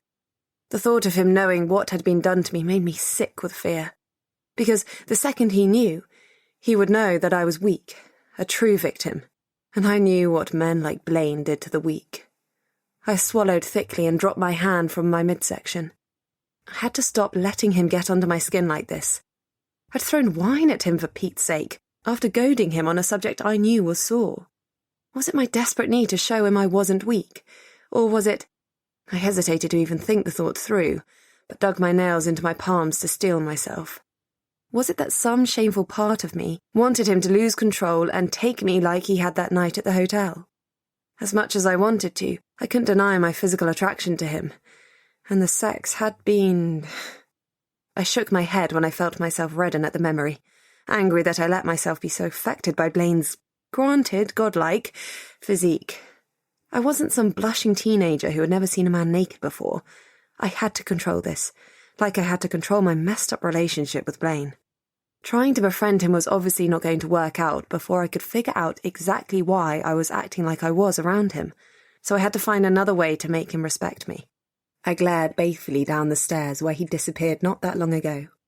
Clearly, there was a huge power difference between us, and when he could run off whenever he didn't want to deal with me anymore, and I couldn't, then he had no need to respect me. But if I wasn't here when he came home— My glare turned thoughtful as a plan slowly began to come together in my mind. Considering how much Blaine had emphasized that I needed to stay in the house and that he had guards posted to watch the front door and the perimeter, it was surprisingly easy to sneak out unnoticed. I crawled out of one of the windows facing the back garden and climbed the fence to one of the neighbours' yards with the help from a garden chair, and from there snuck my way out to the quiet streets. Even though the house was technically still in London, it was a well-to-do suburban area, so there wasn't much of the city's noise to disrupt the crisp autumn night. I breathed in deeply, enjoying my first breath of freedom for what felt like an eternity. I briefly considered just running away tonight, but my passport was safely locked in a bank deposit box across town. I wouldn't be able to get it before the morning, and by then the Steeles would long since have noticed I was gone. I would never make it out of London. No, when I escape for good, it would have to be a lot better planned. I spent about 20 minutes walking through the neighbourhood, so I was sure I could call a cab without the Steeles, or worse, their enemies, getting notified. They might have their eyes on our house, but no one would bat an eyelid at a cab pulling up a mile or two away from our property. As I walked past the big houses with their lush gardens and lit windows, I couldn't help but think about how happy I would have been to settle down in an area like this, under different circumstances. It was the perfect place to raise children and live a quiet, comfortable life. Heck, I'd even spotted a few apple trees in our own garden. I could have been one of those mums who baked pies and had hot cider ready when her kids got home from school on a cold autumn day. But that wasn't how my life had turned out, and I couldn't spend time crying about that. Not now. I had a few hours of precious freedom to look forward to, and damn it, I was going to enjoy them. I pulled my phone out of the bag I'd grabbed before climbing out of the living room window and found the number for my favourite private hire cab company under my contacts. I gave my location, and the woman on the other end told me it'd be a 10-minute wait. I found a low fence in front of a house whose windows were dark and sat down to play on my phone while I waited. It was possibly because I was staring so intently at it that I didn't notice a black Porsche pulling up only 2 minutes later, until the driver stepped out. The moment I spotted the leather-clad shoes waiting patiently on the pavement in front of me, every hair on my body stood on end. I snapped my gaze up, ready to scream for help if I needed to. Had one of the Steeles' enemies seen me leave the house after all? It took a few moments for my eyes to adjust to the darkness after the bright light of my phone's display, but when they did, I recognized the stranger's dark features. It still took me a few moments to place him. His dark hair, square jaw, and starkly handsome face looked eerily familiar, and I realized with a start that he had to be related to Blaine. He'd been at the wedding too, standing next to Blaine and the twin groomsmen at the altar. He had to be Blaine's brother. Marcus? I stuttered, feeling my heart calm down a little now that I was reasonably sure I wasn't going to get kidnapped. He nodded once and reached out a hand, clearly expecting me to take it. I didn't. Instead, I frowned up at him. Have you been following me? No. He didn't take back his hand, instead letting it remain stretched out between us as a quiet command. Your phone is tapped. I heard you order a cab. Was in the neighbourhood anyway. I blinked and pursed my lips. Of course my phone was tapped. Not like they'd let me have access to any unsupervised communication. I take it you don't have anything better to do on a Friday night than listening in on your brother's new wife, then? He didn't respond, just looked at me with that same expressionless stare. It was beginning to be mildly unnerving. Look, I'm not going back to that house. Not yet. I crossed my arms over my chest and set my jaw. And if you make me, I'm going to scream rape so loud your eardrums will burst. One of Marcus's dark eyebrows quirked at my threat, probably because we both knew nothing I could do could stop any of the Steeles from doing what they wanted with me. You need to come with me, now. Though his voice was quiet and calm, the ring of command was unmistakable. Didn't you hear me? I'm not going back there. Your arsehole of a brother is out anyway, and until he asks me to come back, I'm not going. I will take you to my place, he said, and I will let Blaine know where to come get you. Something in his tone made it quite clear that this was the only deal I was going to get, and since it beat being hogtied and carried back before Blaine even realised I'd left, I relented. With a small sigh, I put my hand gingerly in his. Fine, then. The car ride to Marcus's place happened in complete silence. There was something dark and brooding about his presence that made my skin prickle with the sort of awareness one gets around a docile predator. Alert, but not in full-blown panic mode. Not the most small-talk encouraging of moods. He was different than Blaine in that way. Sure, Blaine had the lethal predator vibe down to a T when he wanted to, but his brother didn't put any effort into it. The looming threat I got from him was more subtle and took a while to really register, but once it did, it seemed to just roll off him in waves, as if it was a natural aura. From a psychological perspective, it was intriguing, but I found it a little hard to keep an academic distance, seeing as I was trapped in a car with him. At least my ovaries weren't spazzing out like they did around Blaine. Marcus drove us to an exclusive residential area in central London, consisting of new high-rises made from what looked like to be mainly steel and glass. He parked the Porsche in an underground basement, and led me through the parking garage to a swanky-looking elevator, where he proceeded to press the button for the top floor. Of course he had a penthouse. You're not much of a suburban kind of guy, huh? I said with what I hoped wasn't too nervous a smile. He glanced down at me, his expression as blank as ever, but didn't comment. I guess Blaine's not either. I mean, I know he just moved into that house as well, but I can't really picture him living it up in a family home. I have no idea why I chose that strain of mindless conversation, but now that I was on it, I might as well run with it. The completely silent car ride had given me way too much time to soak in his oddly unnerving presence, so I figured a bit of small talk might help the situation. Unfortunately for me, Marcus wasn't engaging. He kept quiet for the entire elevator ride, while I chatted away about the house and the garden, motioning for me to step out of the elevator once the doors finally opened at the top floor. Marcus's flat turned out to be as spectacular as Blaine's and my house, but for entirely different reasons. I stopped my chattering when he ushered me in the door to stare at the breathtaking view of London's skyline through the floor-to-ceiling windows that covered the entire outer wall of the large, open-space living room / dining room / kitchen we stepped into. This is amazing, I finally managed. I stepped all the way over to the windows and looked out. It felt like the entire city lay beneath my feet. When I turned around, Marcus had placed a high-stemmed glass on the table and proceeded to fill it with a ruby red wine. I raised my eyebrows in mild surprise when he held it out to me. The large man leaned against the kitchen island next to where he'd placed the glass, an invitation to sit on the adjoining bar stool, I assumed. I gave him another hopefully not too nervous smile and walked back across the parquet flooring to sit where he'd indicated. Thank you. I took a sip from the glass, because it would have been rude not to. It felt expensive and smooth on my tongue, like thick silk. My next sip was bigger, and not from politeness. He was watching me again, his expression as unreadable as ever. I sighed and put the glass down. You know, it's really unnerving when you do that. His eyebrows rose a millimetre. I took it as a question. The silent staring? or just the silence, to be honest. I think I'd prefer yelling if this is your way of showing your disapproval. I offered to keep check on your phone because if my father sent someone to fetch you, you'd likely get a few bruises. I don't disapprove of you trying to escape. Blaine's a bastard. Oh. I looked up into his flint-coloured eyes with some uncertainty. Then why didn't you just let me get into the cab? Can't. Marcus looked down at the counter where he was tapping his fingers against the smooth marble. He likes you too much. I blinked and felt my eyebrows creep up as high on my forehead as they could go. Who? Blaine? He said that. No, doesn't have to. We can tell. We? I inquired. And how? Just, out of morbid curiosity. 'Cause I gotta tell you, I'm not really getting the same vibes. In fact, I'm pretty sure he hates me as much as I hate him. A prime example would be tonight, when he chased me through the house and threw me on the floor because I pissed him off. Marcus stilled completely, and for the first time that night, I saw clear emotion crossing his features. Dark anger filtered across his handsome face, but when he turned to face me, only his eyes kept that dark spark. The rest of his expression was as blank as before. What? Uh-oh. If I thought he'd had a scary presence before, it was nothing against the nearly physical tendrils of danger that seemed to creep across the floor and envelop the entire room with his anger. We had a fight, I squeaked, clutching at the wine glass hard to stop my hand from trembling.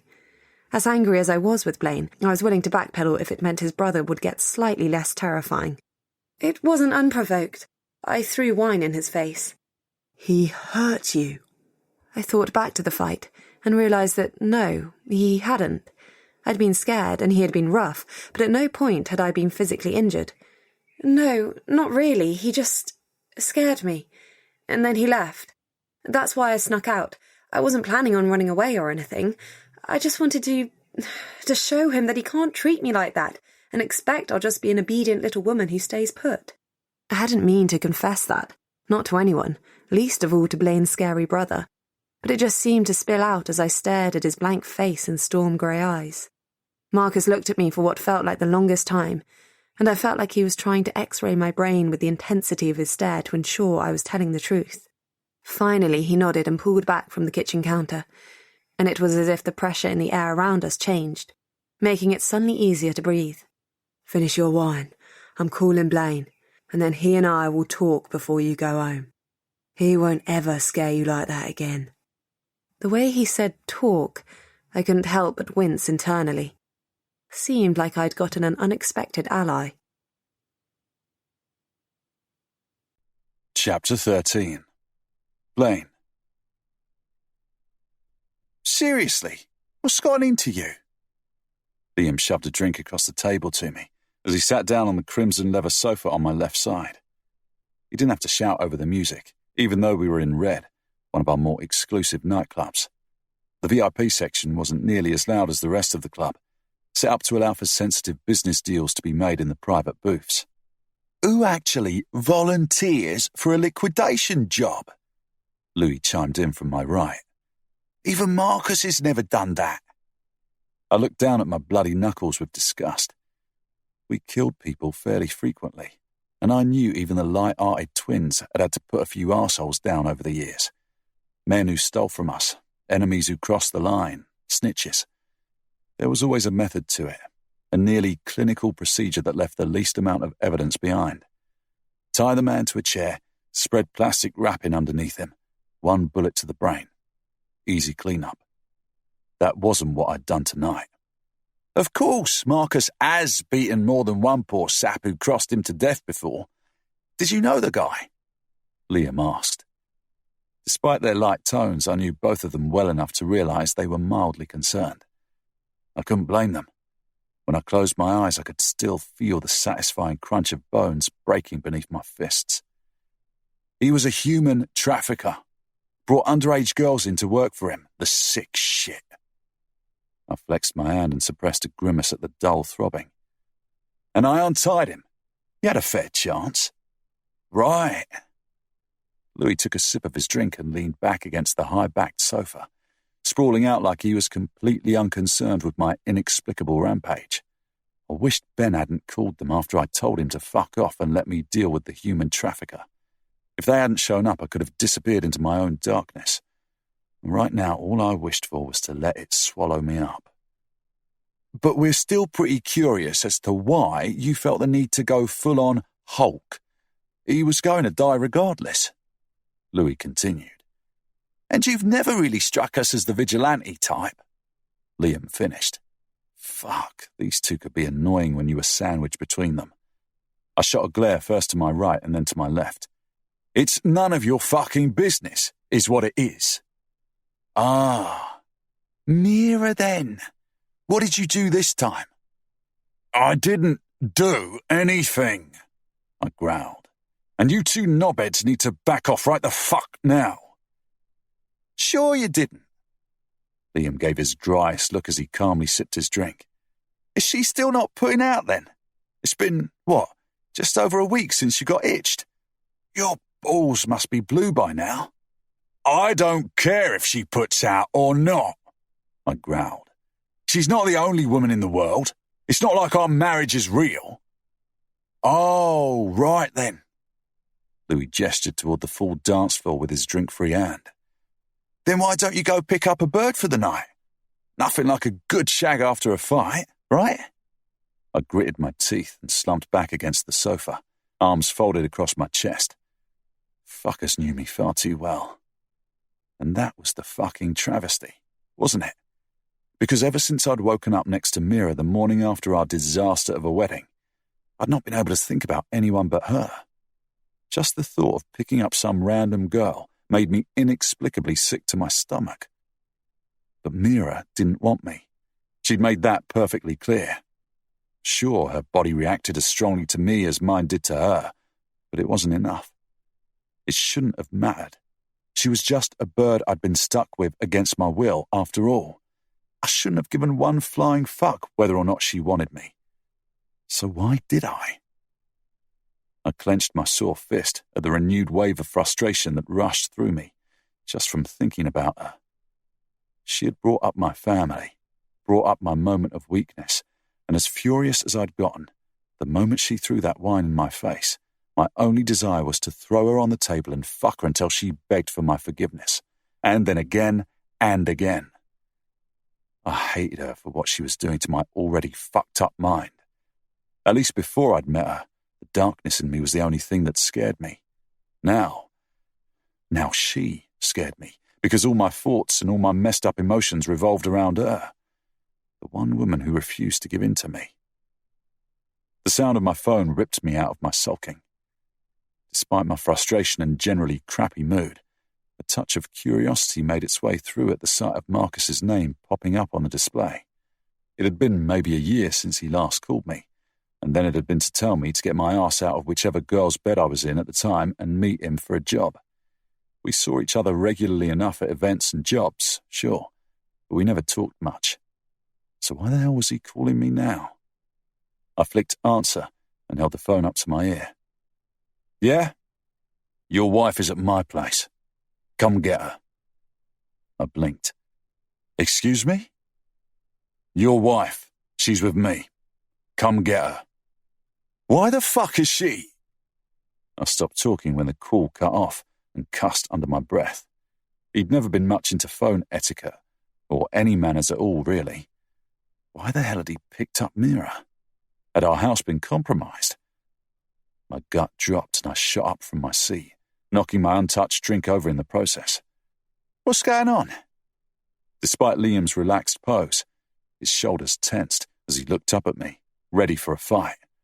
Out of all my father's sons, the twins were the least vicious, but I knew I could always count on them if shit hit the fan. I don't know, I said, already making my way out of the booth so I could get to my car. Marcus called, said he's got Mira with him. I'll let you know if anything's going down. Oh, right. You do that. Perhaps if I'd been less focused on getting to Marcus ASAP, I would have paid more attention to the meaningful look that passed between the twins. When the elevator doors opened up at the penthouse floor in Marcus's building, the nervous energy in my body was so intense I had to flex my shoulders and hands a few times before I knocked on the door. If she'd been hurt, he would have said something. I hoped. But then what could have happened to make my crazy-ass brother drive all the way to the suburbs to pick up my wife? And why had he been notified, and not me? My looping thoughts were interrupted when Marcus opened the door. His face was as blank and unreadable as always. "She okay?" I couldn't stop the question from bubbling out. Fuck it. Despite spending most of the car ride here reassuring myself, I needed to know. If not, that human trafficker wouldn't be the last person I'd kill tonight. "Yes." Marcus stepped aside, and I walked into his well-lit flat with the view of London that would normally have made me take a few seconds to appreciate the grandness of it all. Today, though, I looked around for Mira with no interest in anything else. She was sitting by the kitchen island with an empty wine glass next to her and a stubborn yet somewhat unsettled expression on her pretty face. A knot I hadn't been aware of until then loosened in my stomach, and I drew in a quiet sigh of relief. "Mira, go into the bedroom. Blaine and I need to talk." I frowned at the way my brother seemed to think it was okay to order my wife around, but Mira slid off her seat without protest and pattered out of the kitchen, disappearing around a corner. Shortly after, a door clicked shut. Seemed even my obstinate wife found it best to obey Marcus without a fight. He tended to have that effect on people, but I could have sworn Mira got off on arguing just for the sake of it. "What?" I was aware my tone was snappy, but I didn't care. Tonight had been one long headache, and the way Marcus was eyeing me, I had a feeling it wasn't going to get any better anytime soon. "She says you chased her through the house and threw her down on the floor. Is that true?" I gaped at him for a moment, completely taken aback. "Is that true? Why the hell is she telling you about our business? Did you two exchange dirty details of our wedding night as well? If you ever scare her like that again, or hurt her, you and I are going to have a problem. Mum would roll over in her grave if she knew you were treating a defenseless woman like this." He hadn't raised his voice, but there was an unmistakable note of warning in it. "Scare her? That little tart doesn't get scared, Marcus. I don't know what the fuck she's been telling you, but that is not what went down. And why the hell do you care, anyway? Last I checked, she was my unwanted bride, not yours. If you wanted in on this shit show, you really should have stepped up earlier. Saved me the headache. I picked her up a mile from your house. Dad's put a tap on her phone to make sure the Clearys don't fuck us over from the inside, and lucky for her, I'm the one who monitors it. She was apparently scared enough to risk the fallout of running off after your little encounter." "Run off?" I stared at him, partly shocked that she would be that stupid, and partly impressed that she'd somehow managed to get past the security, and pretty pissed with the night team for letting her outsmart them like that. "She ran off?" "Yes." "That little—" I stopped myself from finishing that sentence at the look of warning in Marcus's eyes. "Look, I appreciate you not letting Dad find her, but you can spare me the lecture. She's fine. Now, if you'll excuse me, I have a pain in the arse of a wife to deal with." I stepped past him, not waiting for his acknowledgement, and yelled, "Nora!" loud enough to resonate through the flat and into the bedroom where she was currently hiding. I set my jaw at the burst of annoyance that rolled through me at the knowledge that she was hiding from me behind the supposed shield of my brother's protection. She wasn't his to protect. Even if I resented the hell out of the job, it was mine. My muscles itched with an instinctive urge to challenge Marcus for stepping in. If I'd been drunk, I might have given in, but my brain was clear enough to know that I wasn't guaranteed a win in a fight against Marcus. He'd always been completely unpredictable, and I wasn't in the mood to lose another showdown tonight. Bad enough my pint-sized spitfire of a wife had slapped me around a few hours ago, even if it was only verbally. The door to Marcus's bedroom creaked open, and Mira came round the corner, her face drawn with tension. She stopped before she got to the kitchen area and balled her fists up beside her hips. "What?" I bit the inside of my cheek to keep from snapping at her challenging tone. If we were going to have another domestic, it wasn't happening in front of my crazy brother. "We're going home. Now." To my mild surprise, she didn't argue. Instead, she went over to the counter where she'd left her coat and purse, picked both up, folded the coat over her arm, then walked over to Marcus. "Thank you," she said softly, and then she raised up on her tiptoes and planted a light kiss on his cheek. "For your kindness." I wasn't prepared for the wave of scalding jealousy that rushed through my veins and ended up in my chest in a molten pool of anger. Marcus, of all people, Marcus was the one she thanked for his kindness. If it had been one of the twins, I could have accepted it. But Marcus? If I had a bad reputation, then he was the fucking Antichrist. And yet here she was, seemingly completely at ease in his presence, and with his protection. While me she treated like a bloody fiend. I pushed the sensation down. I didn't want her. I just wanted to fuck her. Once I'd had my fill of her, this unbearable yearning that scratched at my insides like 1,000 ants would pass, and I'd move on to greener pastures like I always did, once a bird started to bore me. What did I care if she preferred my brother over me? I held the door open for her, pretending like every cell in my body wasn't seething, and she walked through without a word. I closed it behind us, not bothering to say goodbye to Marcus. I'd never had any beef with my brothers before, but as I drove out of the parking lot underneath Marcus's fancy high-rise, dark resentment churned in my gut. Chapter 14. We didn't speak for nearly a week after that. I'd expected Blaine to yell at me for breaking his precious rules, but he didn't. Instead, he avoided me. I saw him a few times in the kitchen or on the stairs, and once or twice I caught sight of him headed for the shed in the backyard, but we never exchanged as much as a word. For the first few days I saw it as a blessing. What had gone down between us had been way too intense, and I was happy to pretend like it had never happened. Between Blaine's anger, my own body's treacherous reactions to his closeness, and the run-in with his disturbing brother, playing make-believe was just fine by me. As much as I wanted to get Blaine to respect, and ultimately trust me, I sorely needed a few days off from all the drama. But by day 4, the peace and quiet had lost its novelty, especially because neither Rob nor Greg, nor any of the other guards, set foot in the house unless it was to carry in my groceries. When I asked if they wanted tea or a sandwich, they always politely declined and then exited the house as if I'd offered them arsenic. It didn't take a rocket scientist to figure out that Blaine had had words with his men, since I'd managed to sneak out without alerting any of them. As a result, I was completely isolated, and I was beginning to go more than a little stir-crazy. When I woke up on day 6 after the incident, so nauseous I had to sprint to my ensuite bathroom to throw up. I was done suffering in silence. I leaned weakly against the toilet after the heaving was finally over, unable to muster enough energy to get off up the tiled floor. Great. Just what I needed. A stomach bug. I stayed on the floor for a good half an hour, until I was reasonably certain I wouldn't hurl from moving. When I got up, my stomach lurched again, but at least the dry heaves didn't return.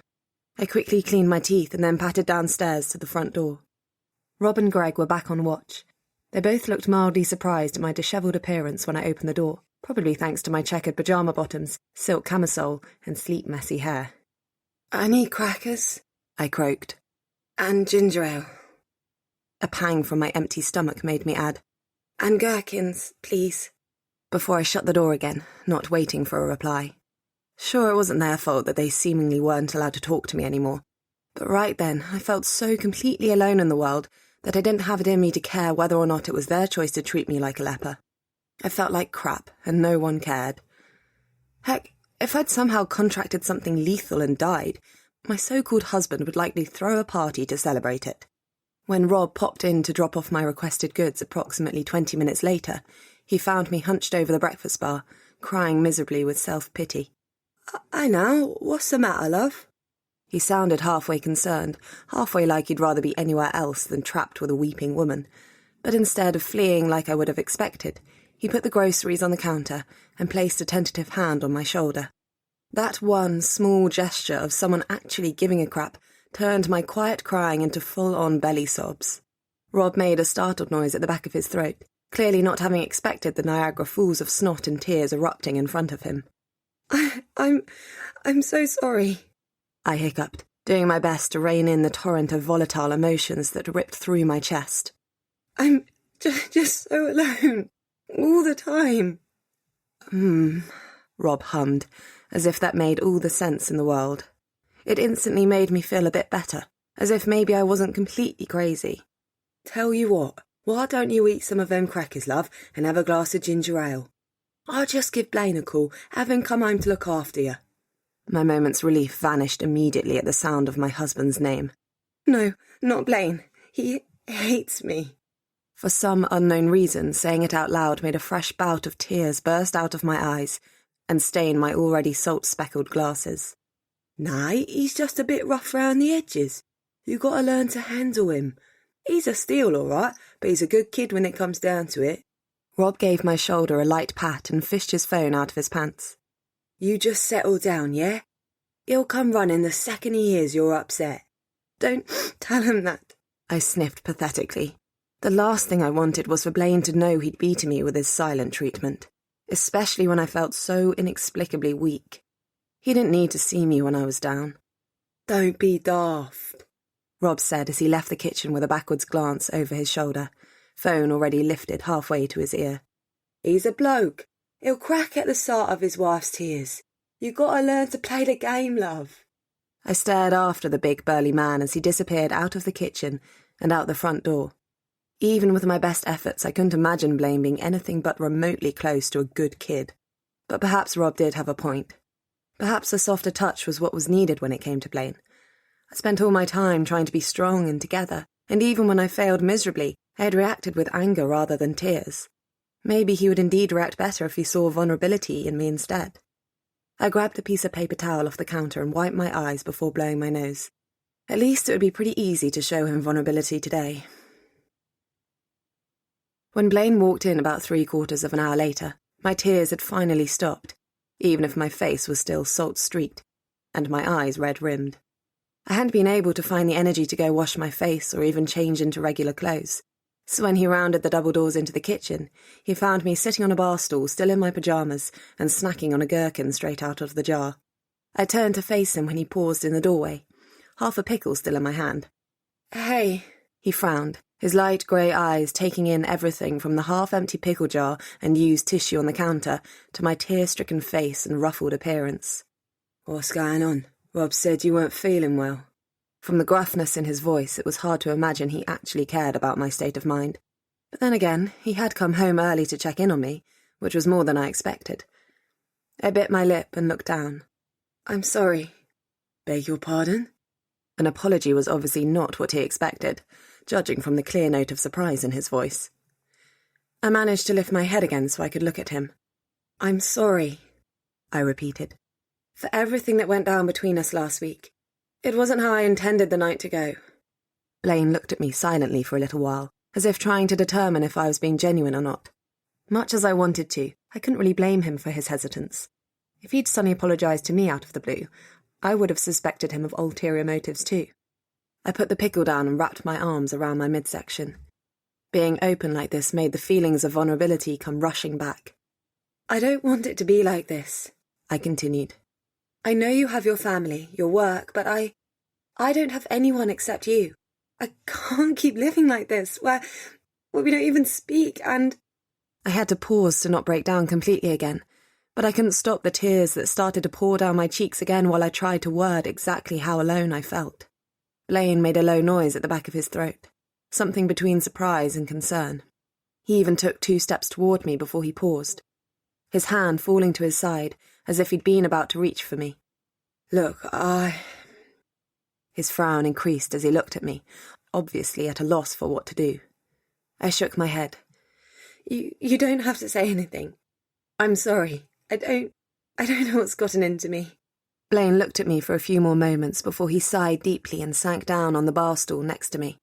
I hate crying women, he muttered under his breath. Sorry, I hiccuped. Didn't want Rob to call you.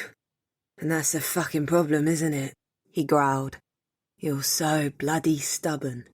I didn't have the spirit to point out that he wasn't exactly easy to deal with either.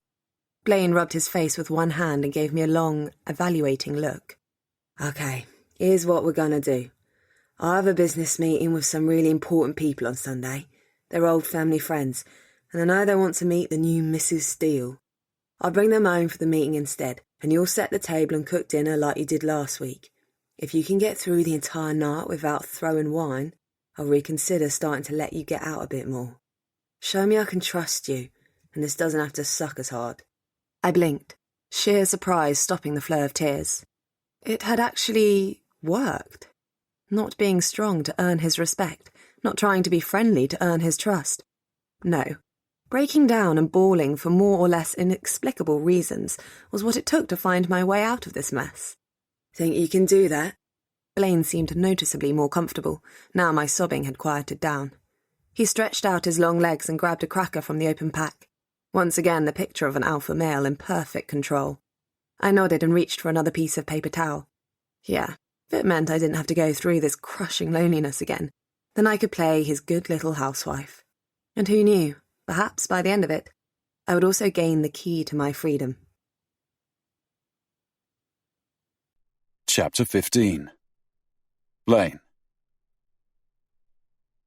The smell of garlic roasted chicken hit my nostrils the second I walked through the door. Soft jazz played from the dining room, and I could see the warm glow of candlelight spilling out into the doorway, just like it had when I came down to Mira's lasagna surprise last week. I suppressed a cringe at the memory of how that night had ended. Hopefully tonight would be a whole lot better. I was banking a pretty big business deal on this, and had had time to regret making the suggestion more than once, since I found Mira sobbing in our kitchen in the middle of used tissue paper and clutching a giant jar of pickles. But if it worked... I sighed softly at the memory of how vulnerable she looked as she sat there in her pyjama bottoms and the same silky chemise she'd worn on our wedding night. How frail and sweet. If it worked, then maybe we could finally move forward. Yeah, I had my work and my family, as she'd pointed out, but it didn't help much when all my thoughts had been circling around her for the entire past week. I hated to admit it, even to myself, but not talking to her and having the whole fucked-up disaster that last Friday night hanging over my head had been awful. Her unexpected apology had been a godsend. "What a lovely house! A wedding present?" Gerald Briggs, one of my father's old connections and the twins' godfather, looked around the entry hall. Next to him, his nephew, Leo, was in the process of taking off his scarf. He inhaled deeply, obviously appreciating the scents floating out from the kitchen as well. "Ha! This is the first time I've come to your home and it doesn't smell like stale beer. New wife keeps you on a leash, huh?" I ignored Leo and turned my focus on his uncle. He was the real power behind this deal anyway. Leo was just here as part bodyguard, part trainee. His dad didn't trust him to handle anything important on his own, and from what I knew of him, I couldn't say it was a big shock. "Yeah, my father bought it for us. Said my old flat wasn't a place for newlyweds. Also, he had needed it for one of his money laundering schemes." A flat is nowhere to raise little ones. They need grass and trees." Gerald patted me on the back with a jovial grin. I suppressed a grimace and extended an arm to lead them toward the kitchen, where I could hear Mira bustling around. If given the choice, I'd honestly rather opt for a full day of torture than have to deal with a kid, but I'd rather not burst Gerald's little fantasy of our happy home. He'd always favoured doing business with men who had families, and I was keenly aware that my recent marriage was the sole reason he'd chosen to go directly through me for this deal rather than my father. When he rounded the corner to the kitchen, it was like stepping into the twilight zone. Pots and pans were simmering on the stove, where the heavenly scent emitted from, and in front of it Mira stood, wearing an apron and a pretty dress. Her cheeks were rosy from the heat, and there was a smile on her face when she looked up.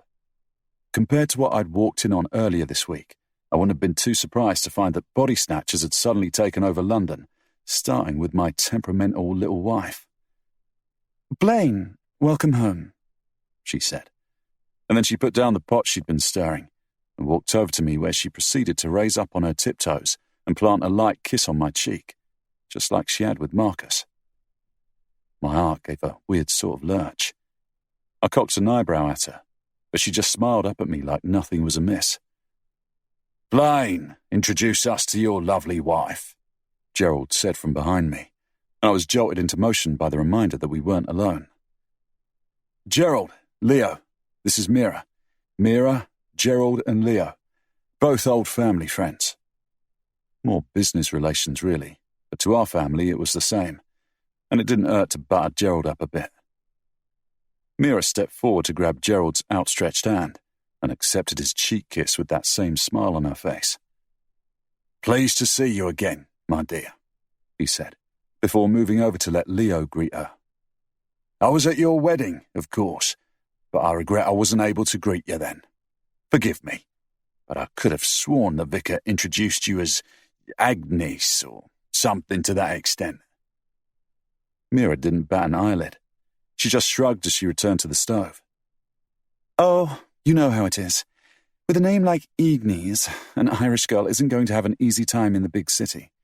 I've been Mira for the past 8 years now. You boys best get settled in at the table. The food's almost ready." We'd never talked about why she changed her name, but I had a pretty good idea that it had to do with the extents she'd said she'd gone to get out from under her family's thumb. It had obviously been a sore subject from the way she'd talked about it with me, but you wouldn't know it by looking at her now. She looked like the perfect housewife, all smiles and homely warmth as she moved around the kitchen. With a stab in my gut, I realized that she looked like my mother had, in my favorite memories of her. There weren't many wholesome family memories from my childhood, but those I had were of the times I'd snuck into the kitchen just to be around her. She loved to cook, and she was always happy when she was in the kitchen. Possibly because my father never ventured into what he classified as a woman's domain. It had always been safe and warm. I shook my head to clear it of the sudden onslaught of conflicting emotions. She was long gone, and getting all mushy about the past wouldn't help me land this deal. Mira looked up at me when I left the room with our guests, an eyebrow raised in question, and the warm smile replaced by a determined expression now that their backs were turned. I couldn't hold back a wry smile of my own as I gave her a short nod. Yep, no body snatchers at work here. She just wanted me to keep my end of our bargain, and was working hard to ensure I did too. But that didn't mean I couldn't enjoy it while it lasted.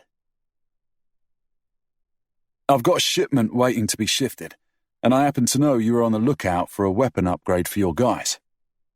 I nodded at Leo, making it clear I had my intel from a reliable source. "Why don't we hit 2 birds with 1 stone and make it part of the payment for your development site?"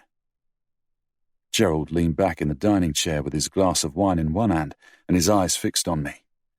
As much as his friendly smile was still plastered on his face, I knew from experience he was all business now. "Son, are you even ready to delve into developments? You and your brothers do nightclubs, small business protection, drugs, that sort of thing. And you do it well. This scene, as for the big boys." I gritted my teeth to stem my irritation at his patronizing tone. "Oh, I'm ready. Which I'm sure you're aware of, or else you wouldn't be here. I know you're a busy man. You don't waste your time." The corner of his mouth twitched in acknowledgement of my point. "True, I do think you have the potential. But forgive me for having a few reservations still. It's a big project, and one I've poured a lot of resources into.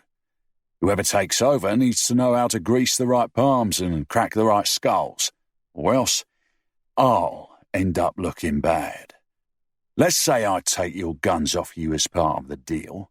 How are you going to raise the last £50 million? I narrowed my eyes slightly, letting him know I wasn't that easy. 40, tops. And don't you worry about my funds, Gerald. I know how to shift assets around. And I know this is a big opportunity. Why else would you be in my home, drinking my wine and eating the food my wife has cooked for us? I want this, and you're not going to find a better deal elsewhere." "Well, speaking of your wife's food, it's time for dessert," Mira interjected. She and Leo had been watching us negotiate for the past 20 minutes in silence, so the sound of her voice was somewhat unexpected. I frowned at her for the interruption as she stood up, the same chirpy smile she'd been wearing all night plastered on her face. "Blaine, would you give me a hand, please?" I cocked my eyebrow at her in silent disapproval, but she just looked at me as if nothing was amiss. "It's a bit fiddly. Come on, please." "Go help your wife, son. We'll continue this over the dessert," Gerald said. He gave Mira a wink. "I'm afraid you have your hands full with this one, my dear. Their mother sadly didn't have enough time with them to iron out their kinks. Bless her soul. She was a good woman." "Right," I muttered, only barely managing to keep my irritation with not only the interruption, but also the second reminder of my mother for the day out of my voice. "Let's go look at that dessert." Mira led the way into the kitchen, and when I'd passed through the French doors, she closed them behind me quietly, as if she was trying to not alert our guests in the dining room down the hall. "What is it, then?" I sighed. I got to say, I had no idea I gave off the impression of a master confectioner. Mira turned toward me and put her hands on her hips. The smile was once again gone. "He's playing you like a fiddle." I frowned. "What do you mean?" "He's manipulating you by seeming so reluctant. Trust me, he wants to sell that development whatever to you really, really bad. And if I were you, I'd be very careful." "Gerald's a family friend. He's not out to trick me." I crossed my arms and leaned against the fridge. "And what are you, anyway? Since you think you know his sinister motives? A damn telepath?" "I'm a trained psychologist," she huffed, clearly getting irritated herself. "And I'm very good at reading body language. I've been watching them both throughout dinner, and the way Leo is twitching and smirking, it's obvious something isn't right about this deal. But suit yourself. If you have 40 million and a shipment of automatic weapons to bet on your ego, then what do I care? I just thought you'd like to know." With another huff, she marched over to the fridge and opened the door so I had to step away. She fished out a tray with a chocolatey-looking cake and shoved it into my arms. "Here, take this in. The sooner they're done eating, the sooner they're out the door, and I'm getting to the end of my rope playing a Stepford wife to your Al Capone." "Son of a bitch!" The development site was as dark as would be expected at 4 a.m. on a November morning, but even from my vantage point inside my car on the road next to the muddy field, it was obvious that this wasn't the multi-million-dollar leisure park I'd signed off on. We'd finished the deal before Gerald and Leo left earlier that evening, but I hadn't been able to shake Mira's warning, crazy as it had seemed. It had niggled at me until I'd finally gotten in my car, picked up Louis, and driven all the way to Manchester to look at the damn site with my own eyes. "Looks like there were some initial plans to turn the area into a hotspot a couple of years ago, but the council shot it down," Louis said from the passenger seat. He was looking at his iPhone, reading up on what I should have looked into before ever inviting Gerald over. What I would have looked into had he not had ties with the family. "What are you going to do about it? If Dad finds out you got fucked over like this, he's not going to be pleased." "No, and that's exactly what that bloody bastard is counting on," I growled as I clutched the steering wheel to ease some of my frustration. "He knows I'd never tell Dad, so he thinks he's got nothing to fear from the Steels, even after pulling a stunt like this. Our only advantage is that he's got no way of knowing you already figured out the deal was a scam," Louis said, a thoughtful frown pulling his ginger eyebrows down. He and Liam were the only ones of my brothers that had inherited our mother's red hair. "So if we act quickly, before he gets time to hide that contract you signed away, we might just be able to convince him to reconsider." "Right. And I have just a shipment of encouragement needed to make him do that, sitting pretty in a container down the harbour," I said, flexing my hands against the steering wheel. "Get Liam to call the crew in.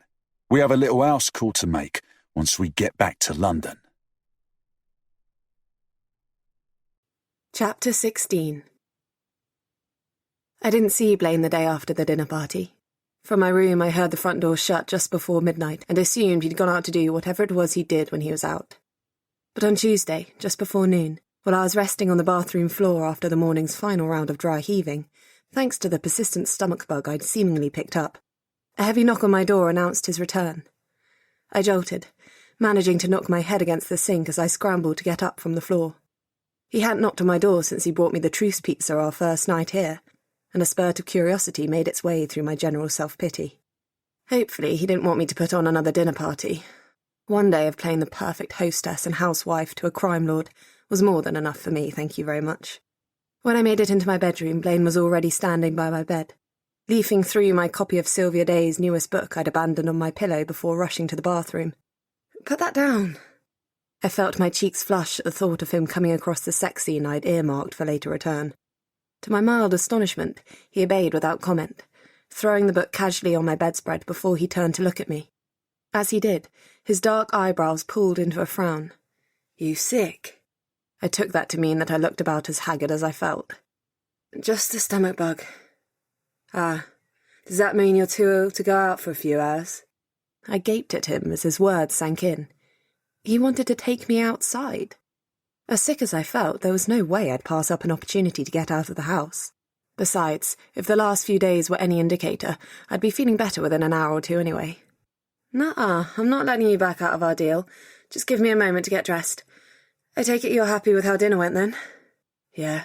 He folded his arms across his chest and leaned up against my wardrobe. "You did good." So no mention of what I'd said about this Gerald trying to dupe him in some way, then. Ah well. That'd have to be his own problem. As long as I would get a bit more freedom going forward, I was happy. "I'm glad. Now, where are we going? Is it jeans or a dress thing?" The touch of what could have been a genuine smile tugged at the corner of his mouth. "Jeans and trainers. Not going anywhere fancy, I'm afraid, love." Blaine drove us out of London, where trees and farms slowly took over the cityscape. I rolled down the window of the Jaguar's passenger side and breathed the fresh air in deeply. It was a rare, sunny November day, and despite still feeling a bit queasy, I couldn't hold back a beaming smile. How long had it been since I'd spent any amount of time in the countryside? Even before being forced to marry Blaine, and thus getting stuck in that house, I couldn't remember the last time I'd been outside of the city. "You look like a golden retriever." Blaine's amused voice made me pull my head back in, but even though I gave him a glare for good measure, I couldn't stop myself from laughing. I was sure he was pretty spot on, and I didn't care. "I haven't been out of London in eons." I sighed as I flopped back in my seat. "This is amazing. I wish we could do this every day." He hummed non-committally. I took that to mean I shouldn't get too used to the impromptu picnics, and sighed with resignation. Perhaps, when I did manage to escape, I should find myself a village in the countryside somewhere and settle down for a while. After we'd turned off the motorway and had driven along windy farm roads for a good 20 minutes, Blaine finally pulled up a long driveway that led to what looked like an equestrian farm. Horses nipped at the frozen ground behind wooden fences on both sides of the driveway. "What are we doing here?" I asked. Even though I couldn't fathom what business Blaine had to see to on a farm, I couldn't contain my excitement. I'd loved horses with a fiery passion since I was a little girl, but hadn't had much of a chance to be around them since I left Ireland. Hopefully, I'd be able to at least pet one before we left. "You'll see." Blaine looked extraordinarily smug, and I frowned as he got out of the car and headed toward the tweed-dressed middle-aged woman approaching us from one of the stables. Whatever he had planned, I couldn't so much as hazard a guess as to what it might be. My curiosity piqued, and I hurried to undo my seatbelt and get out of the car. When I got to Blaine and the woman, he put his arm around my shoulder as if it was the most natural thing in the world. I froze at the unexpected touch, but if he noticed, he ignored it. "Mrs. Wallace, this is my wife, Mira." Mrs. Wallace nodded at me with a smile over her weathered face. "Pleased to meet you. You sure are one lucky girl to have such a doting husband." I blinked, too stunned to form any words in response. Doting husband? Just what the heck was Blaine playing at? I narrowed my eyes and gave him a hard stare as Mrs. Wallace turned back to the driveway. Blaine just gave me a smirk and pointed in the direction Mrs. Wallace had turned. "Oh, look, perfect timing. Here they are now." I looked down the driveway and saw horse transport slowly make its way up. A nervous knot formed in my stomach as I saw the large vehicle approach. He hadn't. Surely he hadn't. There was no way Blaine would do something like that for me. No way at all. When the vehicle stopped in the middle of the yard, its passenger gave a loud whinny from within. A couple of horses from the field answered it. I did my best to shake the chills of excitement that ran down my back. "Blaine, what is this?" I said, my voice low to keep Mrs. Wallace and the driver, who had just jumped out and walked around to the back, from hearing me. Blaine released his grip on my shoulders and shoved both hands into his jean pockets. His gaze was fixed on the horse transport in front of us, so I couldn't decipher his expression, but his voice was calm and devoid of emotion when he said, "You warned me about Gerald. Turns out you were right." The driver flipped the ramp at the back end of the transport down, revealing the horse inside. It was a gorgeous white gelding. "It's a Lipizan. I'm told it's got a fancy pedigree. But if it's not the type you want, we can take it back and get another one," Blaine said, as casually as if he'd gotten me a necklace. I stared open-mouthed at the horse while Mrs. Wallace untied it and led it out of the box, stopping in front of us. "What do you think, Mrs. Steele? He's a handsome one, isn't he?" Yeah, I croaked. "Gorgeous. I'll let you two get acquainted. The grooms have his box ready when you're done looking him over. Just lead him to stable 6, and we'll get him settled in." She handed me the rope and walked back toward the stables, and I was left staring dumbfounded at my very own horse. "Is he really for me?" I managed without taking my eyes off the horse. "Yeah, he's yours," Blaine confirmed. "Mrs. Wallace will be in charge of his daily care, but we should be able to get someone to drive you out here once a week or so." The anxious knot grew until it made my chest tight with emotion I couldn't begin to name. Blaine Steele, the man I'd hated from first sight, the man who had made it perfectly clear he hated being forced to marry me as much as I did, had fulfilled one of my lifelong dreams. To say I was shaken to my core would have been an understatement. "How did you know?" I whispered, not trusting my voice for anything louder. "How on earth did you know I've always wanted a horse of my own? You said you wanted one as a kid. I assumed you likely still did, since you brought it up." With a start, I realised he was referring to the time he'd saved me from that group of thugs and walked me to the train station. That he had actually remembered a detail like that and put it to use to what? Reward me for being useful. I finally managed to tear my gaze from the horse to look over my shoulder at Blaine. He looked as calm and arrogant as ever as he stood with both hands down his front jeans pockets, and the black leather coat zipped up all the way. But past the facade, there was more than just the bad boy Mafia son. I wasn't sure if I only just noticed it now, or, more likely, he finally let down one or two of the shields he usually kept up.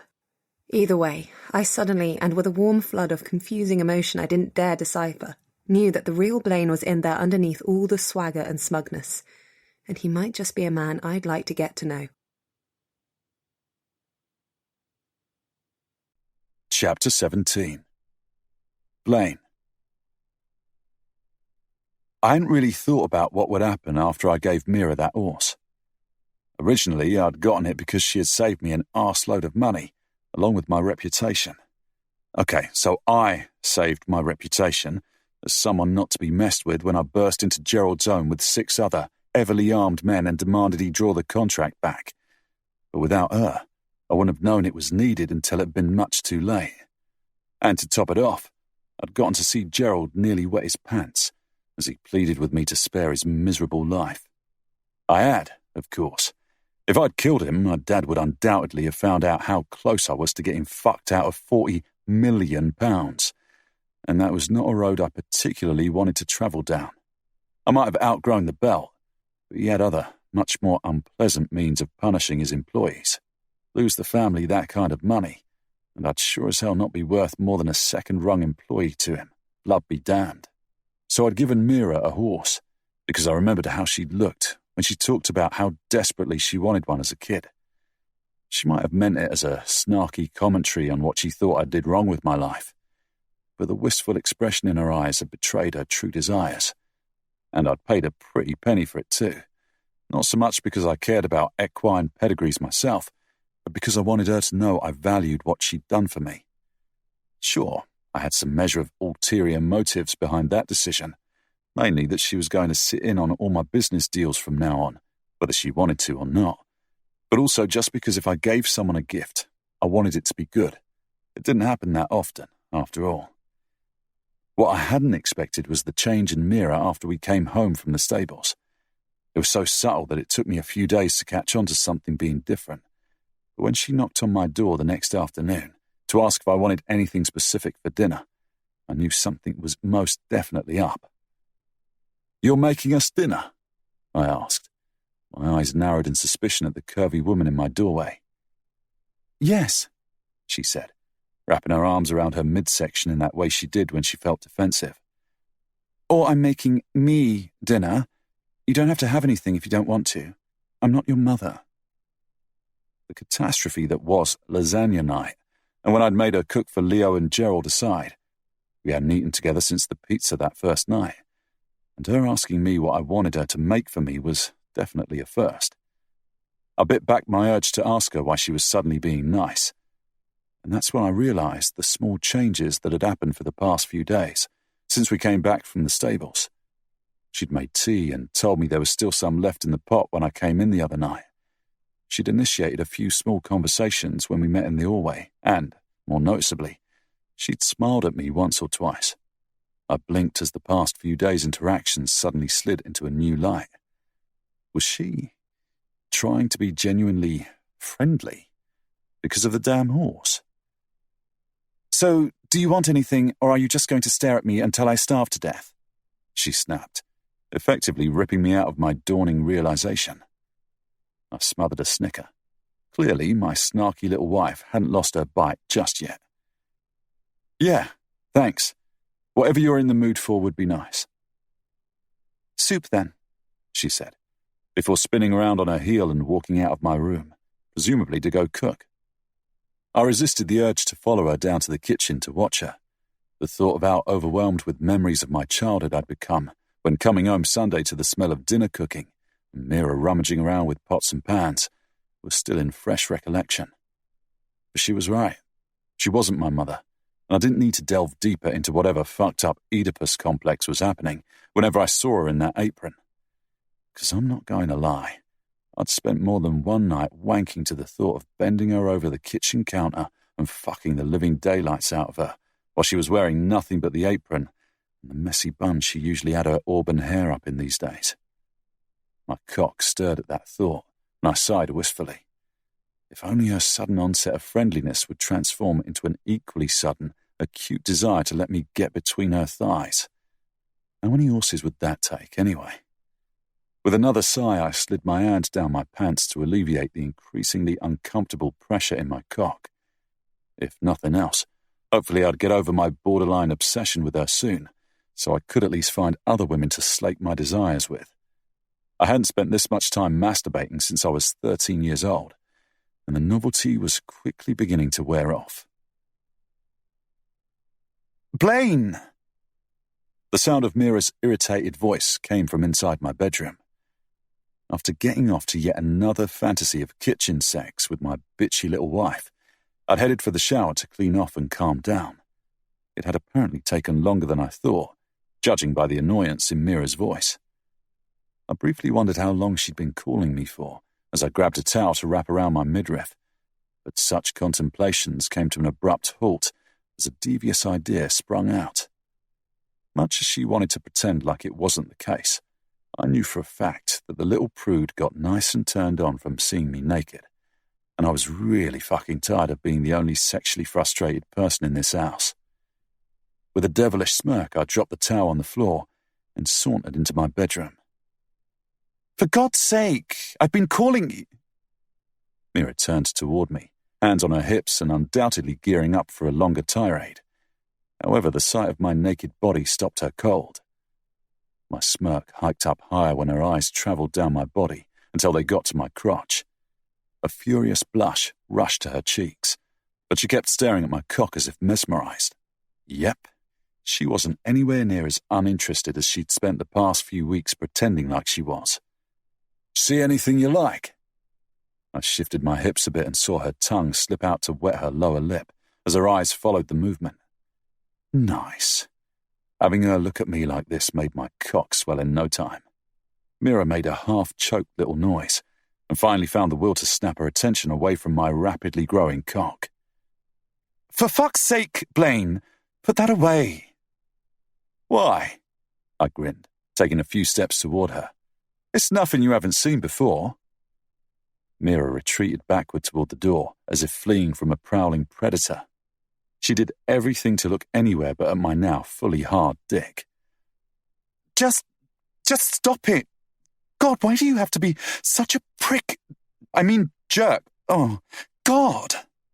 I laughed out loud at her flustered sputtering.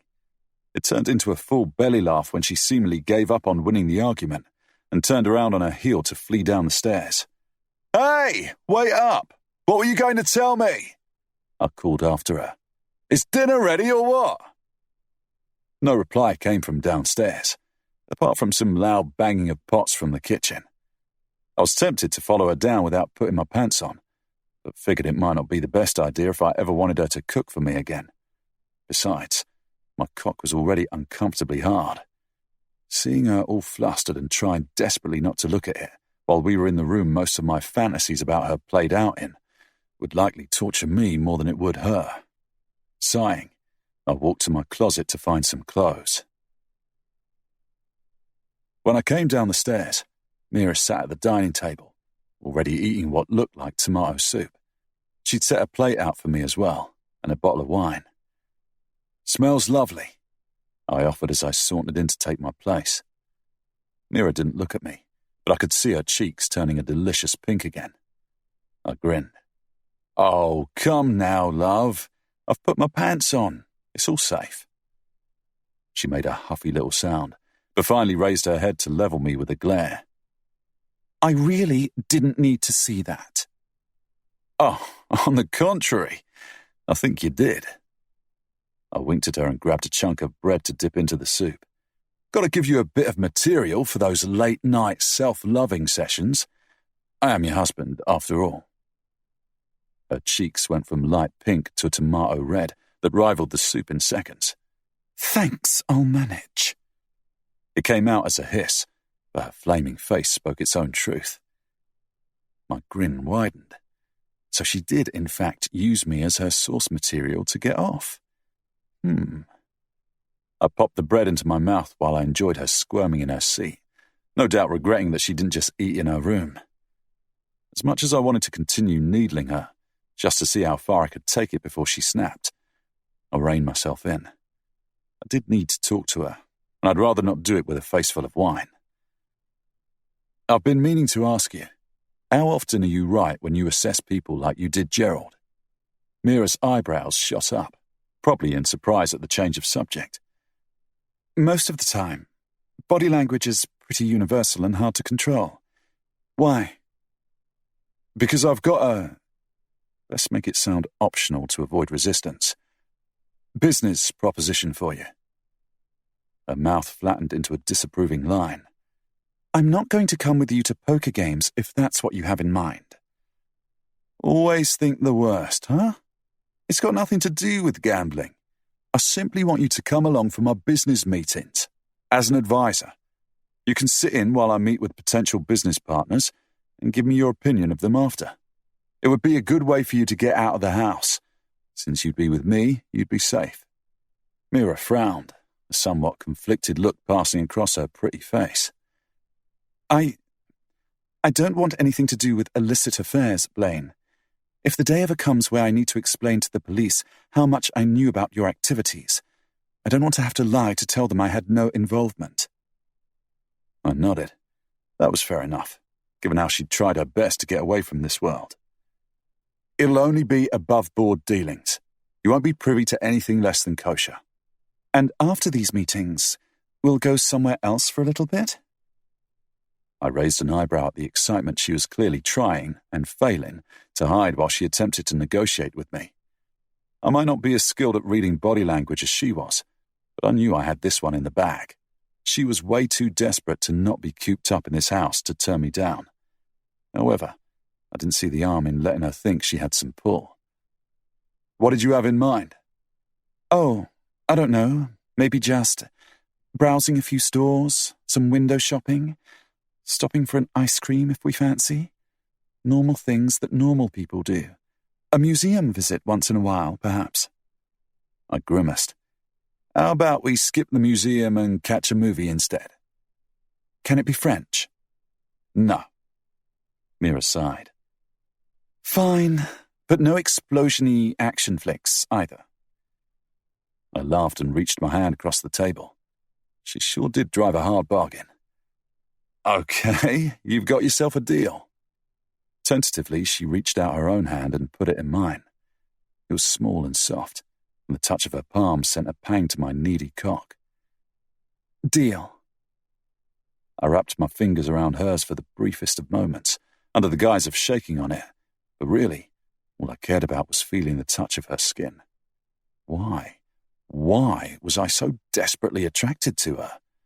From the first time I saw her, I'd wanted to bed her, but after our drunken night together, the urge to be inside of her hadn't diminished. Quite the contrary. I'd never been with a woman who made all others seem completely uninteresting, even for a short while. Reluctantly, I let go of her hand.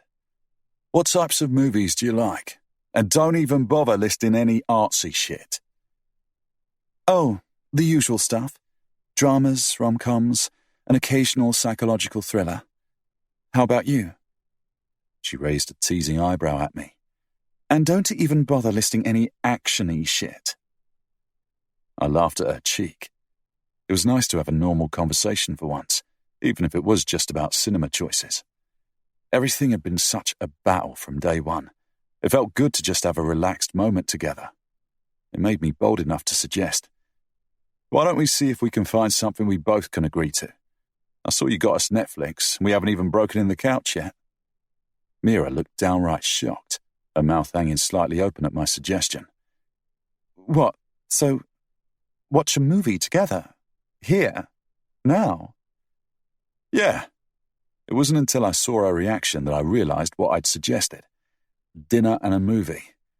Not only would this be the first time outside of meals and taking her to see her horse that we'd voluntarily spend any time together, it also sounded an awful lot like a date.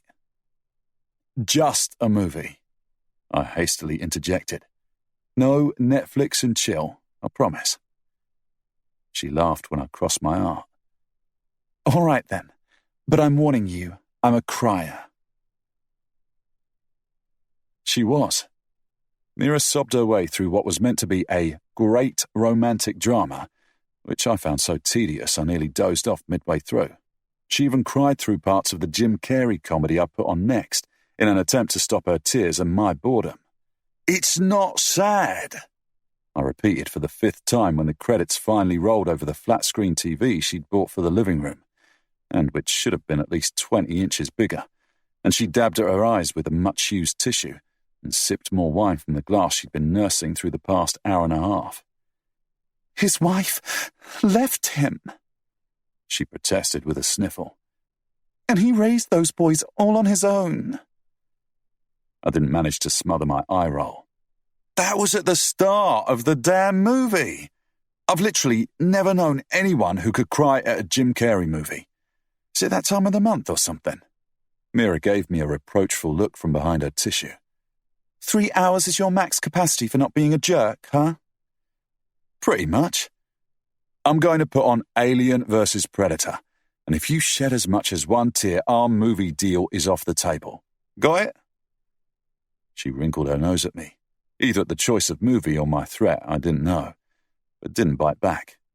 I took that as acceptance, a choice I soon came to second guess. I thought I said no action crap, she moaned about 15 minutes into the movie. This is so boring. I sat through The Notebook. I will hear no complaints. And if you're bored, at least you're not crying. You're such a jerk. We've established that. Now, shush. Someone's about to have their head ripped off. Somewhat to my surprise, she did quiet down, albeit with a semi-rebellious mumble, and I became so engrossed in the movie that it took me nearly 45 minutes to realize she'd not said a word since. When I looked back at her, she was fast asleep, all curled up against the backrest of the couch with her head in an uncomfortable angle. Her glasses still had salt stains on them, and a piece of her hair was stuck to the side of her face. I reached out to brush it away, and she murmured in response. Mira, I whispered, testing to see if she was awake. No response. She was still out cold. I looked at her sleeping face and felt something odd stir in my chest. She looked so fragile and innocent, completely at odds with the snarky bitch I knew her to be. It made me want to protect her, even if there was nothing to protect her from at the moment. I frowned, somewhat confused by the ridiculous notion. I'd only ever had protective feelings toward my family, and, to some extent, my crew, and only then when there was an actual threat to them. Perhaps it was because she was under my care. She lived in my house, and it was my money that kept her warm and fed, even if she resented it. I reached out to stroke her cheek without knowing why I felt the urge to. She murmured again and pressed her face into my touch, much like a cat would. My heart took a couple of extra beats in response, but it felt good. As carefully as I could, I reached out to wedge one arm underneath her head and the other under her hamstrings, slowly shifting her until she was resting in my lap, with her head leaned against my shoulder at a more comfortable angle. She made small sounds of protests while I moved her, but seemed to quiet down quickly enough once I had her settled in my arms. The press of her body against mine felt good too. She was warm and soft and solid, and she smelled like wine and woman. My cock stirred predictably, but I ignored it. Holding a woman like this, with no expectation of it turning sexual, was a new experience, and I found I liked it. A lot. Chapter 18. The violent urge to puke out my guts ripped me from my sleep, as it had for the past many days now. I rolled out of bed and ran for the bathroom, making it to the toilet just in time. It took me more than 20 minutes before my stomach finally settled down enough that I realised I was wearing the same clothes as I had been in the night before, rather than my sleep attire. I frowned at the toilet seat as I rested my forehead against it. Come to think of it, I had no recollection of going to bed last night. The last thing I remembered was the boring alien movie Blaine forced me to watch. I must have fallen asleep on the couch, which begged the question, how had I made it from the sofa to my bed? The only logical explanation made me pull my head back up with surprise. Blaine must have carried me. A dry heave made my contemplations come to a halt as I crouched over the toilet again, but nothing came up this time. Probably because my stomach was completely empty. Maybe I should bite the bullet and go see a doctor. If it was a stomach bug, it was really persistent. And perhaps I should also stop having wine with dinner. It probably wasn't helping things. When my stomach finally settled down again, I cleaned my teeth and changed into fresh clothes before I went downstairs to forage for my usual breakfast. Crackers and ginger ale. To my surprise, Blaine was in the kitchen when I came down, sitting by the counter on one of the bar stools and eating a bowl of cereal. If I hadn't felt so queasy, I might have appreciated the way his chiselled chest strained against his t-shirt, or his triceps flexed when he lifted the spoon. "Morning," I grumbled as I shuffled to the cabinet that held my stash of crackers. "You look like shit," he said. Just what every girl wants to hear first thing. "Are you sick again?" "Still." His dark brows pulled into a frown. "I'll get Rob to make you an appointment with our doctor. Are you too ill to work today? I just got a call about a meeting this afternoon." Despite how poorly I felt, I perked up at that. I missed using my brain, and there was only so much Sudoku a girl could play before going bonkers. Sitting in on business meetings might not be as stimulating as seeing patients, but it beat hanging around the house all day. "Yeah, I should be fine in a couple of hours. Can we go look at some shops after? There's this artisan confectionery shop I've been dying to go to." A hint of a genuine smile played over Blaine's sensual lips. "Perhaps. We'll see if you're feeling well enough." I made a grimace at him as I sat down with my box of crackers. "Yes, Dad. And I'll also clean my teeth and look before I cross the road." Blaine laughed and patted me on the shoulder before he got up to put his bowl in the dishwasher. "Be ready at 3. I'm getting Rob to drop you off." I stared into my box of crackers in silence for a while, after I'd heard the door close behind him. After he gave me Walter, my wonderful Lipizzan gelding, I knew things had changed between us. Nothing was said, but it felt different. Calmer, like we had a mutual respect and understanding.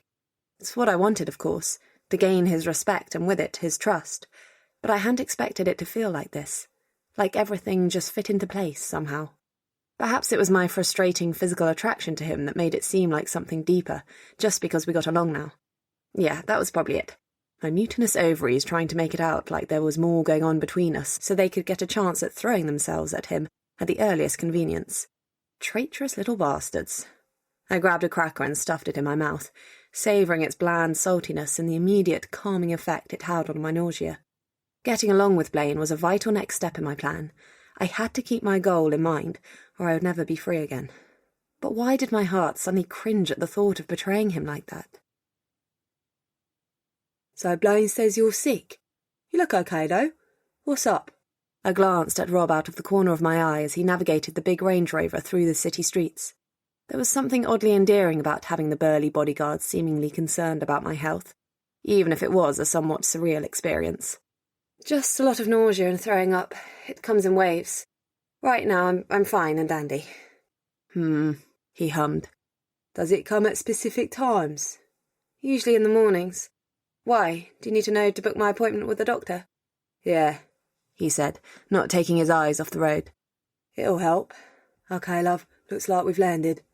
I ducked my head to look out of the front window just as we drove underneath a big professional-looking building and into its parking basement. Blaine's got an actual office? I asked, somewhat surprised by the grandness of the location. Somehow, I'd expected us to drive up to a seedy motel room with stains on the carpets and the blinds pulled. Rob chuckled. Yeah, the Steels like to keep up appearances for the law and such. We do most business meetings here, at least the pleasant ones. I shuddered at the implication that the less pleasant business meetings needed to be somewhere else, somewhere the law wouldn't know about. Rob parked up and waited for me to fumble the seatbelt off so he could escort me to the elevator. He pushed the button for the 5th floor and, when the doors opened a few moments later, stepped out as if to check the floor was clear of threats. Then he nodded to me and waved a few fingers at me, motioning for me to join him. I smiled broadly at him.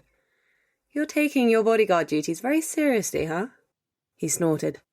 Love, if something happens to you under my watch, I'm dead. Can't leave the missus as a widow with 2 wee ones, now can I? I'm sure Blaine likes you a whole lot more than me, I said, patting his arm reassuringly.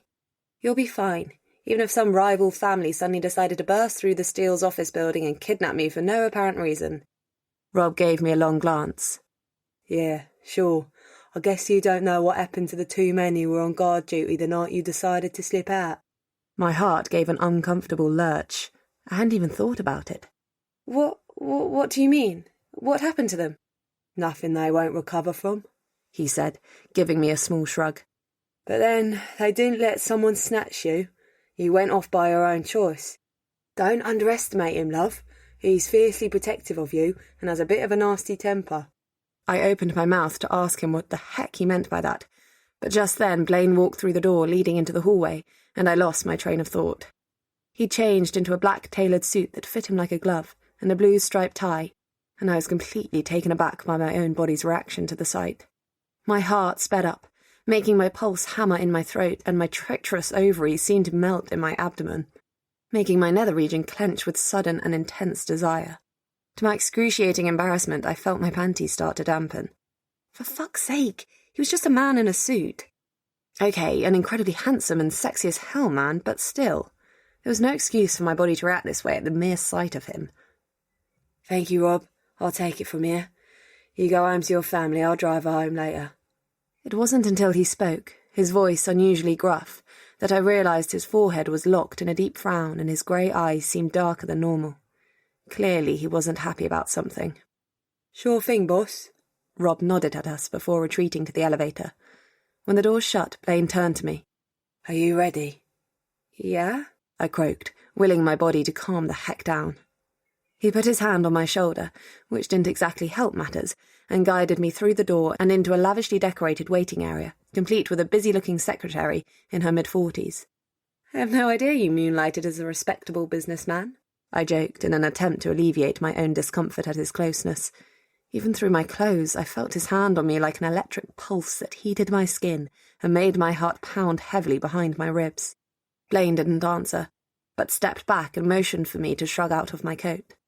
I obeyed, and he helped me out of it and handed it to the secretary, who seemed to magically appear by his side the moment he held out his arm. I have to warn you that this might not be a very pleasant experience for you, he murmured once she'd disappeared through another door with my coat. When my father set up this meeting, I didn't realise who the contact would be. I looked up at him, suddenly feeling less eager about this whole arrangement. Who on earth would make Blaine Steele seem so on edge? Was there some rival mafia trying to encroach on their territory or what? What do you mean? Again, he didn't answer me, but once again he put his hand on my shoulder to lead me to what I assumed was the door to the conference room. My suspicions were confirmed when we stepped through into a room dominated by a large, oval table. 4 chairs were set out, 2 of them empty. In the 2 closest to the door, and with their backs to us, sat 2 male figures, waiting. When the one furthest to the right turned around to look at us over his shoulder, my heart dropped. No. I fought back the bile that rose in my throat when I recognised him. As if on cue, the man at his side turned, and I had to bite my tongue to swallow a whimper. The last time I'd seen my father and my eldest brother Michael, they had threatened me with torture if I didn't marry the Mafia son they'd picked out for me. The time before that, it was only Blaine's hand on my shoulder that allowed me to stumble to my chair and sit down, as if someone had cut the strings that held me upright. And there they sat, 2 of the 3 men who haunted my nightmares even to this day, right in front of me, with only the table between us for protection. I clutched at the chair's armrests until my knuckles turned white and focused on breathing deeply and evenly. They couldn't hurt me. Blaine wouldn't let them. They couldn't hurt me. They couldn't hurt me. I understand from the briefing my father gave that we are to hash out a deal involving the transportation of goods between Ireland and England. Correct? Blaine said from his seat by my side. He flipped open the folder in front of him, all business and in control. If I hadn't been fighting tooth and nail to keep my looming panic attack at bay, I might have appreciated the change to his normal persona. Yeah, that's correct, son. My father's lilting drawl made a shudder run up the length of my spine. Just breathe. Just breathe. I was unaware that your connections in Dublin ran deep enough for such an arrangement. I see no problem with hashing out a deal for the Belfast port, but do you have the necessary hold further south? Blaine said. With your help, we can secure Dublin, no problem. My father rumbled. That's part of what you got your wife for, isn't it? In return for your family's backing, you got my only daughter. I could sense Blaine looking at me, but I was too busy staring at the table to return his gaze. He was silent for 2 long seconds, and then I felt a light tap on my left hand that was still clutching at the armrest. If you'll excuse us for a moment. I found the strength to get up when he put his hand on my shoulder, as if he somehow transferred some of his strength into my muscles by the warmth of his touch. I didn't see anything but the carpeted floor in front of me as he led me back out of the room, past the secretary, and into the quiet hallway by the elevator. Only when he stopped did he take his hand off my shoulder again. What did they do? What do you mean? I could only manage to raise my voice slightly above a whisper, as if my ingrained terror constricted my vocal cords. It didn't matter, though. The hallway was so silent he heard me just fine. The second you saw who we were meeting, you started shaking like a leaf, and you looked like you were about to barf. I had a hideous white dress, and you look exactly like you did in the church. You're obviously terrified, so I'm asking you, what did they do? There was a low, threatening quality to Blaine's voice and a tone of no nonsense, but I shook my head. I couldn't. No one could know. I can't, I finally managed to croak. I looked up from the floor to plead with him, to make him stop pushing, but the sight of anger in his eyes made the tears I'd managed to keep at bay until now finally spill over. You can't. You're a goddamn shrink. Talking about whatever makes you this scared should be the one thing you're good at, woman. Fuck, you know about my shit. You know my demons are there because of my family. You think I've told anyone else about that? So tell me what had you clutching at that poor chair like it was a life rack just at the sight of your dad and brother. You owe me that much. I owe you. Something about his mounting anger and the darkness in his gaze as he stared me down made the dam inside me break. And for the first time in my life, it all came spilling out. I owe you to tell you what they did to me. You want to know. The guy who had to threaten me the second you'd let me see just a glimpse of the real you. Yes, I want to know. He kept his voice low, despite my shrieking, but the air of command was unmistakable even through my current meltdown. Fine, I'll tell you. And then you can get to roll your eyes and call me a weak little victim and go in there and make your deal with those monsters. It's all about the business. I know how it goes. I pulled up at my shirt with shaking hands, ripping frantically at the fabric until my scarred stomach was on display. My brothers held me down while my loving father cut me. That's what they did, because I'd jeopardized the business. I was 18 and I tried to free a man they had tied up in the basement and beaten bloody. He owed the money, you see. They caught me doing it and made me watch while they shot out his kneecaps. And then they gave me these. I begged them to stop. Michael laughed at me and my father. My father said that's what I got for being weak. And now everyone would see me for the stupid little victim I was. They didn't stop until I passed out. Oh, even now, Blaine, does that make you feel better for having given me just a glimpse of what you fear? Blaine stood silently in front of me as I finished my tirade. His eyes were dark like thunderclouds and laser-focused on my scars, but the rest of his face was impassive, as if carved from rock. I let my shirt drop down, shielding the scars from his view, and wiped my eyes with my free hand. I was still shaking from the emotional outburst, but behind the shock of it all, there was an odd sense of relief of finally having shared it all with someone, even if that someone was Blaine. Then, to my utter surprise, Blaine cupped my cheek with his warm hand, his thumb wiping my tears away with a surprisingly gentle stroke. He still didn't say anything, but in his darkened gaze I saw the last thing I expected from him. Fury. On my behalf. I closed my eyes and let the simple gesture calm me. Gradually, my heart rate slowed and my breathing evened out until I was once again in full control of myself. If there's one thing you're not, Mira, it's weak. Blaine's voice was quiet and as dark as his gaze had been. Then he removed his hand from my cheek and I felt him take a step back, putting more space between us. Come back in with me. Show them that they haven't broken you. I gritted my teeth and nodded, as much as I wanted to curl up in a corner and cry until they'd left. I knew they would think me the weak victim they'd always thought me to be if I did, and I didn't want that. I wanted to be strong, not for them, but for myself. If I could do this, then maybe I could finally start healing. Blaine turned around and led the way back to the conference room. He waited for me to sit down, but instead of following suit, he leaned in over the table, resting on his knuckles. I looked up at him in surprise, my eyes widening at the absolute stone-cold rage in his gaze as he levelled my father and brother with a murderous stare. Now, you listen to me very, very carefully, Clary. There will be no more deals made between my family and yours. Not one. Any arrangements made in the past are null and void. You understand? My father gaped up at Blaine, his mouth working to form some form of protest, no doubt, but the shock didn't allow for any actual words to be produced. By his side, Michael had gone completely pale. Blaine's anger was a near physical presence in the room, and terrifying beyond belief, even for me who wasn't in its direct line of fire. You have 24 hours to get the fuck out of London and back to Belfast, or I swear I will gut every one of you like a fish. Now you listen, son, my father protested, finally finding his voice as he got to his feet. You have no authority to make such threats. We have an agreement with your father, and you can't. Did I not make myself clear? Blaine hissed. Get out of my city now. I am a Steel, and trust me when I say that I have all the authority I need to slaughter every last member of your miserable little gang. You've made a grave mistake today, boy, my father growled. He grabbed Michael by the shoulder and my brother got up from his chair too, despite looking like he was about to wet himself. And you?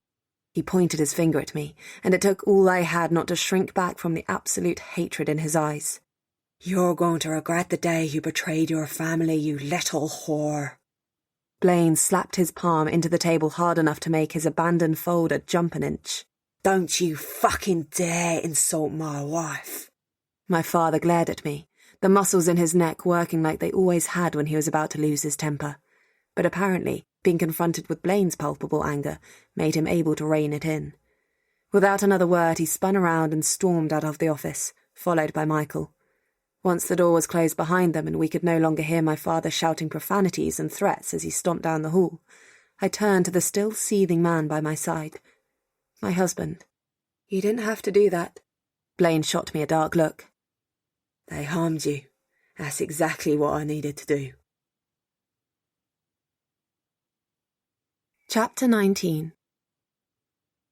Neither Blaine nor I spoke on the car ride home. I was too wrapped up in the emotional turmoil of what had just happened.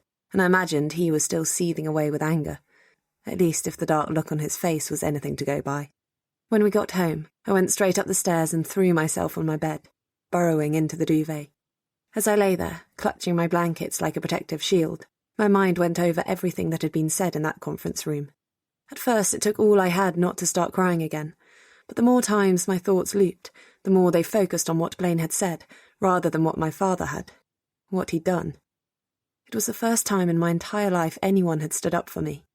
My mother never had the courage nor the strength to do so. She had chosen to accept the abuse instead. I remember that once I'd cried on her shoulder as a little girl over a particularly vicious beating, and she had told me I brought it on myself with my bad behaviour. But not Blaine. He hadn't told me what was done to me was my own fault, and he hadn't seen me as a victim either.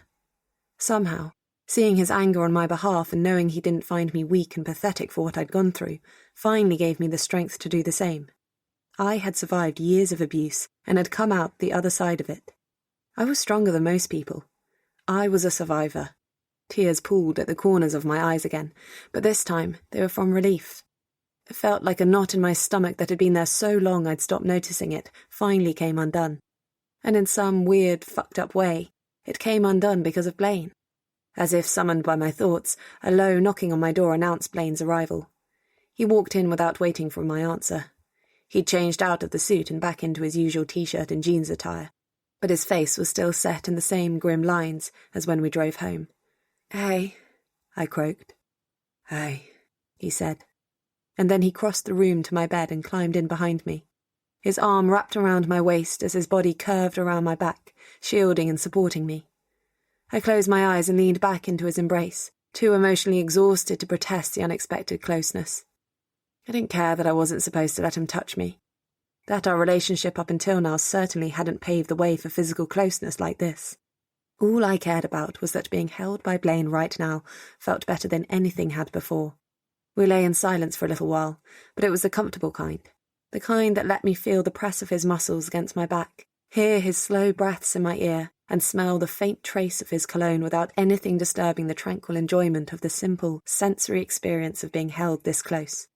"When I came to see you, I just found out my father got my brother locked up on purpose. As punishment. Isaac disobeyed him, refused to kill someone who had snitched on us." Blaine spoke softly, but his mouth was pressed lightly against the side of my head just above my ear, so I heard the pain in his voice perfectly. "He always taught us that you stick with family, no matter what. Always. Turns out that doesn't count if you disobey him in any way. He gave his own son over to the police, Mira. My brother. It's the deepest betrayal. I was so angry. I waited outside my father's house. At night, I had a gun. I put a hand on the forearm he had wrapped around my waist, offering him what comfort I could as he fought himself to finally share what had made him desperate enough to seek me out. "I wanted to kill him," he whispered. "I was going to kill him. I would have, if I hadn't seen Lewis and Liam through the window. They were visiting him. I didn't know. I've killed before, but I've never wanted to as badly as I did that night. It scared me. It still scares me." "Do you still want to kill him?" I asked, giving his arm a gentle stroke to ease the roughness in his voice. He paused for a moment, as if to mull over his answer. "I don't know. I don't think so. But I hate him, Mira. I hate him so much. And it's not meant to be like that. He's my father. And if I don't love him, then I need to at least respect him. Trust his leadership. And I thought I did until he showed you can't." Blaine inhaled deeply, his hot breath tickling my ear. "Yes.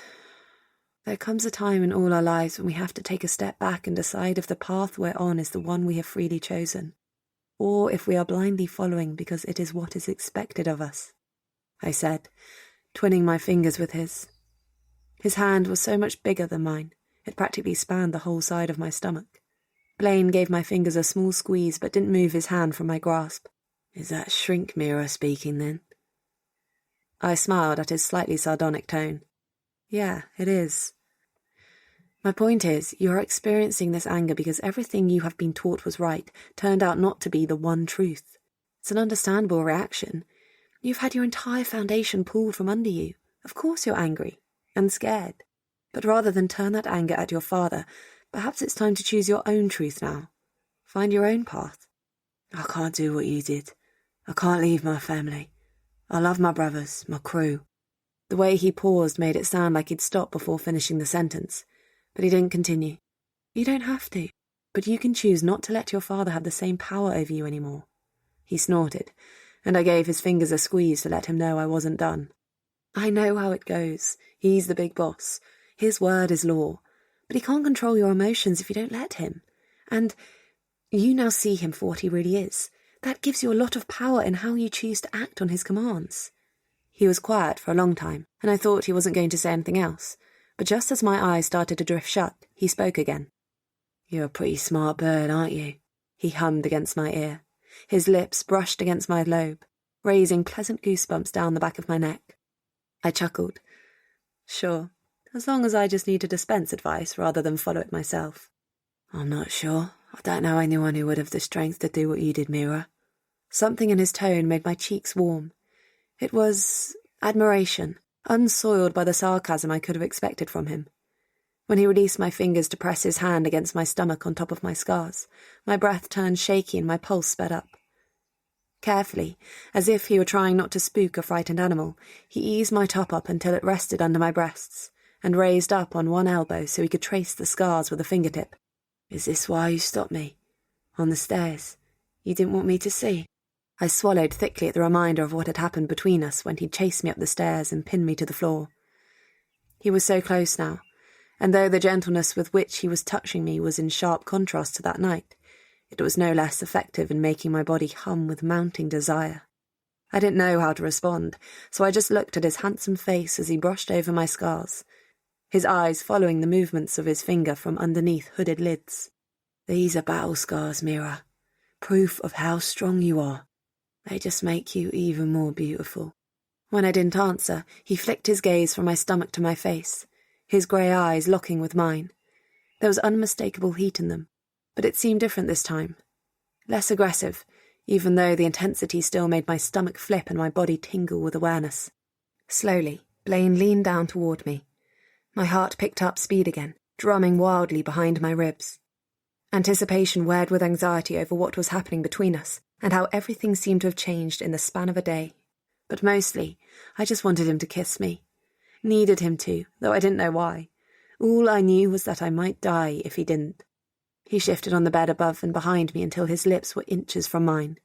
I looked up at him, faintly aware that I was breathing heavily, and nearly came undone from the look of pure need in his intense gaze. Say you want me to, he whispered, and his breath made electricity spark off every nerve in my body. I reached up and tangled my fingers in his black, tousled hair. It was silky soft and so completely at odds with his hard body hovering above me. I do. Blaine kissed me, his soft lips descending on mine with urgent need. I clenched my fingers in his hair and kissed him back with a desperation I hadn't known I possessed. It was as if the hollow place in my chest I'd carried around for so many years was ripped wide open, and for every time our frantic lips met, it soothed the waves of loneliness and pain I'd been too scared to face. Until today, with him. I reached for his belt with an urgency that made him chuckle against my lips. When I got to his zipper, it turned to a low groan, and his own hands began grasping for my clothes. With some manoeuvring, he managed to pull my top and bra off before I could get any further with his pants. I growled into his mouth with frustration, earning myself a full laugh this time. Obliging me, Blaine sat up and shrugged out of his t-shirt. I stared up at all that bare, tattooed skin, drawing in a sharp breath at the sight. Everything about him made me ache with need. He was lean rather than bulgy, but the strength in his frame was unquestionable. Screw six-packs. Blaine had at least a freaking 8-pack, as far as I could count in my less-than-math-inclined state. I reached out and let my hand slide up across his taut abdomen, enjoying the stacks of hard muscle underneath my fingers. A fine tremor went through his body when I reached the centre of his chest and spread my hand out above the place his heart beat. I looked up and was caught off guard by the raw expression in his grey eyes. I never wanted a woman as much as I want you, he said, his voice rough. Something in its pitch made my nipples harden and my pulse move down south of my navel. Why? It was the question that had haunted me from that night at the hotel, even if I had done my best to pretend like it hadn't. Why do you want me? The corner of Blaine's mouth quirked up, but the heat in his eyes only seemed to flame. Because you're a fucking goddess. He brushed his hands up my stomach and fanned his fingers out when he came to my chest, pushing my full breasts up in a lewd display. I love your tits, your round hips, your smart mouth. Oh, I croaked, my attention wavering as his thumbs feathered over my already peppled nipples. He shifted his grip to pinch at both peaks with just the right amount of pressure, and I moaned in response. My body reacted to him like a finely tuned instrument, responding to even his lightest touch. The molten sensation in my pussy made me painfully aware that I was more than ready for him. Blaine, I need you inside now, I said, reaching once again for his belt. Blaine caught my wrists before I touched the strap of leather, pushing me down flat on my back. Not yet. I frowned, frustration seeping in through my lust-filled haze. Why the hell not? He raised an eyebrow at my impatience and gave my wrists a squeeze to ensure I kept them still before he moved to hover above me, his hips resting between my widespread thighs. I arched my pelvis up, and he thrust down hard, giving me a sharp jolt of blissful friction right where I needed it. Yes, I moaned, attempting to roll my hips up again for more, but he kept my lower body pinned to the mattress. Trust me, love, he whispered, letting his hot breath gust over my chest. I groaned with frustration. I'll trust you once you're inside of me. Shh, Blaine admonished. And then his lips found mine. His kiss was scorching and left me panting, but he didn't linger. With small nips and hot kisses, he trailed up my jawline until he got to my earlobe. Every time I see your beautiful body, I want to bend you over and fuck you raw. But if I do that, I'll miss out on this, on touching every inch of your skin and knowing it makes you ache for it just as much as I do. I want you to beg for my cock, baby, and I want you to mean it. He murmured into my ear, the brush of his lips against the lobe raising goosebumps with anticipation. I mean it now. Please, Blaine, please. I breathed shakily. I've never wanted anything as much as I want this. His lips curved in a devious smile. Then imagine how badly you'll want it in about half an hour or so. God, you're such a prick. I whined, but without much conviction. Every nerve where his lips had touched me was buzzing with a near-electric awareness, rendering me incapable of gathering my thoughts. With a hum of amusement, Blaine dipped his head to my throat, and I stopped trying to think. Heat spread in warm waves for every kiss he placed along my jugular, dipping ever lower as he reached my clavicle and lapped at the hollow with his tongue. I moaned, long and wantonly, clutching at the sheets to keep my hands anchored above my head. As much as I wanted to feel his thick cock force me wide open, I relished in the exquisite torture of his slow caresses. Christ, even your skin tastes like sex, Blaine groaned. Do you have any idea what you do to me?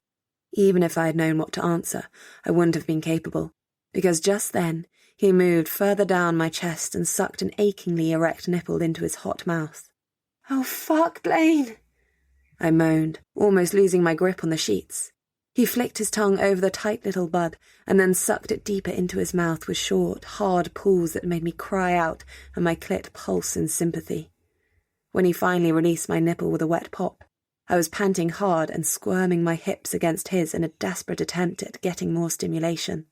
You have the best fucking tits in the world, he growled, and then lowered his head to my other breast while simultaneously shifting a leg in between my thighs, lifting it up high enough to rub deliciously against the seam of my jeans. When he sucked hard on the nipple now trapped in the hot cavern of his mouth, I nearly came. Nearly, because when I cried out and bucked against his thigh, seconds from reaching my climax, the bastard pulled back, leaving my throbbing body without even the faintest stimulation. Blaine! It was meant as a curse, but it came out so breathy and so needy. He fell back on top of me, but this time he only gave my breasts a couple of light kisses before he moved further down. My breath exploded out of my lungs when he trailed his tongue down my soft flesh. When he got to my scars, he paused, his lips hovering over the very top of them. I raised up on my elbows to watch him, a small part of me needing to see if he had really meant what he said earlier, about finding them beautiful. The heat in his eyes when he caught my gaze made me shiver. You're the singularly most gorgeous woman on this earth, Blaine whispered. He bent his head and placed a lingering kiss on the scar highest above my abdomen. So strong. Another kiss. So brave. Another kiss. So fucking sexy. Each touch of his lips against my marred skin trailed lower and lower, not missing a single scar.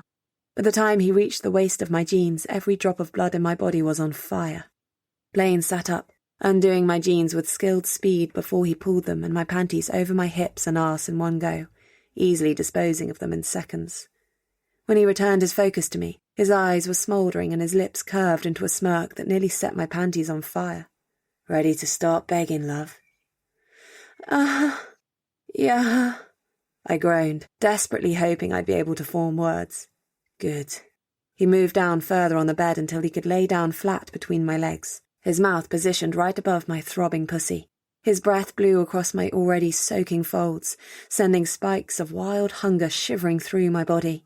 The first brush of his tongue over my lips made me whimper and clutch my hands so hard around the sheets that they ripped. Blaine made an appreciative noise at the back of his throat. You taste fucking amazing. It was a low growl, and the heady tones went straight to my spine. I arched up, only to be met with the forceful thrust of the full length of his tongue. He drove in between my lips, parting them from my weeping entrance and all the way up to my pulsing clit in one long lick. I cried out, finally losing the battle to keep my hands above my head. When he began lapping circles around my nub of nerves, I grabbed fistfuls of his hair and pulled him as close as I could against me, craving more. Blaine didn't seem to mind in the slightest. He grabbed my squirming legs and hiked my thighs over his shoulders, before finally closing his lips around my clit to suck deeply. Once, twice, 3 times, and I came crashing over the edge, screaming like a banshee. Every muscle in my body seized to a single tight knot of hypersensitive flesh, pushed over cliff after cliff by Blaine's persistent suckling on my clit.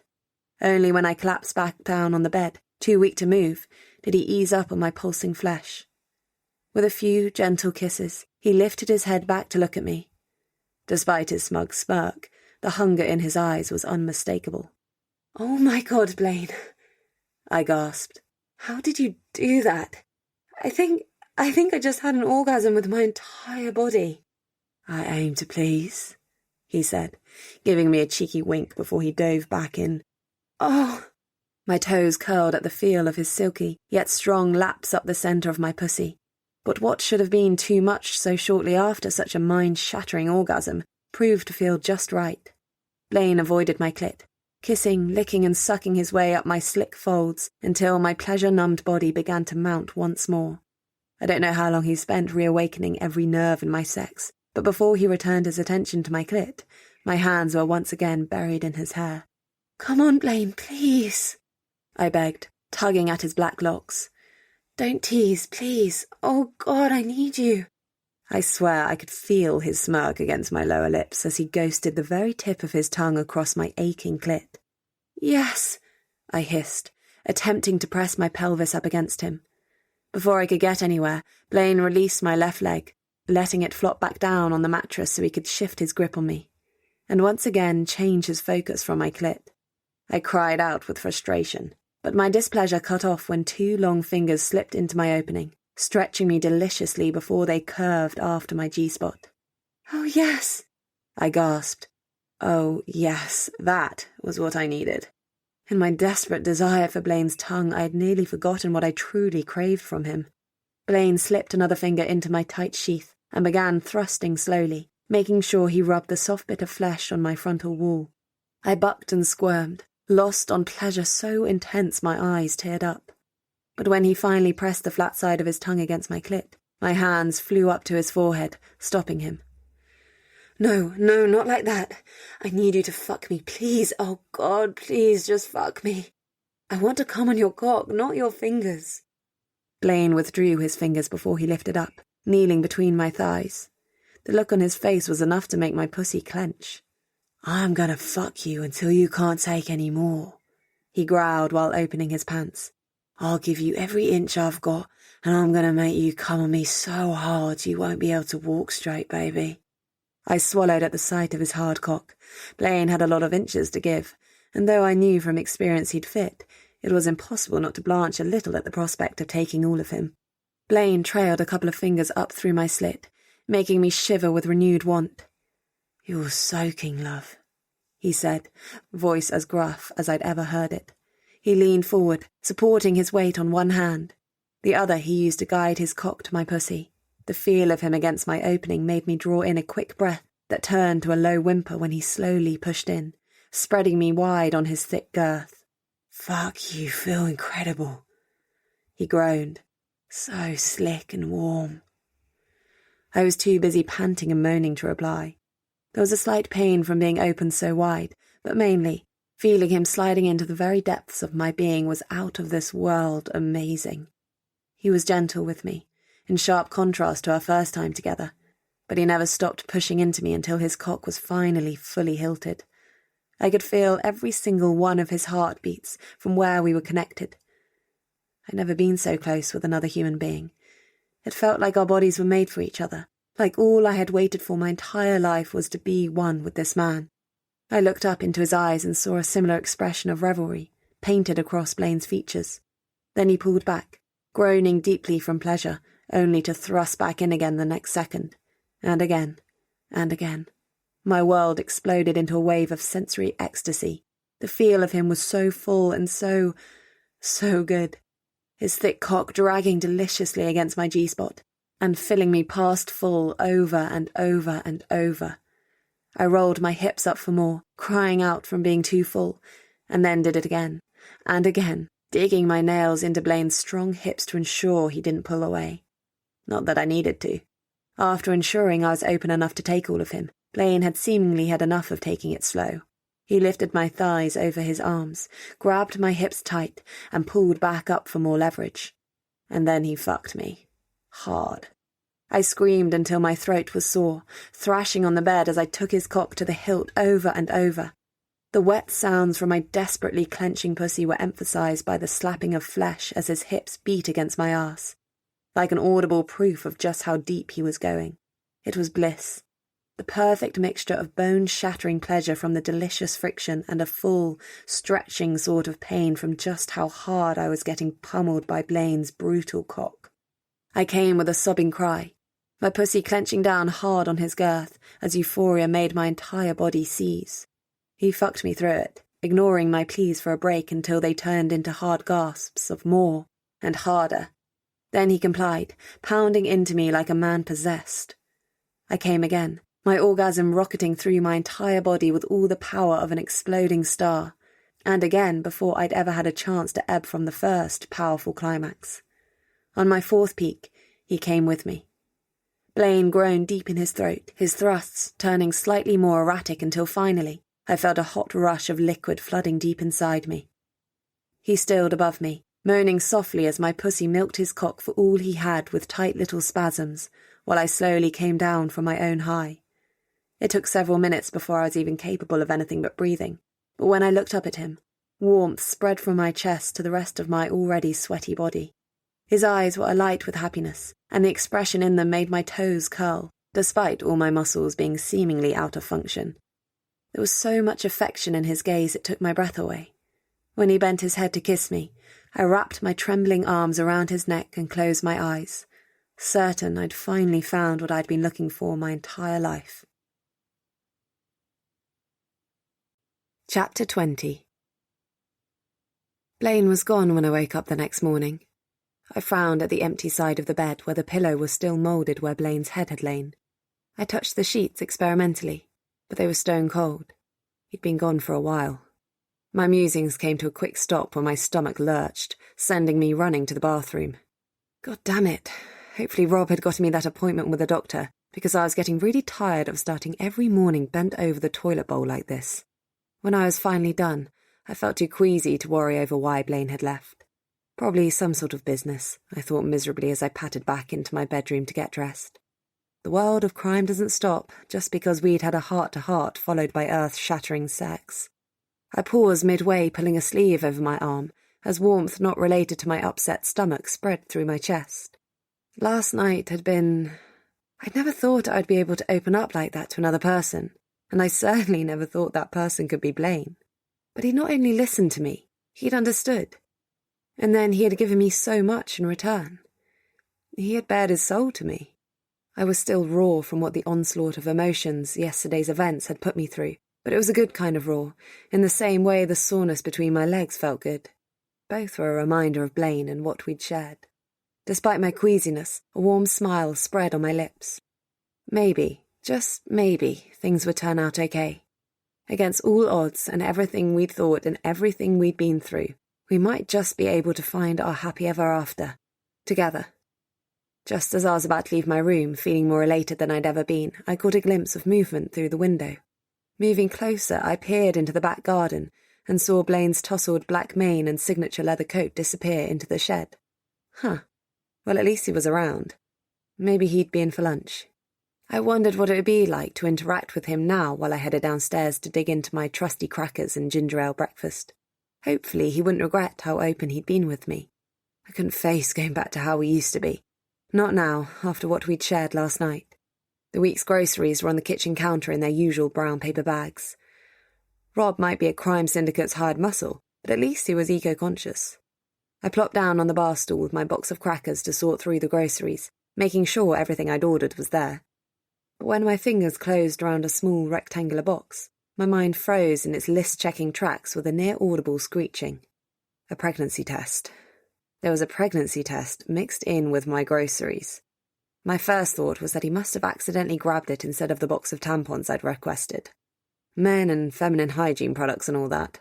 I rummaged through the rest of the bags, my fingers frantic enough to rip the paper in the process. It didn't take me long to find the tampons. Then why... Even as I asked myself the possibly quite stupid question, my mind was busy tracking the days since my last period. It was all a bit of a blur, and I thought I was due soon, hence the tampon request. But as I went over the calendar days again, I realised I was late. Very late. My stomach lurched again, this time from absolute terror. The sickness. The morning sickness. My erratic mood swings. The goddamn pickles. With distant amusement, I realised Rob had probably witnessed similar behaviour in his own wife the 2 times she'd been pregnant, and had put 2 and 2 together. Most of me was busy freaking out, though. Surely I couldn't be pregnant. The only man I'd slept with was Blaine, and we... My heart dropped when I remembered last night. We hadn't used any form of protection then. And as far as my fuzzy memory reached, we probably hadn't that night at the hotel either. Oh, God. Gingerly, I fingered the box. Maybe it was all just coincidental. I mean, I had been through an awful lot of stress this past month. It wasn't unreasonable to assume my body was out of whack purely because of that. At least, there was no reason to freak out until I peed on the damn stick. 20 minutes, and a pint of ginger ale later, I sat on the couch in the living room and tapped my fingers against my bouncing leg while I watched the timer on my phone tick down with agonising sluggishness. 30 seconds until I knew if my life would be forever altered.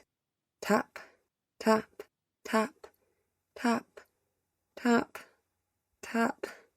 20 seconds. The heck was I going to do? Did Blaine even want a child? 15 seconds. Did I want a child? 10 seconds. Why couldn't Rob have waited with his sly little shopping surprise until Blaine and I had at least had time to sit down and talk about everything that had happened between us yesterday? 5 seconds. Oh God, oh God, oh God. The sharp sound of my phone's timer made me jolt, even though I'd been staring at it unblinkingly at least for 2 minutes straight. I snatched it up and flat out ran to the downstairs bathroom where I'd left my test. It lay on the side of the sink. A little blue cross clearly visible even from the door where I was clutching the frame in an effort to keep upright. I was pregnant.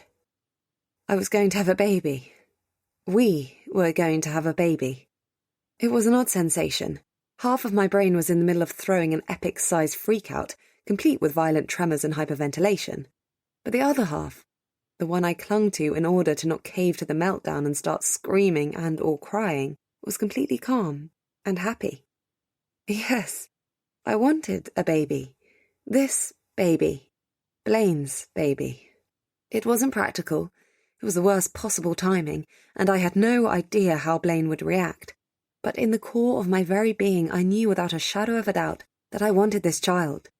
With all my heart. I had to talk to him. Now. My calm side fused with the freaking out part at that simple thought. I needed to tell Blaine right now.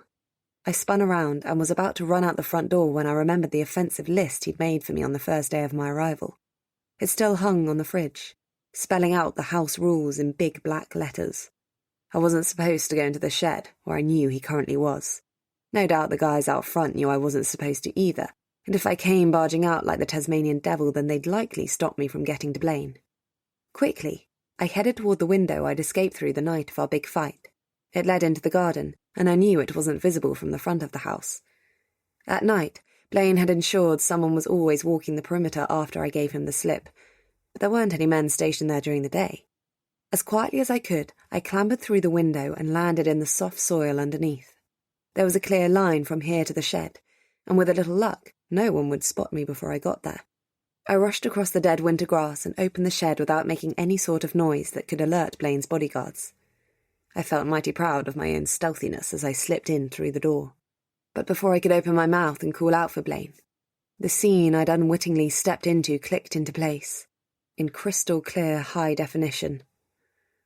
I choked, managing to strangle off a yelp of pure and utter horror.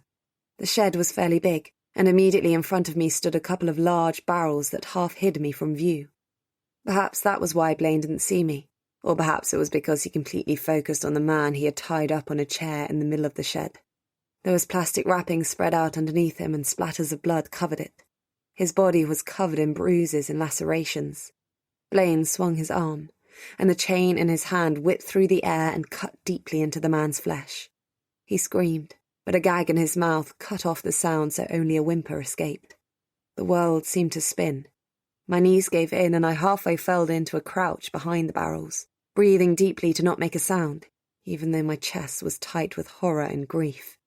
I'd seen this scene before, too many times to count. My brothers, my father, and their men had done this in our basement, to enemies, snitches, and people who failed to pay up. Torture. Blaine was torturing that man. Metal instruments and ropes on the walls spoke their clear language of what this place was. This shed in my backyard. It was a torture chamber. I had run away from my family to get away from a world where rooms like this were a part of life. Another whack of metal against flesh rung through the shed and was followed by another muted whimper. I don't know why I had allowed myself to forget what he was. As open as he had been with me last night, it didn't change the fact that he was dangerous to the core. There might be more than ruthless violence within him. I'd seen it last night. But this was everything I'd feared my whole life, everything I'd fought to escape. As quietly as I could, I crept back out of the shed and back to the window. Took a bit of climbing, but I made it back into the house. My stomach roiled, and I made my way to the bathroom to throw up again. I wasn't sure if it was from the pregnancy or the violence I'd witnessed. The pregnancy. The baby. I pressed a hand to my stomach as I curled up next to the toilet where my dry heaves calmed down. No, I couldn't bring a baby into this kind of world. I couldn't doom an innocent life to live through what I had had to. Which meant I had to save it.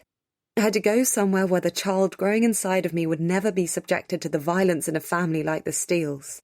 Sorrow weared with determination as I walked up the stairs to pack the few necessities I could fit in my handbag. When I was done, I found pen and paper and sat down to write a note.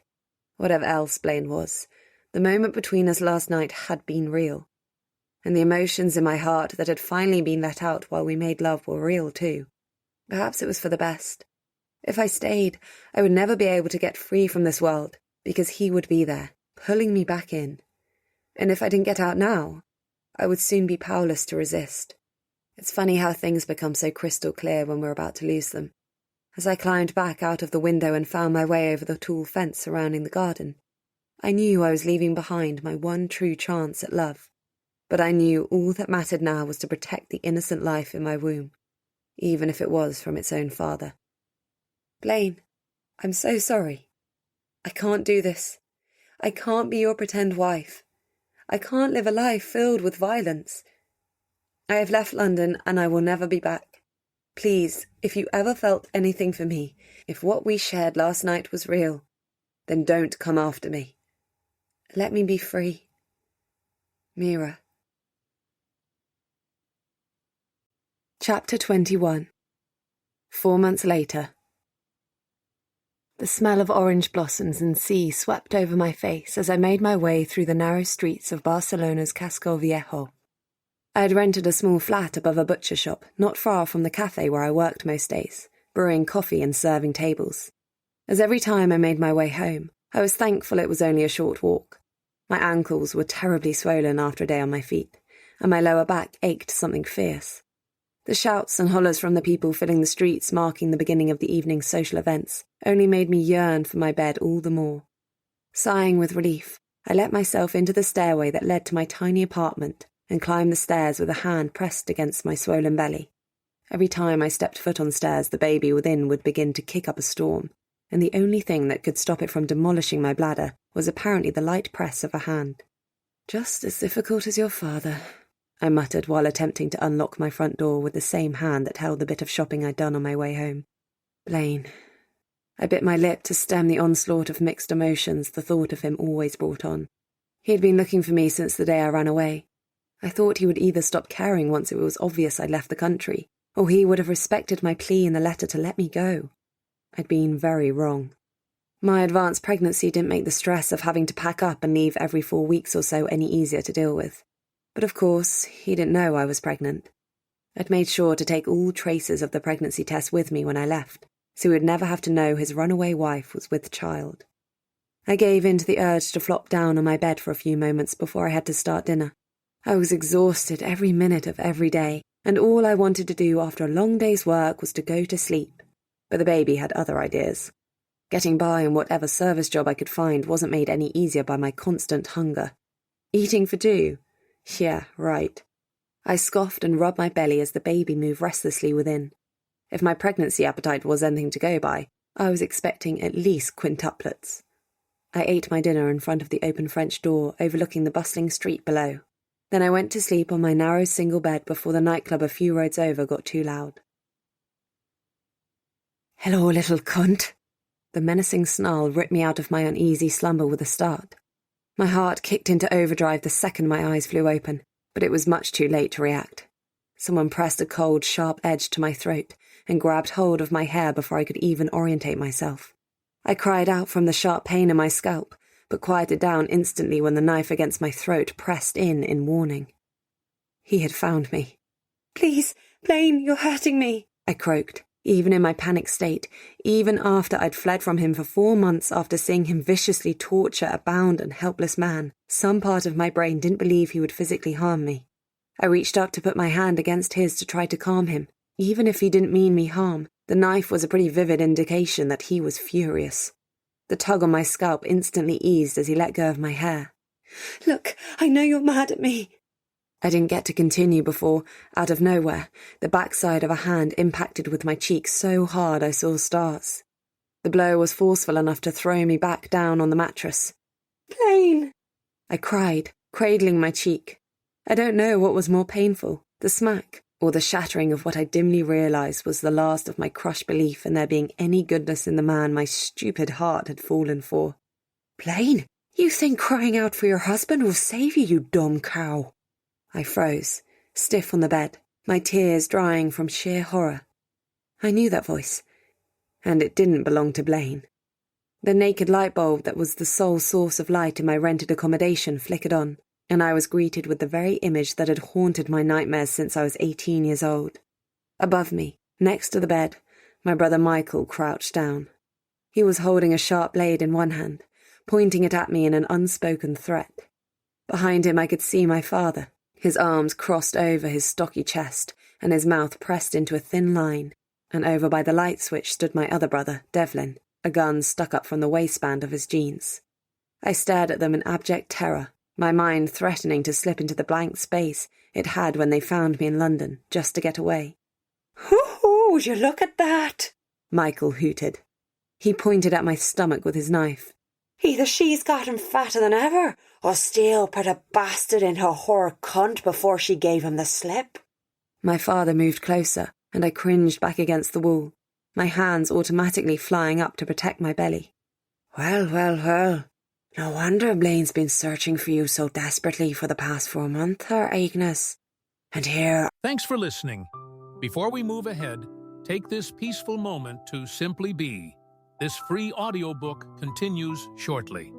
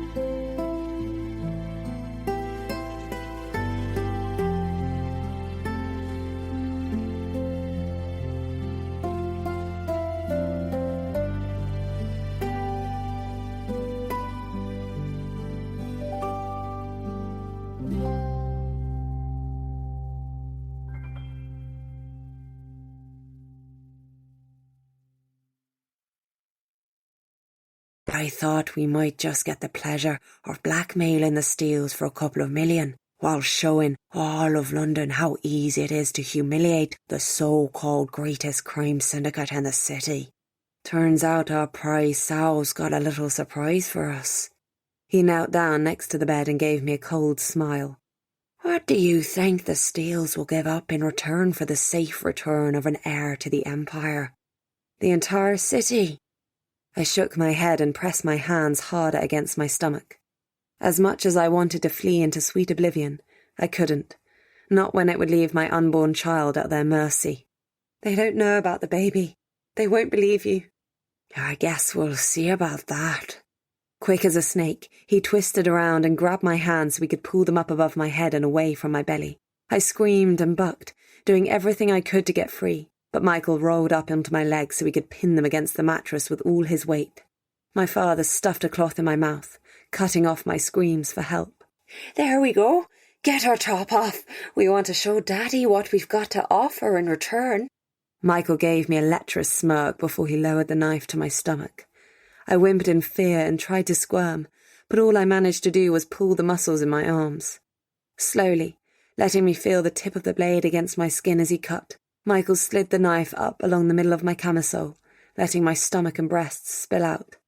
"Devlin, take the pictures," my father said. My brother moved across the room and pulled out his phone. "Make sure you get her face and stomach." "And the knife," Michael added, letting the blade slide down along the scars on my stomach. "Just so he gets the idea." "I told you you'd regret the day you betrayed your family." My father growled into my ear while Devlin's phone flashed, snapping picture after picture of my exposed and pinned down body. "And if your beloved husband doesn't come through, you're going to regret ever leaving the Steeles' protection. I'll cut that baby from your belly with a steak knife if he doesn't hand over control of London's underworld. So what do you think, Agnes? Does he love you and your baby more than he does the family?" Chapter 22. Blaine. We're pretty sure she's in Spain now, but where exactly we don't know yet. Sorry, boss. I gritted my teeth and pressed end on the call, clenching my fist so tight around the phone the casing protested. 4 months. It had been 4 months since I came home to an empty house and a note that damn near tore my guts out, and I was no closer to finding Nora than I had been then. "Let me be free," she'd written. Perhaps if she had left me before I bared my soul to her, before I realised that she was the one person in this damn world that could ever make me feel whole, I could have let her go. I would have at least tried to. But not now. Not when I'd finally tasted what true happiness was like. I couldn't give that up again. I couldn't give her up without destroying myself. I had hunted for her myself those first 2 weeks, until Louis and Liam found me in Berlin. That's when I learned how my father viewed the embarrassing situation, as he called it. The twins told me that he'd ordered me to return home immediately and not waste any more resources on chasing down my floozy of a wife, that he was furious with me for letting her escape and humiliate the family, and wanted me to cut all ties to her. The only thing that kept me from disowning him then and there was Liam's and Louis's hasty promise that they would continue the search, and their reminder that I'd be no good to anyone, let alone her, if I disobeyed our father's orders and ended up in America as a result, or in prison. Since then, each of my brothers had spent a week here and a few days there, travelling around Europe, under the guise of business arrangements. Even Marcus came to my aid, without ever being asked. Currently, I had one of my men searching southern France, the last known place she'd been. He would have to come home soon, though, to avoid rousing my father's suspicion. I cursed into the darkness of my room. Every time I had to pull a man home and replace him with another, it pushed back the search by several days, which was plenty of time for vital trails to go cold. Because of my own father, my wife was out there somewhere, alone and probably scared. My heart spasmed. I knew why she'd run. I saw the long, red hair snagged on the door to the shed, while I searched the property for clues as to where she'd gone. She'd seen me interrogate the guy I'd snuck out of bed after our night together to find. If she was scared of me. But when I found her, I would explain. I would make her understand, and she would see why I had to do what I did. She had to. A beep from my phone pulled my swirling thoughts from the void they'd been circling. I looked down and saw the little email icon in the top right corner. Probably Lester sending me written details of Mira's possible whereabouts. I swiped my thumb over the display to open the mail and nearly dropped it on the floor. What flashed up on my email were not simple instructions. It was a photo of Mira. My heart skipped a beat, 2 beats, 3. Then, with a burst of pain and sickening fear, it began beating again, pounding in overdrive behind my ribs as if it was trying to burst free. Someone held down her arms above her head, but the photo cut off just above her terrified eyes. I did recognize the guy holding a knife to her scarred stomach, though. It was her brother, the one who'd come to my office. I stared at her swollen belly until my retinas burned from the pain of my phone's sharp backlight. She was pregnant. She was carrying my child.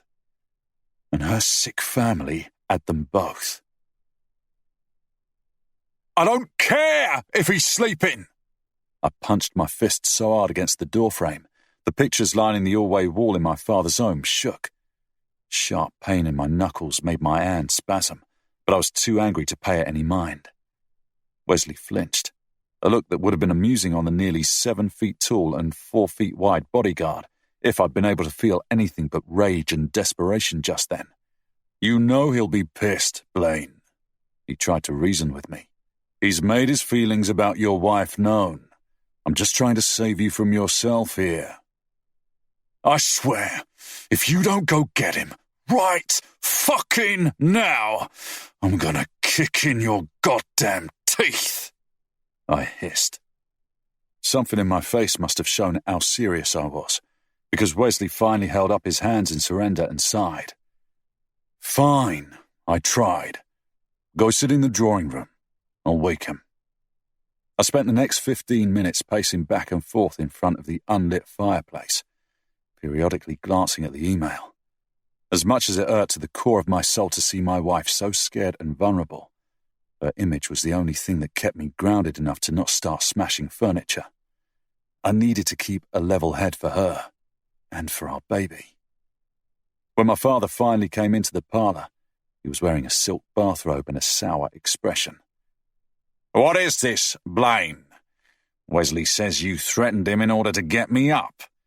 If this is about that goddamn wife of yours, I swear.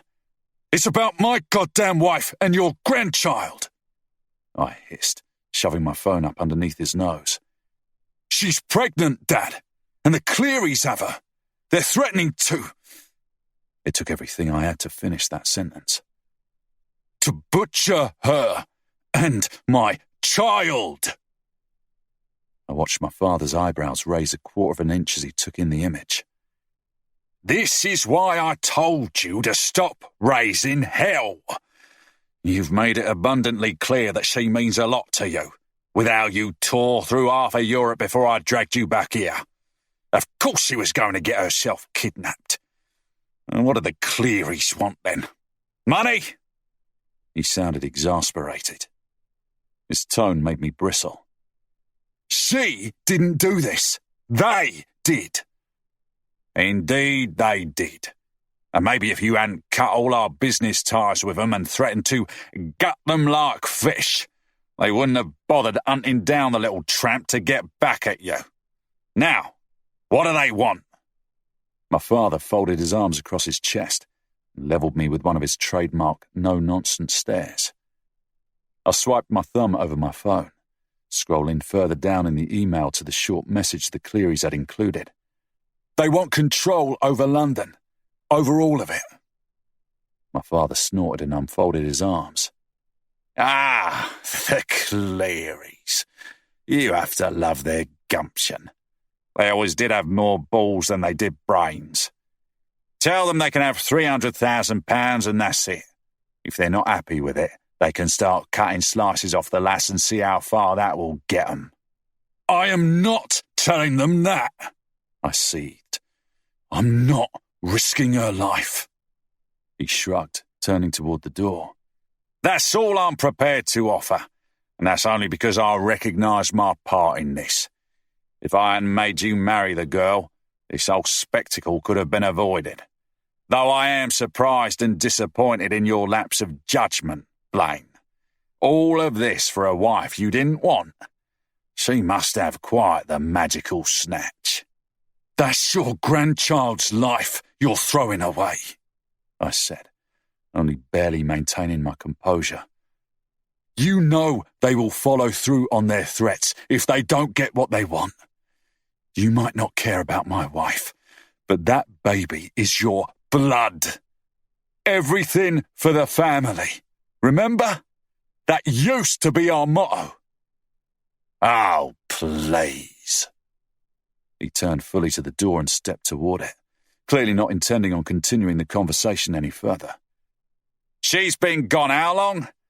More than likely that kid belongs to the first piece of Euro trash she bedded in exchange for a meal. Don't be so sentimental, Blaine. It's not doing you nor the family any good. Don't you dare walk away from me! My roar made my father stop halfway out the door. He looked at me over his shoulder, the expression of cold contempt clear in his grey eyes. Watch it, son. I have tolerated your foolishness so far. I will not continue much longer. Do not presume my acknowledgement of my part in introducing you to this girl will extend to any further attempts at returning her. I suggest you think carefully before you speak again. I clutched my hands into fists by my sides, once again nearly breaking my phone. Or what? You'll send me to jail like you did Isaac? His back stiffened, a look of surprise filtering across his face before he managed to squash it. Slowly, he turned back to me. Yeah, I know what you did. I know you were the one to get Isaac locked up for crossing you. And if you try to stop me from saving Mira, I swear to God, I will let all of them know. Isaac, Jeremy, Liam, Louis, Marcus, and every single one of our men will know that you betrayed your own family for petty revenge. You have no idea what you're talking about. My father tried to regain his usual cold composure, but it was clear my knowledge of his deceit had startled him.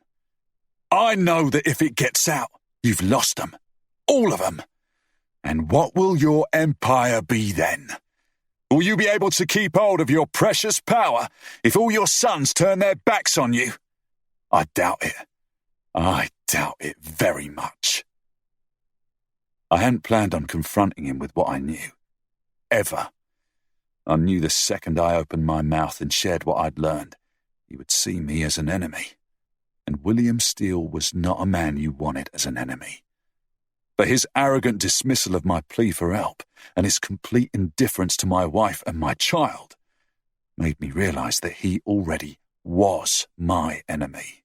Anyone who would stop me from coming to Mira's aid was an enemy. And one thing I'd learned from him was you crushed your opposition before they could ever get a chance of hurting you. You don't want to give up your power to save your son's wife and your own grandchild. Fine. But you will help me save them, Father, or your dirty little secret won't be a secret anymore.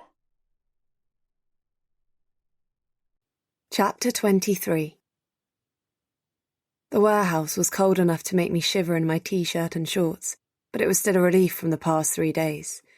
I'd been zip-tied and locked in the back of a van while my family made the drive up through Europe, so the open space above my head felt like a blessing. I tried to ignore how the zip ties around my wrists and ankles dug into my flesh, while I drank in big gulps of the cool, fresh air. If this was going to be my last night on this earth, then I wanted to at least have one moment's pleasure, however faint and fleeting. Who would have thought little Agnes would be able to bring the infamous Steele family to its knees? If I were Blaine, I'd let us cut that little bastard out of your belly before I'd give up London. I shuddered as my moment's peace was shattered by Michael's cold, disparaging voice, and looked up to see him carelessly flick his knife back and forth between his fingers, as he leaned against the pallets nearest to where I sat tied to a chair. My dad had ordered him to watch over me while he and Devlin set up their men around the perimeters, to make sure they were prepared in case the Steeles were planning an ambush. My father's orders were clear. If anything was amiss, Michael was to plunge the knife first into my belly and then into my heart. He had given him orders right in front of me, undoubtedly because he wanted to relish the sick wave of fear his words inspired. Guess they really are as soft as the rumour claims when it comes to women and family. I closed my eyes to not have to look at Michael. If there truly were such rumours about the Steeles, then I knew they were as false could be. And that's why I knew I was going to die tonight. Even if Blaine somehow got the noble inclination to give up his family's empire for me and our baby, I knew there was no chance on this earth that his father would comply. The man who sent his own son to jail for disobeying his orders would not give up an ounce of power for Blaine's unwanted wife and child. And without William Steele, there was no deal. If Blaine hoped to overpower them with a large group of his men, I would be dead before he even got to me. I bit my lip hard to stop the tears from flowing again. I'd cried and pleaded enough the past 3 days. I didn't want to waste my last hours with more. It was too late for regrets now. Too late to think about what would have happened if I'd stayed with Blaine. I only wished my hands were free so I could feel the baby move underneath my palms one last time. There's a car coming.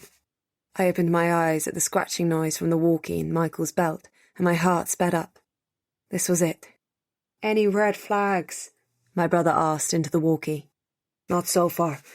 Looks like there's just Blaine on his own. We'll be in about half a minute. Stay sharp. Michael sent me a wide smile that didn't reach his eyes. Did you hear that, sis? Looks like Daddy's coming to save you all on his own. How romantic. I stared at him. When we were little, we'd played together almost every day.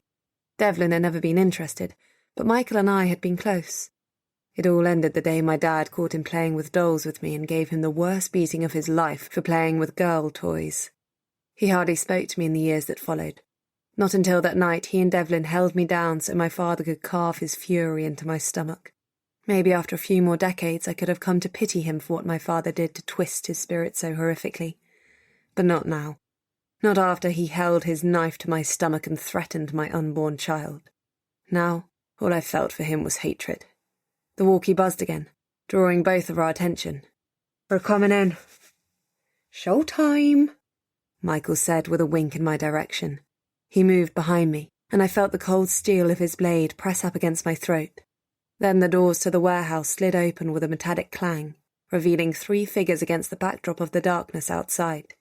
The figure in the middle carrying a briefcase towered over the 2 men flanking him. Blaine. They walked through the door, and finally I could see his face. He was as handsome as ever, but behind the calm mask he'd schooled his features into, I could see something else in his eyes. Dark, dangerous, and all-consuming rage. I swallowed thickly as he stared at me, suddenly more anxious about the man standing in front of me than the one who had a knife to my throat. Blaine was pissed, and I had a feeling it wasn't just with the men who had tried to blackmail him. That's far enough, Michael hissed from behind me when Blaine didn't stop where Devlin indicated. He pressed the knife tighter against my skin, and I grimaced when I felt the blade bite in. Blaine stopped, his eyes sweeping over my dishevelled figure. You've mistreated my wife. His voice was as calm as his face, but there was an unmistakable threat lurking beneath the surface. The little bitch struggled, my father said calmly as he sauntered up next to Blaine. And this ain't the Ritz. What have you got in the briefcase, kid? Something that will make this go down the easy way, I hope. Finally, Blaine took his gaze off me and levelled it at my father. This is every deed to every business, estate and asset my family owns, along with the key to every one of our bank deposit boxes.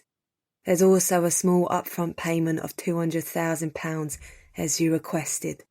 Upon the safe return of Mira and myself, my father will call a meeting with the other heads of London's underworld and let them know you now own our empire. And what guarantee do I have the old man will keep his word? Despite his attempt at sounding tough, my father couldn't keep his eyes off the briefcase. His excitement was nearly palpable, even across the room. Blaine arched an eyebrow at him. I do believe handing over the deeds to everything we own is a reasonable insurance. But if you insist, please do go through the paperwork. I can wait. My father practically snatched the briefcase out of Blaine's hands and ripped it open. I couldn't see the contents, but from the look on my father's face it was everything Blaine had said it was. I frowned with confusion. How the hell had Blaine convinced his father to do this? And why? He looked at me again then, and my heart gave an achy spasm in my chest at the change in his stormy eyes. There was still anger in them, yes, but behind there was so much more. Devotion, need, love. I stared at him, faintly aware my mouth was hanging open as my brain finally processed what my heart had hoped for in the most shameful, most secret parts of my soul. It was love that had made my husband come to this dark warehouse to get me. Love that had made him give in to blackmail, and love that had made him somehow do the impossible and get his father to give up his empire. I still had no idea how he had done it, but the why was so painfully clear on his beautiful face as he watched me from across the concrete floor. He loved me. The tears came then, and there was nothing I could do to stop them. All my life I had ached to know that somewhere out there was one person who would give me what I'd never had while growing up. My mother had loved me, to some extent, but not so much that she lifted a finger to spare me from my father's brutality. Never in a million years would I have thought I would experience that from the man who had resented me since the day we met, the man I had run away from and taken his baby with me. Please cut my wife free. You don't need her as a bargaining chip anymore. Blaine's voice was as calm as ever, only hinting at slight disdain. When I managed to blink the tears away and look into his eyes again, the swirl of emotions was gone, hidden behind the mask once more. Do as he says. My father grunted without looking up from the briefcase. He's unarmed anyway, and not going anywhere before we're done. The knife finally moved from my throat and cut through the zip ties holding my hands together behind my back. I bit down on a cry when blood came rushing to my fingers, aggravating the place on both my wrists where the tie had dug in deep. Michael repeated the process with first one and then the other of my ankles, and then proceeded to get me out of the chair with a hard shove against my spine. I stumbled forward, unable to keep my balance while my feet were still numb from the lack of circulation. But before I smacked face first into the concrete, strong arms closed around me, breaking my fall. Blaine lifted me up on my reluctant feet, supporting my body against his own. The heat from him enveloped me like a cocoon, but it was the unwavering strength of his arms as he held me that made a wave of overpowering relief wash over me, premature as it may be. We might still be unarmed and at the mercy of my family, but I wasn't alone anymore. Blaine was here. Somehow, some way, he would see us safely out of this. You okay? He asked, his voice gruff, but the tone was completely contradicted by how gently he placed a hand on my rounded belly. Both of you. I think so, I croaked. Blaine, Blaine lifted the hand from my stomach to brush his finger against my lips, silencing me. Shh, love. We'll talk when we're home. Right, okay. Talking through all our intimate baggage would have to wait until we were not surrounded by enemies. I guess I could wait. Not in the least, because the longer we waited, the longer it would be until I would have to drag myself out of the fairy tale where the man who loved me had come to save me and everything would turn out all right. The harsh reality where I had run away from him because I had seen him torture another man could wait. I pressed my hand tightly against my stomach and leaned in against Blaine. He had come for me, and he would see me safely out of the danger. For now, that was all that mattered. Blaine held me tightly against his side while we both watched my father and Devlin go through all the papers in the briefcase in silence. It wasn't until Michael looked away from us to play with his knife, clearly bored by waiting around without getting to threaten anyone, that I realized Blaine was doing much more than waiting. The hand he hadn't wrapped around my shoulders dug into the pocket of his leather jacket for a moment. I could see the rectangular outline of a phone against the leather and bit down on a small gasp. He hadn't simply surrendered to my family, and whatever plan was about to unfold, he'd just set it in motion. My heart thumped unevenly in my chest. What if he didn't know my family had a good dozen or so of their men circling the perimeter? If his men tried to storm the warehouse, they would get taken down before they could ever get to us, and we would both be executed. My fear must have shown in my face, because Blaine lifted his hand back up to my face and cupped my cheek. It'll be all right, I promise, he mumbled. I stared into his eyes, searching for the confirmation that he knew exactly what he was doing. I found it when his mouth hitched up in a smirk. Even in as fucked up a situation as this, Blaine Steele was still the self-assured man I'd met so many months ago. Boss, there's trouble coming. A fuck ton of police is driving up. Do we shoot? The unexpected sound from my father's walkie made everyone inside the warehouse freeze mid-movement. I stared at Blaine, mouth open. The police? The one rule everyone in the underworld never, ever broke was to involve the police. You did that and your reputation was done for good. There would not be a criminal in the country who didn't view him as a traitor. Him and his entire family. You didn't! My father hissed. He spun around from the briefcase to face Blaine. You fucking snitch! Yeah, I did. Blaine released his hold on me to fold both arms across his chest as he took a step forward. Or rather, one of my brothers did. I believe he might have mentioned a big drug deal gone wrong and a pregnant hostage being caught in the middle. Something like that. You know how nostalgic those coppers get as soon as you aim a gun at a pregnant woman. So go ahead. Tell your men to start shooting at the police. I'm sure that'll end well for you. Boss! The frantic-sounding man on the other end of the walkie-talkie said. I need orders. They're almost on us.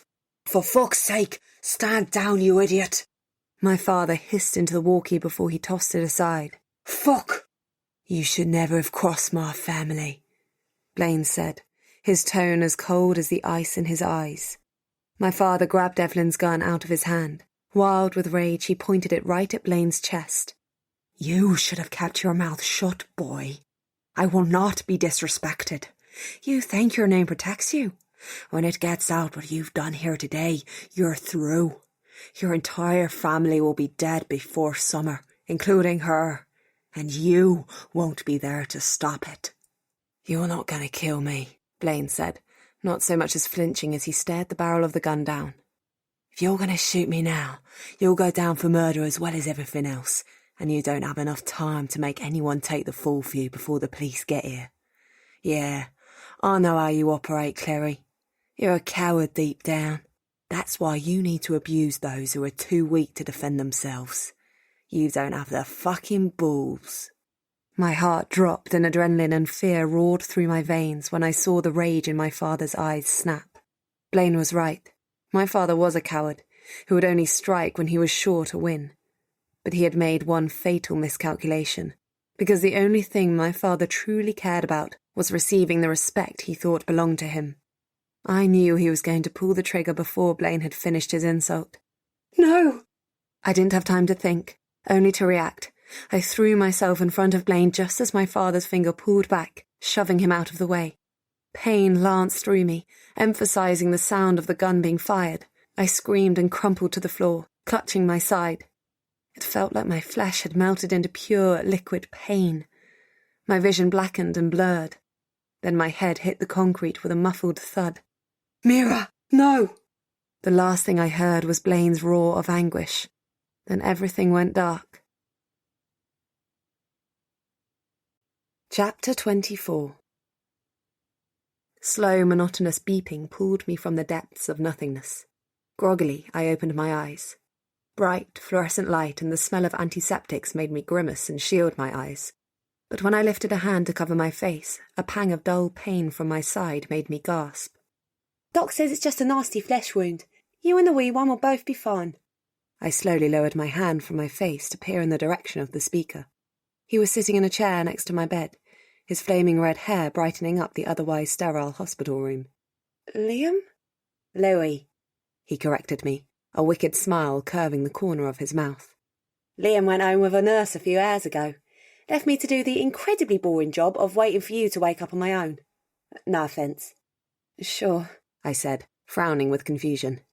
But why? Where's Blaine? My heart dropped as I remembered the gunshot. Had I not managed to push him out of the line of fire after all? Oh, God, no. Louis, where is he? Calm down, he's fine. Got held up at the police station after bashing Clary's head in. Our dad's working on getting him out. Until then, Liam and I have been tasked with keeping you safe and sound. The redhead stretched lazily.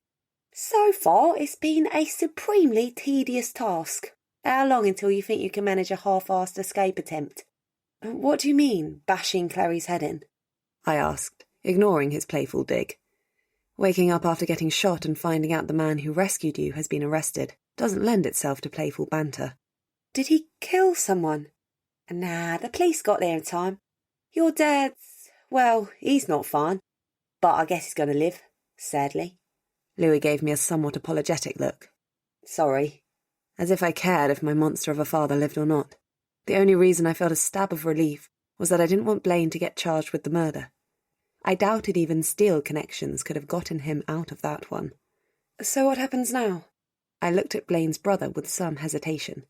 He didn't seem upset that I'd run away and effectively damaged the Steele's reputation, but I doubted I was in anyone's good graces. Louis shrugged. Once you get discharged, you're coming home with Liam and me until Blaine gets out. Marcus offered to look after you, but, lucky for you, Blaine refused. And after that, well, I guess it's up to whatever you and Blaine work out. I wouldn't expect another vacation to the Mediterranean any time soon, though. My brother was ever so upset after you gave him the slip, and that was before we knew about the baby. I took in a deep breath and let it seep out slowly. taking some of my leftover anxiety with it. If Blaine's brother was this relaxed about the whole thing, then maybe the rest of the family was too. And the family? Blaine ratted the Kerrys out to the police. I know how big of a deal that is. Louis winced, somewhat ruining my beginning sense of calm. You really don't need to worry about that, Mira. It's kind of hard not to, I said, my voice more than a little dry. Seeing as this happened because of me. Nah, sweets, it happened because of the Kerrys. You didn't ask to get kidnapped, did ya? He offered me an easy smile. And no one gets to hurt a steal and walk away. Whatever it takes, we protect our own. No matter if my idiot brother gets things ironed out with you or not, you're a steal now. I was discharged the next day. Though I was still sore, I was able to move around okay, as long as I took things slow. The twins turned out to be decent hosts. They set me up in Liam's bedroom with fresh linen and my bottles of medicine and vitamins laid out on the nightstand. When I asked where Liam would sleep, feeling bad about putting him out of his bedroom, I got a cheeky wink and a "Don't worry about that, sweetheart," as a response. I figured it involved the pretty nurse he'd picked up while hanging around my hospital room and didn't ask any more questions. Marcus showed up a few hours after the twins took me home. He let himself into the flat and sat down in an armchair close by the door, and proceeded to not speak a word to me nor the twins. When I got up the next morning, he was still there, staring straight ahead into the turned-off flat-screen TV that decorated most of the near wall. The twins' flat was a bachelor pad through and through. Just ignore him. Louis, at least I thought it was Louis, yawned as he came around the corner from the hallway and saw me looking at his brother. If he doesn't want to speak, it's best to just leave him alone. I frowned in confusion and followed Louis. Still wasn't completely sure. The twins were impossible to tell apart as far as I could see. To the kitchen. Why is he here? Dunno. He shrugged. Possibly thinks we can't look after a pregnant lady, or he's making sure you don't escape. Or he's just in the mood for company. He's my brother and I'll die for him, but he's nuts as fuck. To tell you the truth, back when he called Blaine and said you were at his place, we were all a bit concerned he'd done something to you. Eggs? I blinked at his nonchalant tone. Sure, thanks. I sat down at the small cafe table in the corner by the window overlooking the river, while the twin began to cook breakfast. He was quite nice to me, actually. Marcus? Ah, that's a first. That's not very nice, Louis, I chided, feeling a bit protective of the man who had shown me kindness when I'd needed it the most. Liam. And maybe not, but it's true. There's a reason Blaine noped right out of having you stay with him. Again, he's my brother, but if I had a pregnant wife, I wouldn't let him within 50 yards of her either. You think Blaine's bad? He's a fucking puppy dog in comparison. Huh. What happened to the nurse? Louis with her. It's his turn. Liam poured 2 mugs of tea and brought one over to me, before he returned to the frying pan as if he hadn't said anything out of the norm. Promising scent of bacon was beginning to spread in the kitchen. His turn? And she's okay with that? I regretted asking the second the words left my mouth and flushed hotly. The redhead flashed me a wicked grin. Who says she knows? We're identical after all. That's... Exactly the sort of shit I could imagine guys like the Steele brothers getting up to. I shook my head and cradled the hot mug. It wasn't my concern. I had enough to deal with right now, without trying to school Blaine's brothers on how to treat women. Never mind. Liam winked at me, but thankfully didn't comment further. Blaine got out later that afternoon. Louis, who'd come back sometime during the late morning, poked his head into Liam's bedroom just past 2 to let me know he was on his way to get me. I spent the next 45 minutes quietly freaking out. I had no way of knowing how this would go down, how he would react to seeing me, now that there was no immediate danger. I was positive what I'd seen in his eyes in that warehouse was love, and for him to risk his life and the entire Steele Empire to get me, there had to be more than hurt pride in it. But I was under no illusion that Blaine Steele was happy with me. There had been pure fury in his eyes too, and I was pretty certain it wasn't all reserved for my father. I had left him, after we'd bared our souls to each other. I'd run away with his child. Whatever he may feel for me, I wasn't sure it would be a positive outcome for me. And then there were my own messed up emotions. I had wanted him from the very start. I thought it was pure physical attraction because I'd been too scared to even consider the alternative. And then, when he'd finally let me in, I'd been so overwhelmed with everything, so wrapped up in the way he made me feel safe and protected, the way my entire being sang for him. The next time I'd seen him, he had been brutally torturing a man. Even now, the thought of seeing the man I'd let myself be vulnerable with be so savage made my heart flutter with fear. If he was capable of such violence, would I ever truly be safe with him? Would my child? As if the baby knew I was thinking about its father, it moved restlessly inside. I put a hand against my stomach to soothe it. I wanted to be with him more than I had ever wanted anything else. No one had ever made me feel like he had. But I couldn't let my own feelings come ahead of my child's safety. I couldn't be that selfish.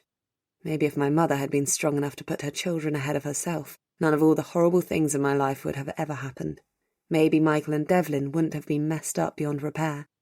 I couldn't repeat my mother's mistakes, even if it meant ripping out my own heart instead. The faint sound of a knock on the front door tore me out of my thoughts. I swallowed thickly and climbed off the bed, wiping my sweaty palms against my thighs. There was no more time for thinking. Blaine was here.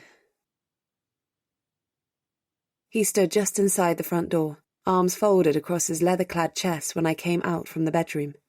Both the twins were talking to him, and from the frown on his face they weren't discussing the weather. Marcus was nowhere in sight. Blaine looked up as I came round the corner, his frown only deepening as he locked eyes with me. My heart flip-flopped in my chest at the look in his eyes. It was dark, yearning. It made me forget every reservation and every fear I'd had for the past hour. Without thought, I launched myself across the room and into his arms. The soft leather of his coat pressed against me as he closed his arms around me and lifted me up. I cradled my head against the side of his neck and closed my ankles behind his lower back. My bulging stomach pressed firmly into his, keeping me from getting as close as I needed to be fully secure. But Blaine put a hand underneath my backside and another around my back, supporting my weight perfectly. He held me close, his head buried in my hair. His breath huffed against the shell of my ear in deep, shaky draws, and I knew he was fighting to stay in control of the onslaught of emotions that currently warred inside my chest too. It took all I had not to start bawling like a baby. Home. I was home. So, we're gonna head out then? One of the twins said. Give you two some time to catch up. They both gave Blaine a pat on the shoulder before they left, leaving us alone in the apartment. When they were gone, Blaine pulled his head back a little, and when I looked up, he brushed his mouth gently against mine. My heart sped up at the tingling spreading in my lips from his feather-light caress. Mindlessly, I tightened my fingers round his shoulders and kissed him back with every ounce of need and every drop of desperation in my body and soul. Blaine's grip on me tightened as our tongues met, and I moaned with bliss. Yes, yes, this was right. This was what I needed more than the air in my lungs. When he finally pulled back, we were both breathing hard. "Hey," he whispered. "Hey," I answered, my lips pulling up in an involuntary smile. Gently he let me slide down to the floor again, and I winced when my wound made itself known through the haze of bliss. Right, no steamy make-out sessions right after getting shot. Does it hurt a lot? Not really. The hospital gave me excellent drugs. He rumbled, his brows knitting into a frown as he looked down at me. Don't ever take a bullet for me again. I wasn't planning to, I said. But maybe don't provoke any more crazy men with guns either. Blaine made a non-committal noise. So, what now? I bit my lip as the bliss of being in his embrace slowly withdrew. As good as it felt to kiss him, and as much as I wanted to just stay in his protective arms forever, reality began to seep through the cracks. I was still pregnant with a baby who didn't deserve to grow up in the brutal world I had. He shrugged. You tell me. You're the one who ran away. What happens next really depends on whether or not you want to stay. I blinked. You would let me go? No. Blaine's lips flattened, but he kept his voice calm and businesslike. I won't force you to stay as my wife, but I can't let you leave again. It wouldn't be safe, especially not with the baby. His eyes flickered to my stomach for the briefest moment, but I saw the yearning in them clear as day. I swallowed the lump forming in my throat. It's not that easy, Blaine. I love you, he said softly. I love you too, I whispered, sniffling. I was quickly losing the battle to the tears. But I saw you hurt that man. I know you hurt people all the time. It's what men like you do, and I can't put my baby through that. I can't hurt it like you and I were hurt by growing up like this. Blaine reached out and wiped the tears from my cheeks with his thumb. His other hand curved round my belly. It's our baby, love, and I don't want him growing up like we did either. I want him to grow up with love and safety. That man you saw me torture, he was scum. He's kidnapped and brutally raped countless women. More importantly, he had insider information about your family's connection to the Belfast prostitution ring, and I needed him to tell me so I can nail your father for what he did to you as a kid. Make sure he never walked free again. I'm not sorry for what I did to that guy, and I'm not sorry for every sleazeball I'm going to hurt in the future to make sure you're safe. But I will promise you this, Mira. If you stay with me, if you let me be the husband you deserve, I won't hurt anyone who isn't a threat to you or our family. And I will spend every moment of every day worshipping you. You are the only one who has ever made me feel whole. There is more to me than what my father created with his violence and terror. You are the only one I could ever love. You and our little one. Please, Mira, please stay with me. I was crying in earnest now, and no matter how much Blaine stroked my cheeks, the tears kept coming thick and fast. But despite my outright sobbing, the swell of emotions in my chest were for once strikingly clear.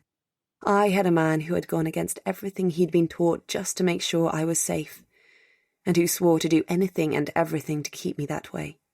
A man who loved me despite everything I'd put him through in my fear. The only thing I felt as I raised up on my tiptoes and pressed a salty kiss to his lips was happiness so strong it nearly took my breath away. Yes, I whispered against his lips. I will stay with you, forever and always. Epilogue. Blaine. Blaine! I smiled at the irritated voice coming from the nursery. The closer Mira got to her due date, the outright bitchier she was getting. But I didn't mind all that much. Her pregnancy hormones were still ensuring multiple rounds of sex every day, so I took her equally frequent yelling in good spirit. It was pretty hard to be too upset when you were working on a constant orgasm high. I stripped my t-shirt off and jogged up the stairs toward the nursery. You called, my beautiful love? I said with a smirk, as I stepped into the room we had both spent so much time picking out furniture and decor for these past few months. I'd never been much of an interior designer, to put it mildly, but when it came to our baby's room, I'd found myself having an opinion about cots and lambskin, and those colourful things you hang over a baby's crib that I had no idea what was called. I wanted this baby to know he was loved from the moment he opened his eyes. In the centre of the room, with her hands on her round hips, my balloon-shaped wife was standing with an irritated scowl on her face.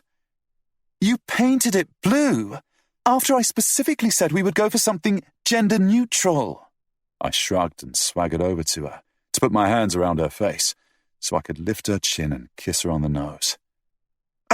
Blaine, stop that, she hissed, swatting at my hands as I let them travel down to her full breasts. They're sore, and I'm mad at you. You're mad at me because I painted the room blue? I asked innocently, without taking my hands off her tits. I knew how to navigate her pregnancy-swollen body without causing her any discomfort, and I also knew she'd be up for a quick fuck once she was done yelling at me. Yes, we don't know the gender, and what if it's a girl? Then she's getting a pretty robin's egg blue room, Mrs. Shrink. Shouldn't you be all about colour equality? Besides, I have a feeling it's a boy. Mira's cheeks flushed a pretty pink, and I hid my smirk against the top of her auburn hair. She didn't particularly like it when I pointed out I had her beat, and I was looking forward to a quick romp before I had to get back to work. Yes, well, just because you keep calling the baby he doesn't mean it's a boy. I agreed, letting my hands slide underneath her heavy breasts to gently lift them up the way she especially liked after they'd grown 2 cup sizes with the pregnancy. I loved to feel the weight of them in my hands.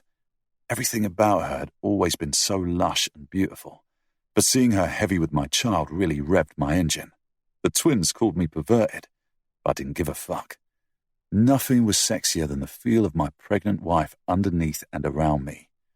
I know what you're doing, she grumbled, but the way she tilted her head to give me better access to the sensitive spots on her neck told me she didn't mind in the least. You are a smart bird, I hummed into her ear before I obligingly dipped my lips to her throat. Jerk, she growled angrily. My cock was already hard in my jeans, and I regretted not getting out of them sooner. But when I reached down to undo the zipper, Nora jerked against me. I looked up from her neck. You okay, love? A pained spasm went across her face, and my heart dropped. Something was wrong. Love, is it the baby? Nora breathed deeply a few times before she looked up at me. Yeah, I think it's time, Blaine. What do you mean, time? I said, doing my best to fight back the rising panic in my gut. I'd left my phone downstairs, so I couldn't call anyone for help. I could always run down the stairs and alert the guys out front, but then I'd have to leave her behind. The baby's coming. She interrupted me with an eye roll, seconds before I was about to lift her up and carry her down myself in a full sprint. Stop panicking and go get my bag. It's time to see if you're right about it being a boy. I stared at her for a couple of seconds, my mind slowly shaking off the panic. It's time, I said. Mira smiled, probably at my slow processing. Yeah, it is. Are you ready? Was I ready? 9 months ago, I would have said no. Absolutely was I not ready to be a father. Not now, not ever. But then she had come into my life, my wife, and I had finally learned what it meant to be truly happy. Starting a family with her, no matter what happened going forward, with my father and our tense truce, with the business and with all the bad blood selling out the Clearys had brought down upon us, I knew it was all worth it. Because I had my own little family now, and no one was ever going to take it away from me. Yes, I was ready. This has been Dangerous, Made and Broken Book 1. Written by Nora Ash. Narrated by Rachel Knight and Shane East. Copyright 2016 by Little Holdra Media. Production copyright 2019 by Little Holdra Media.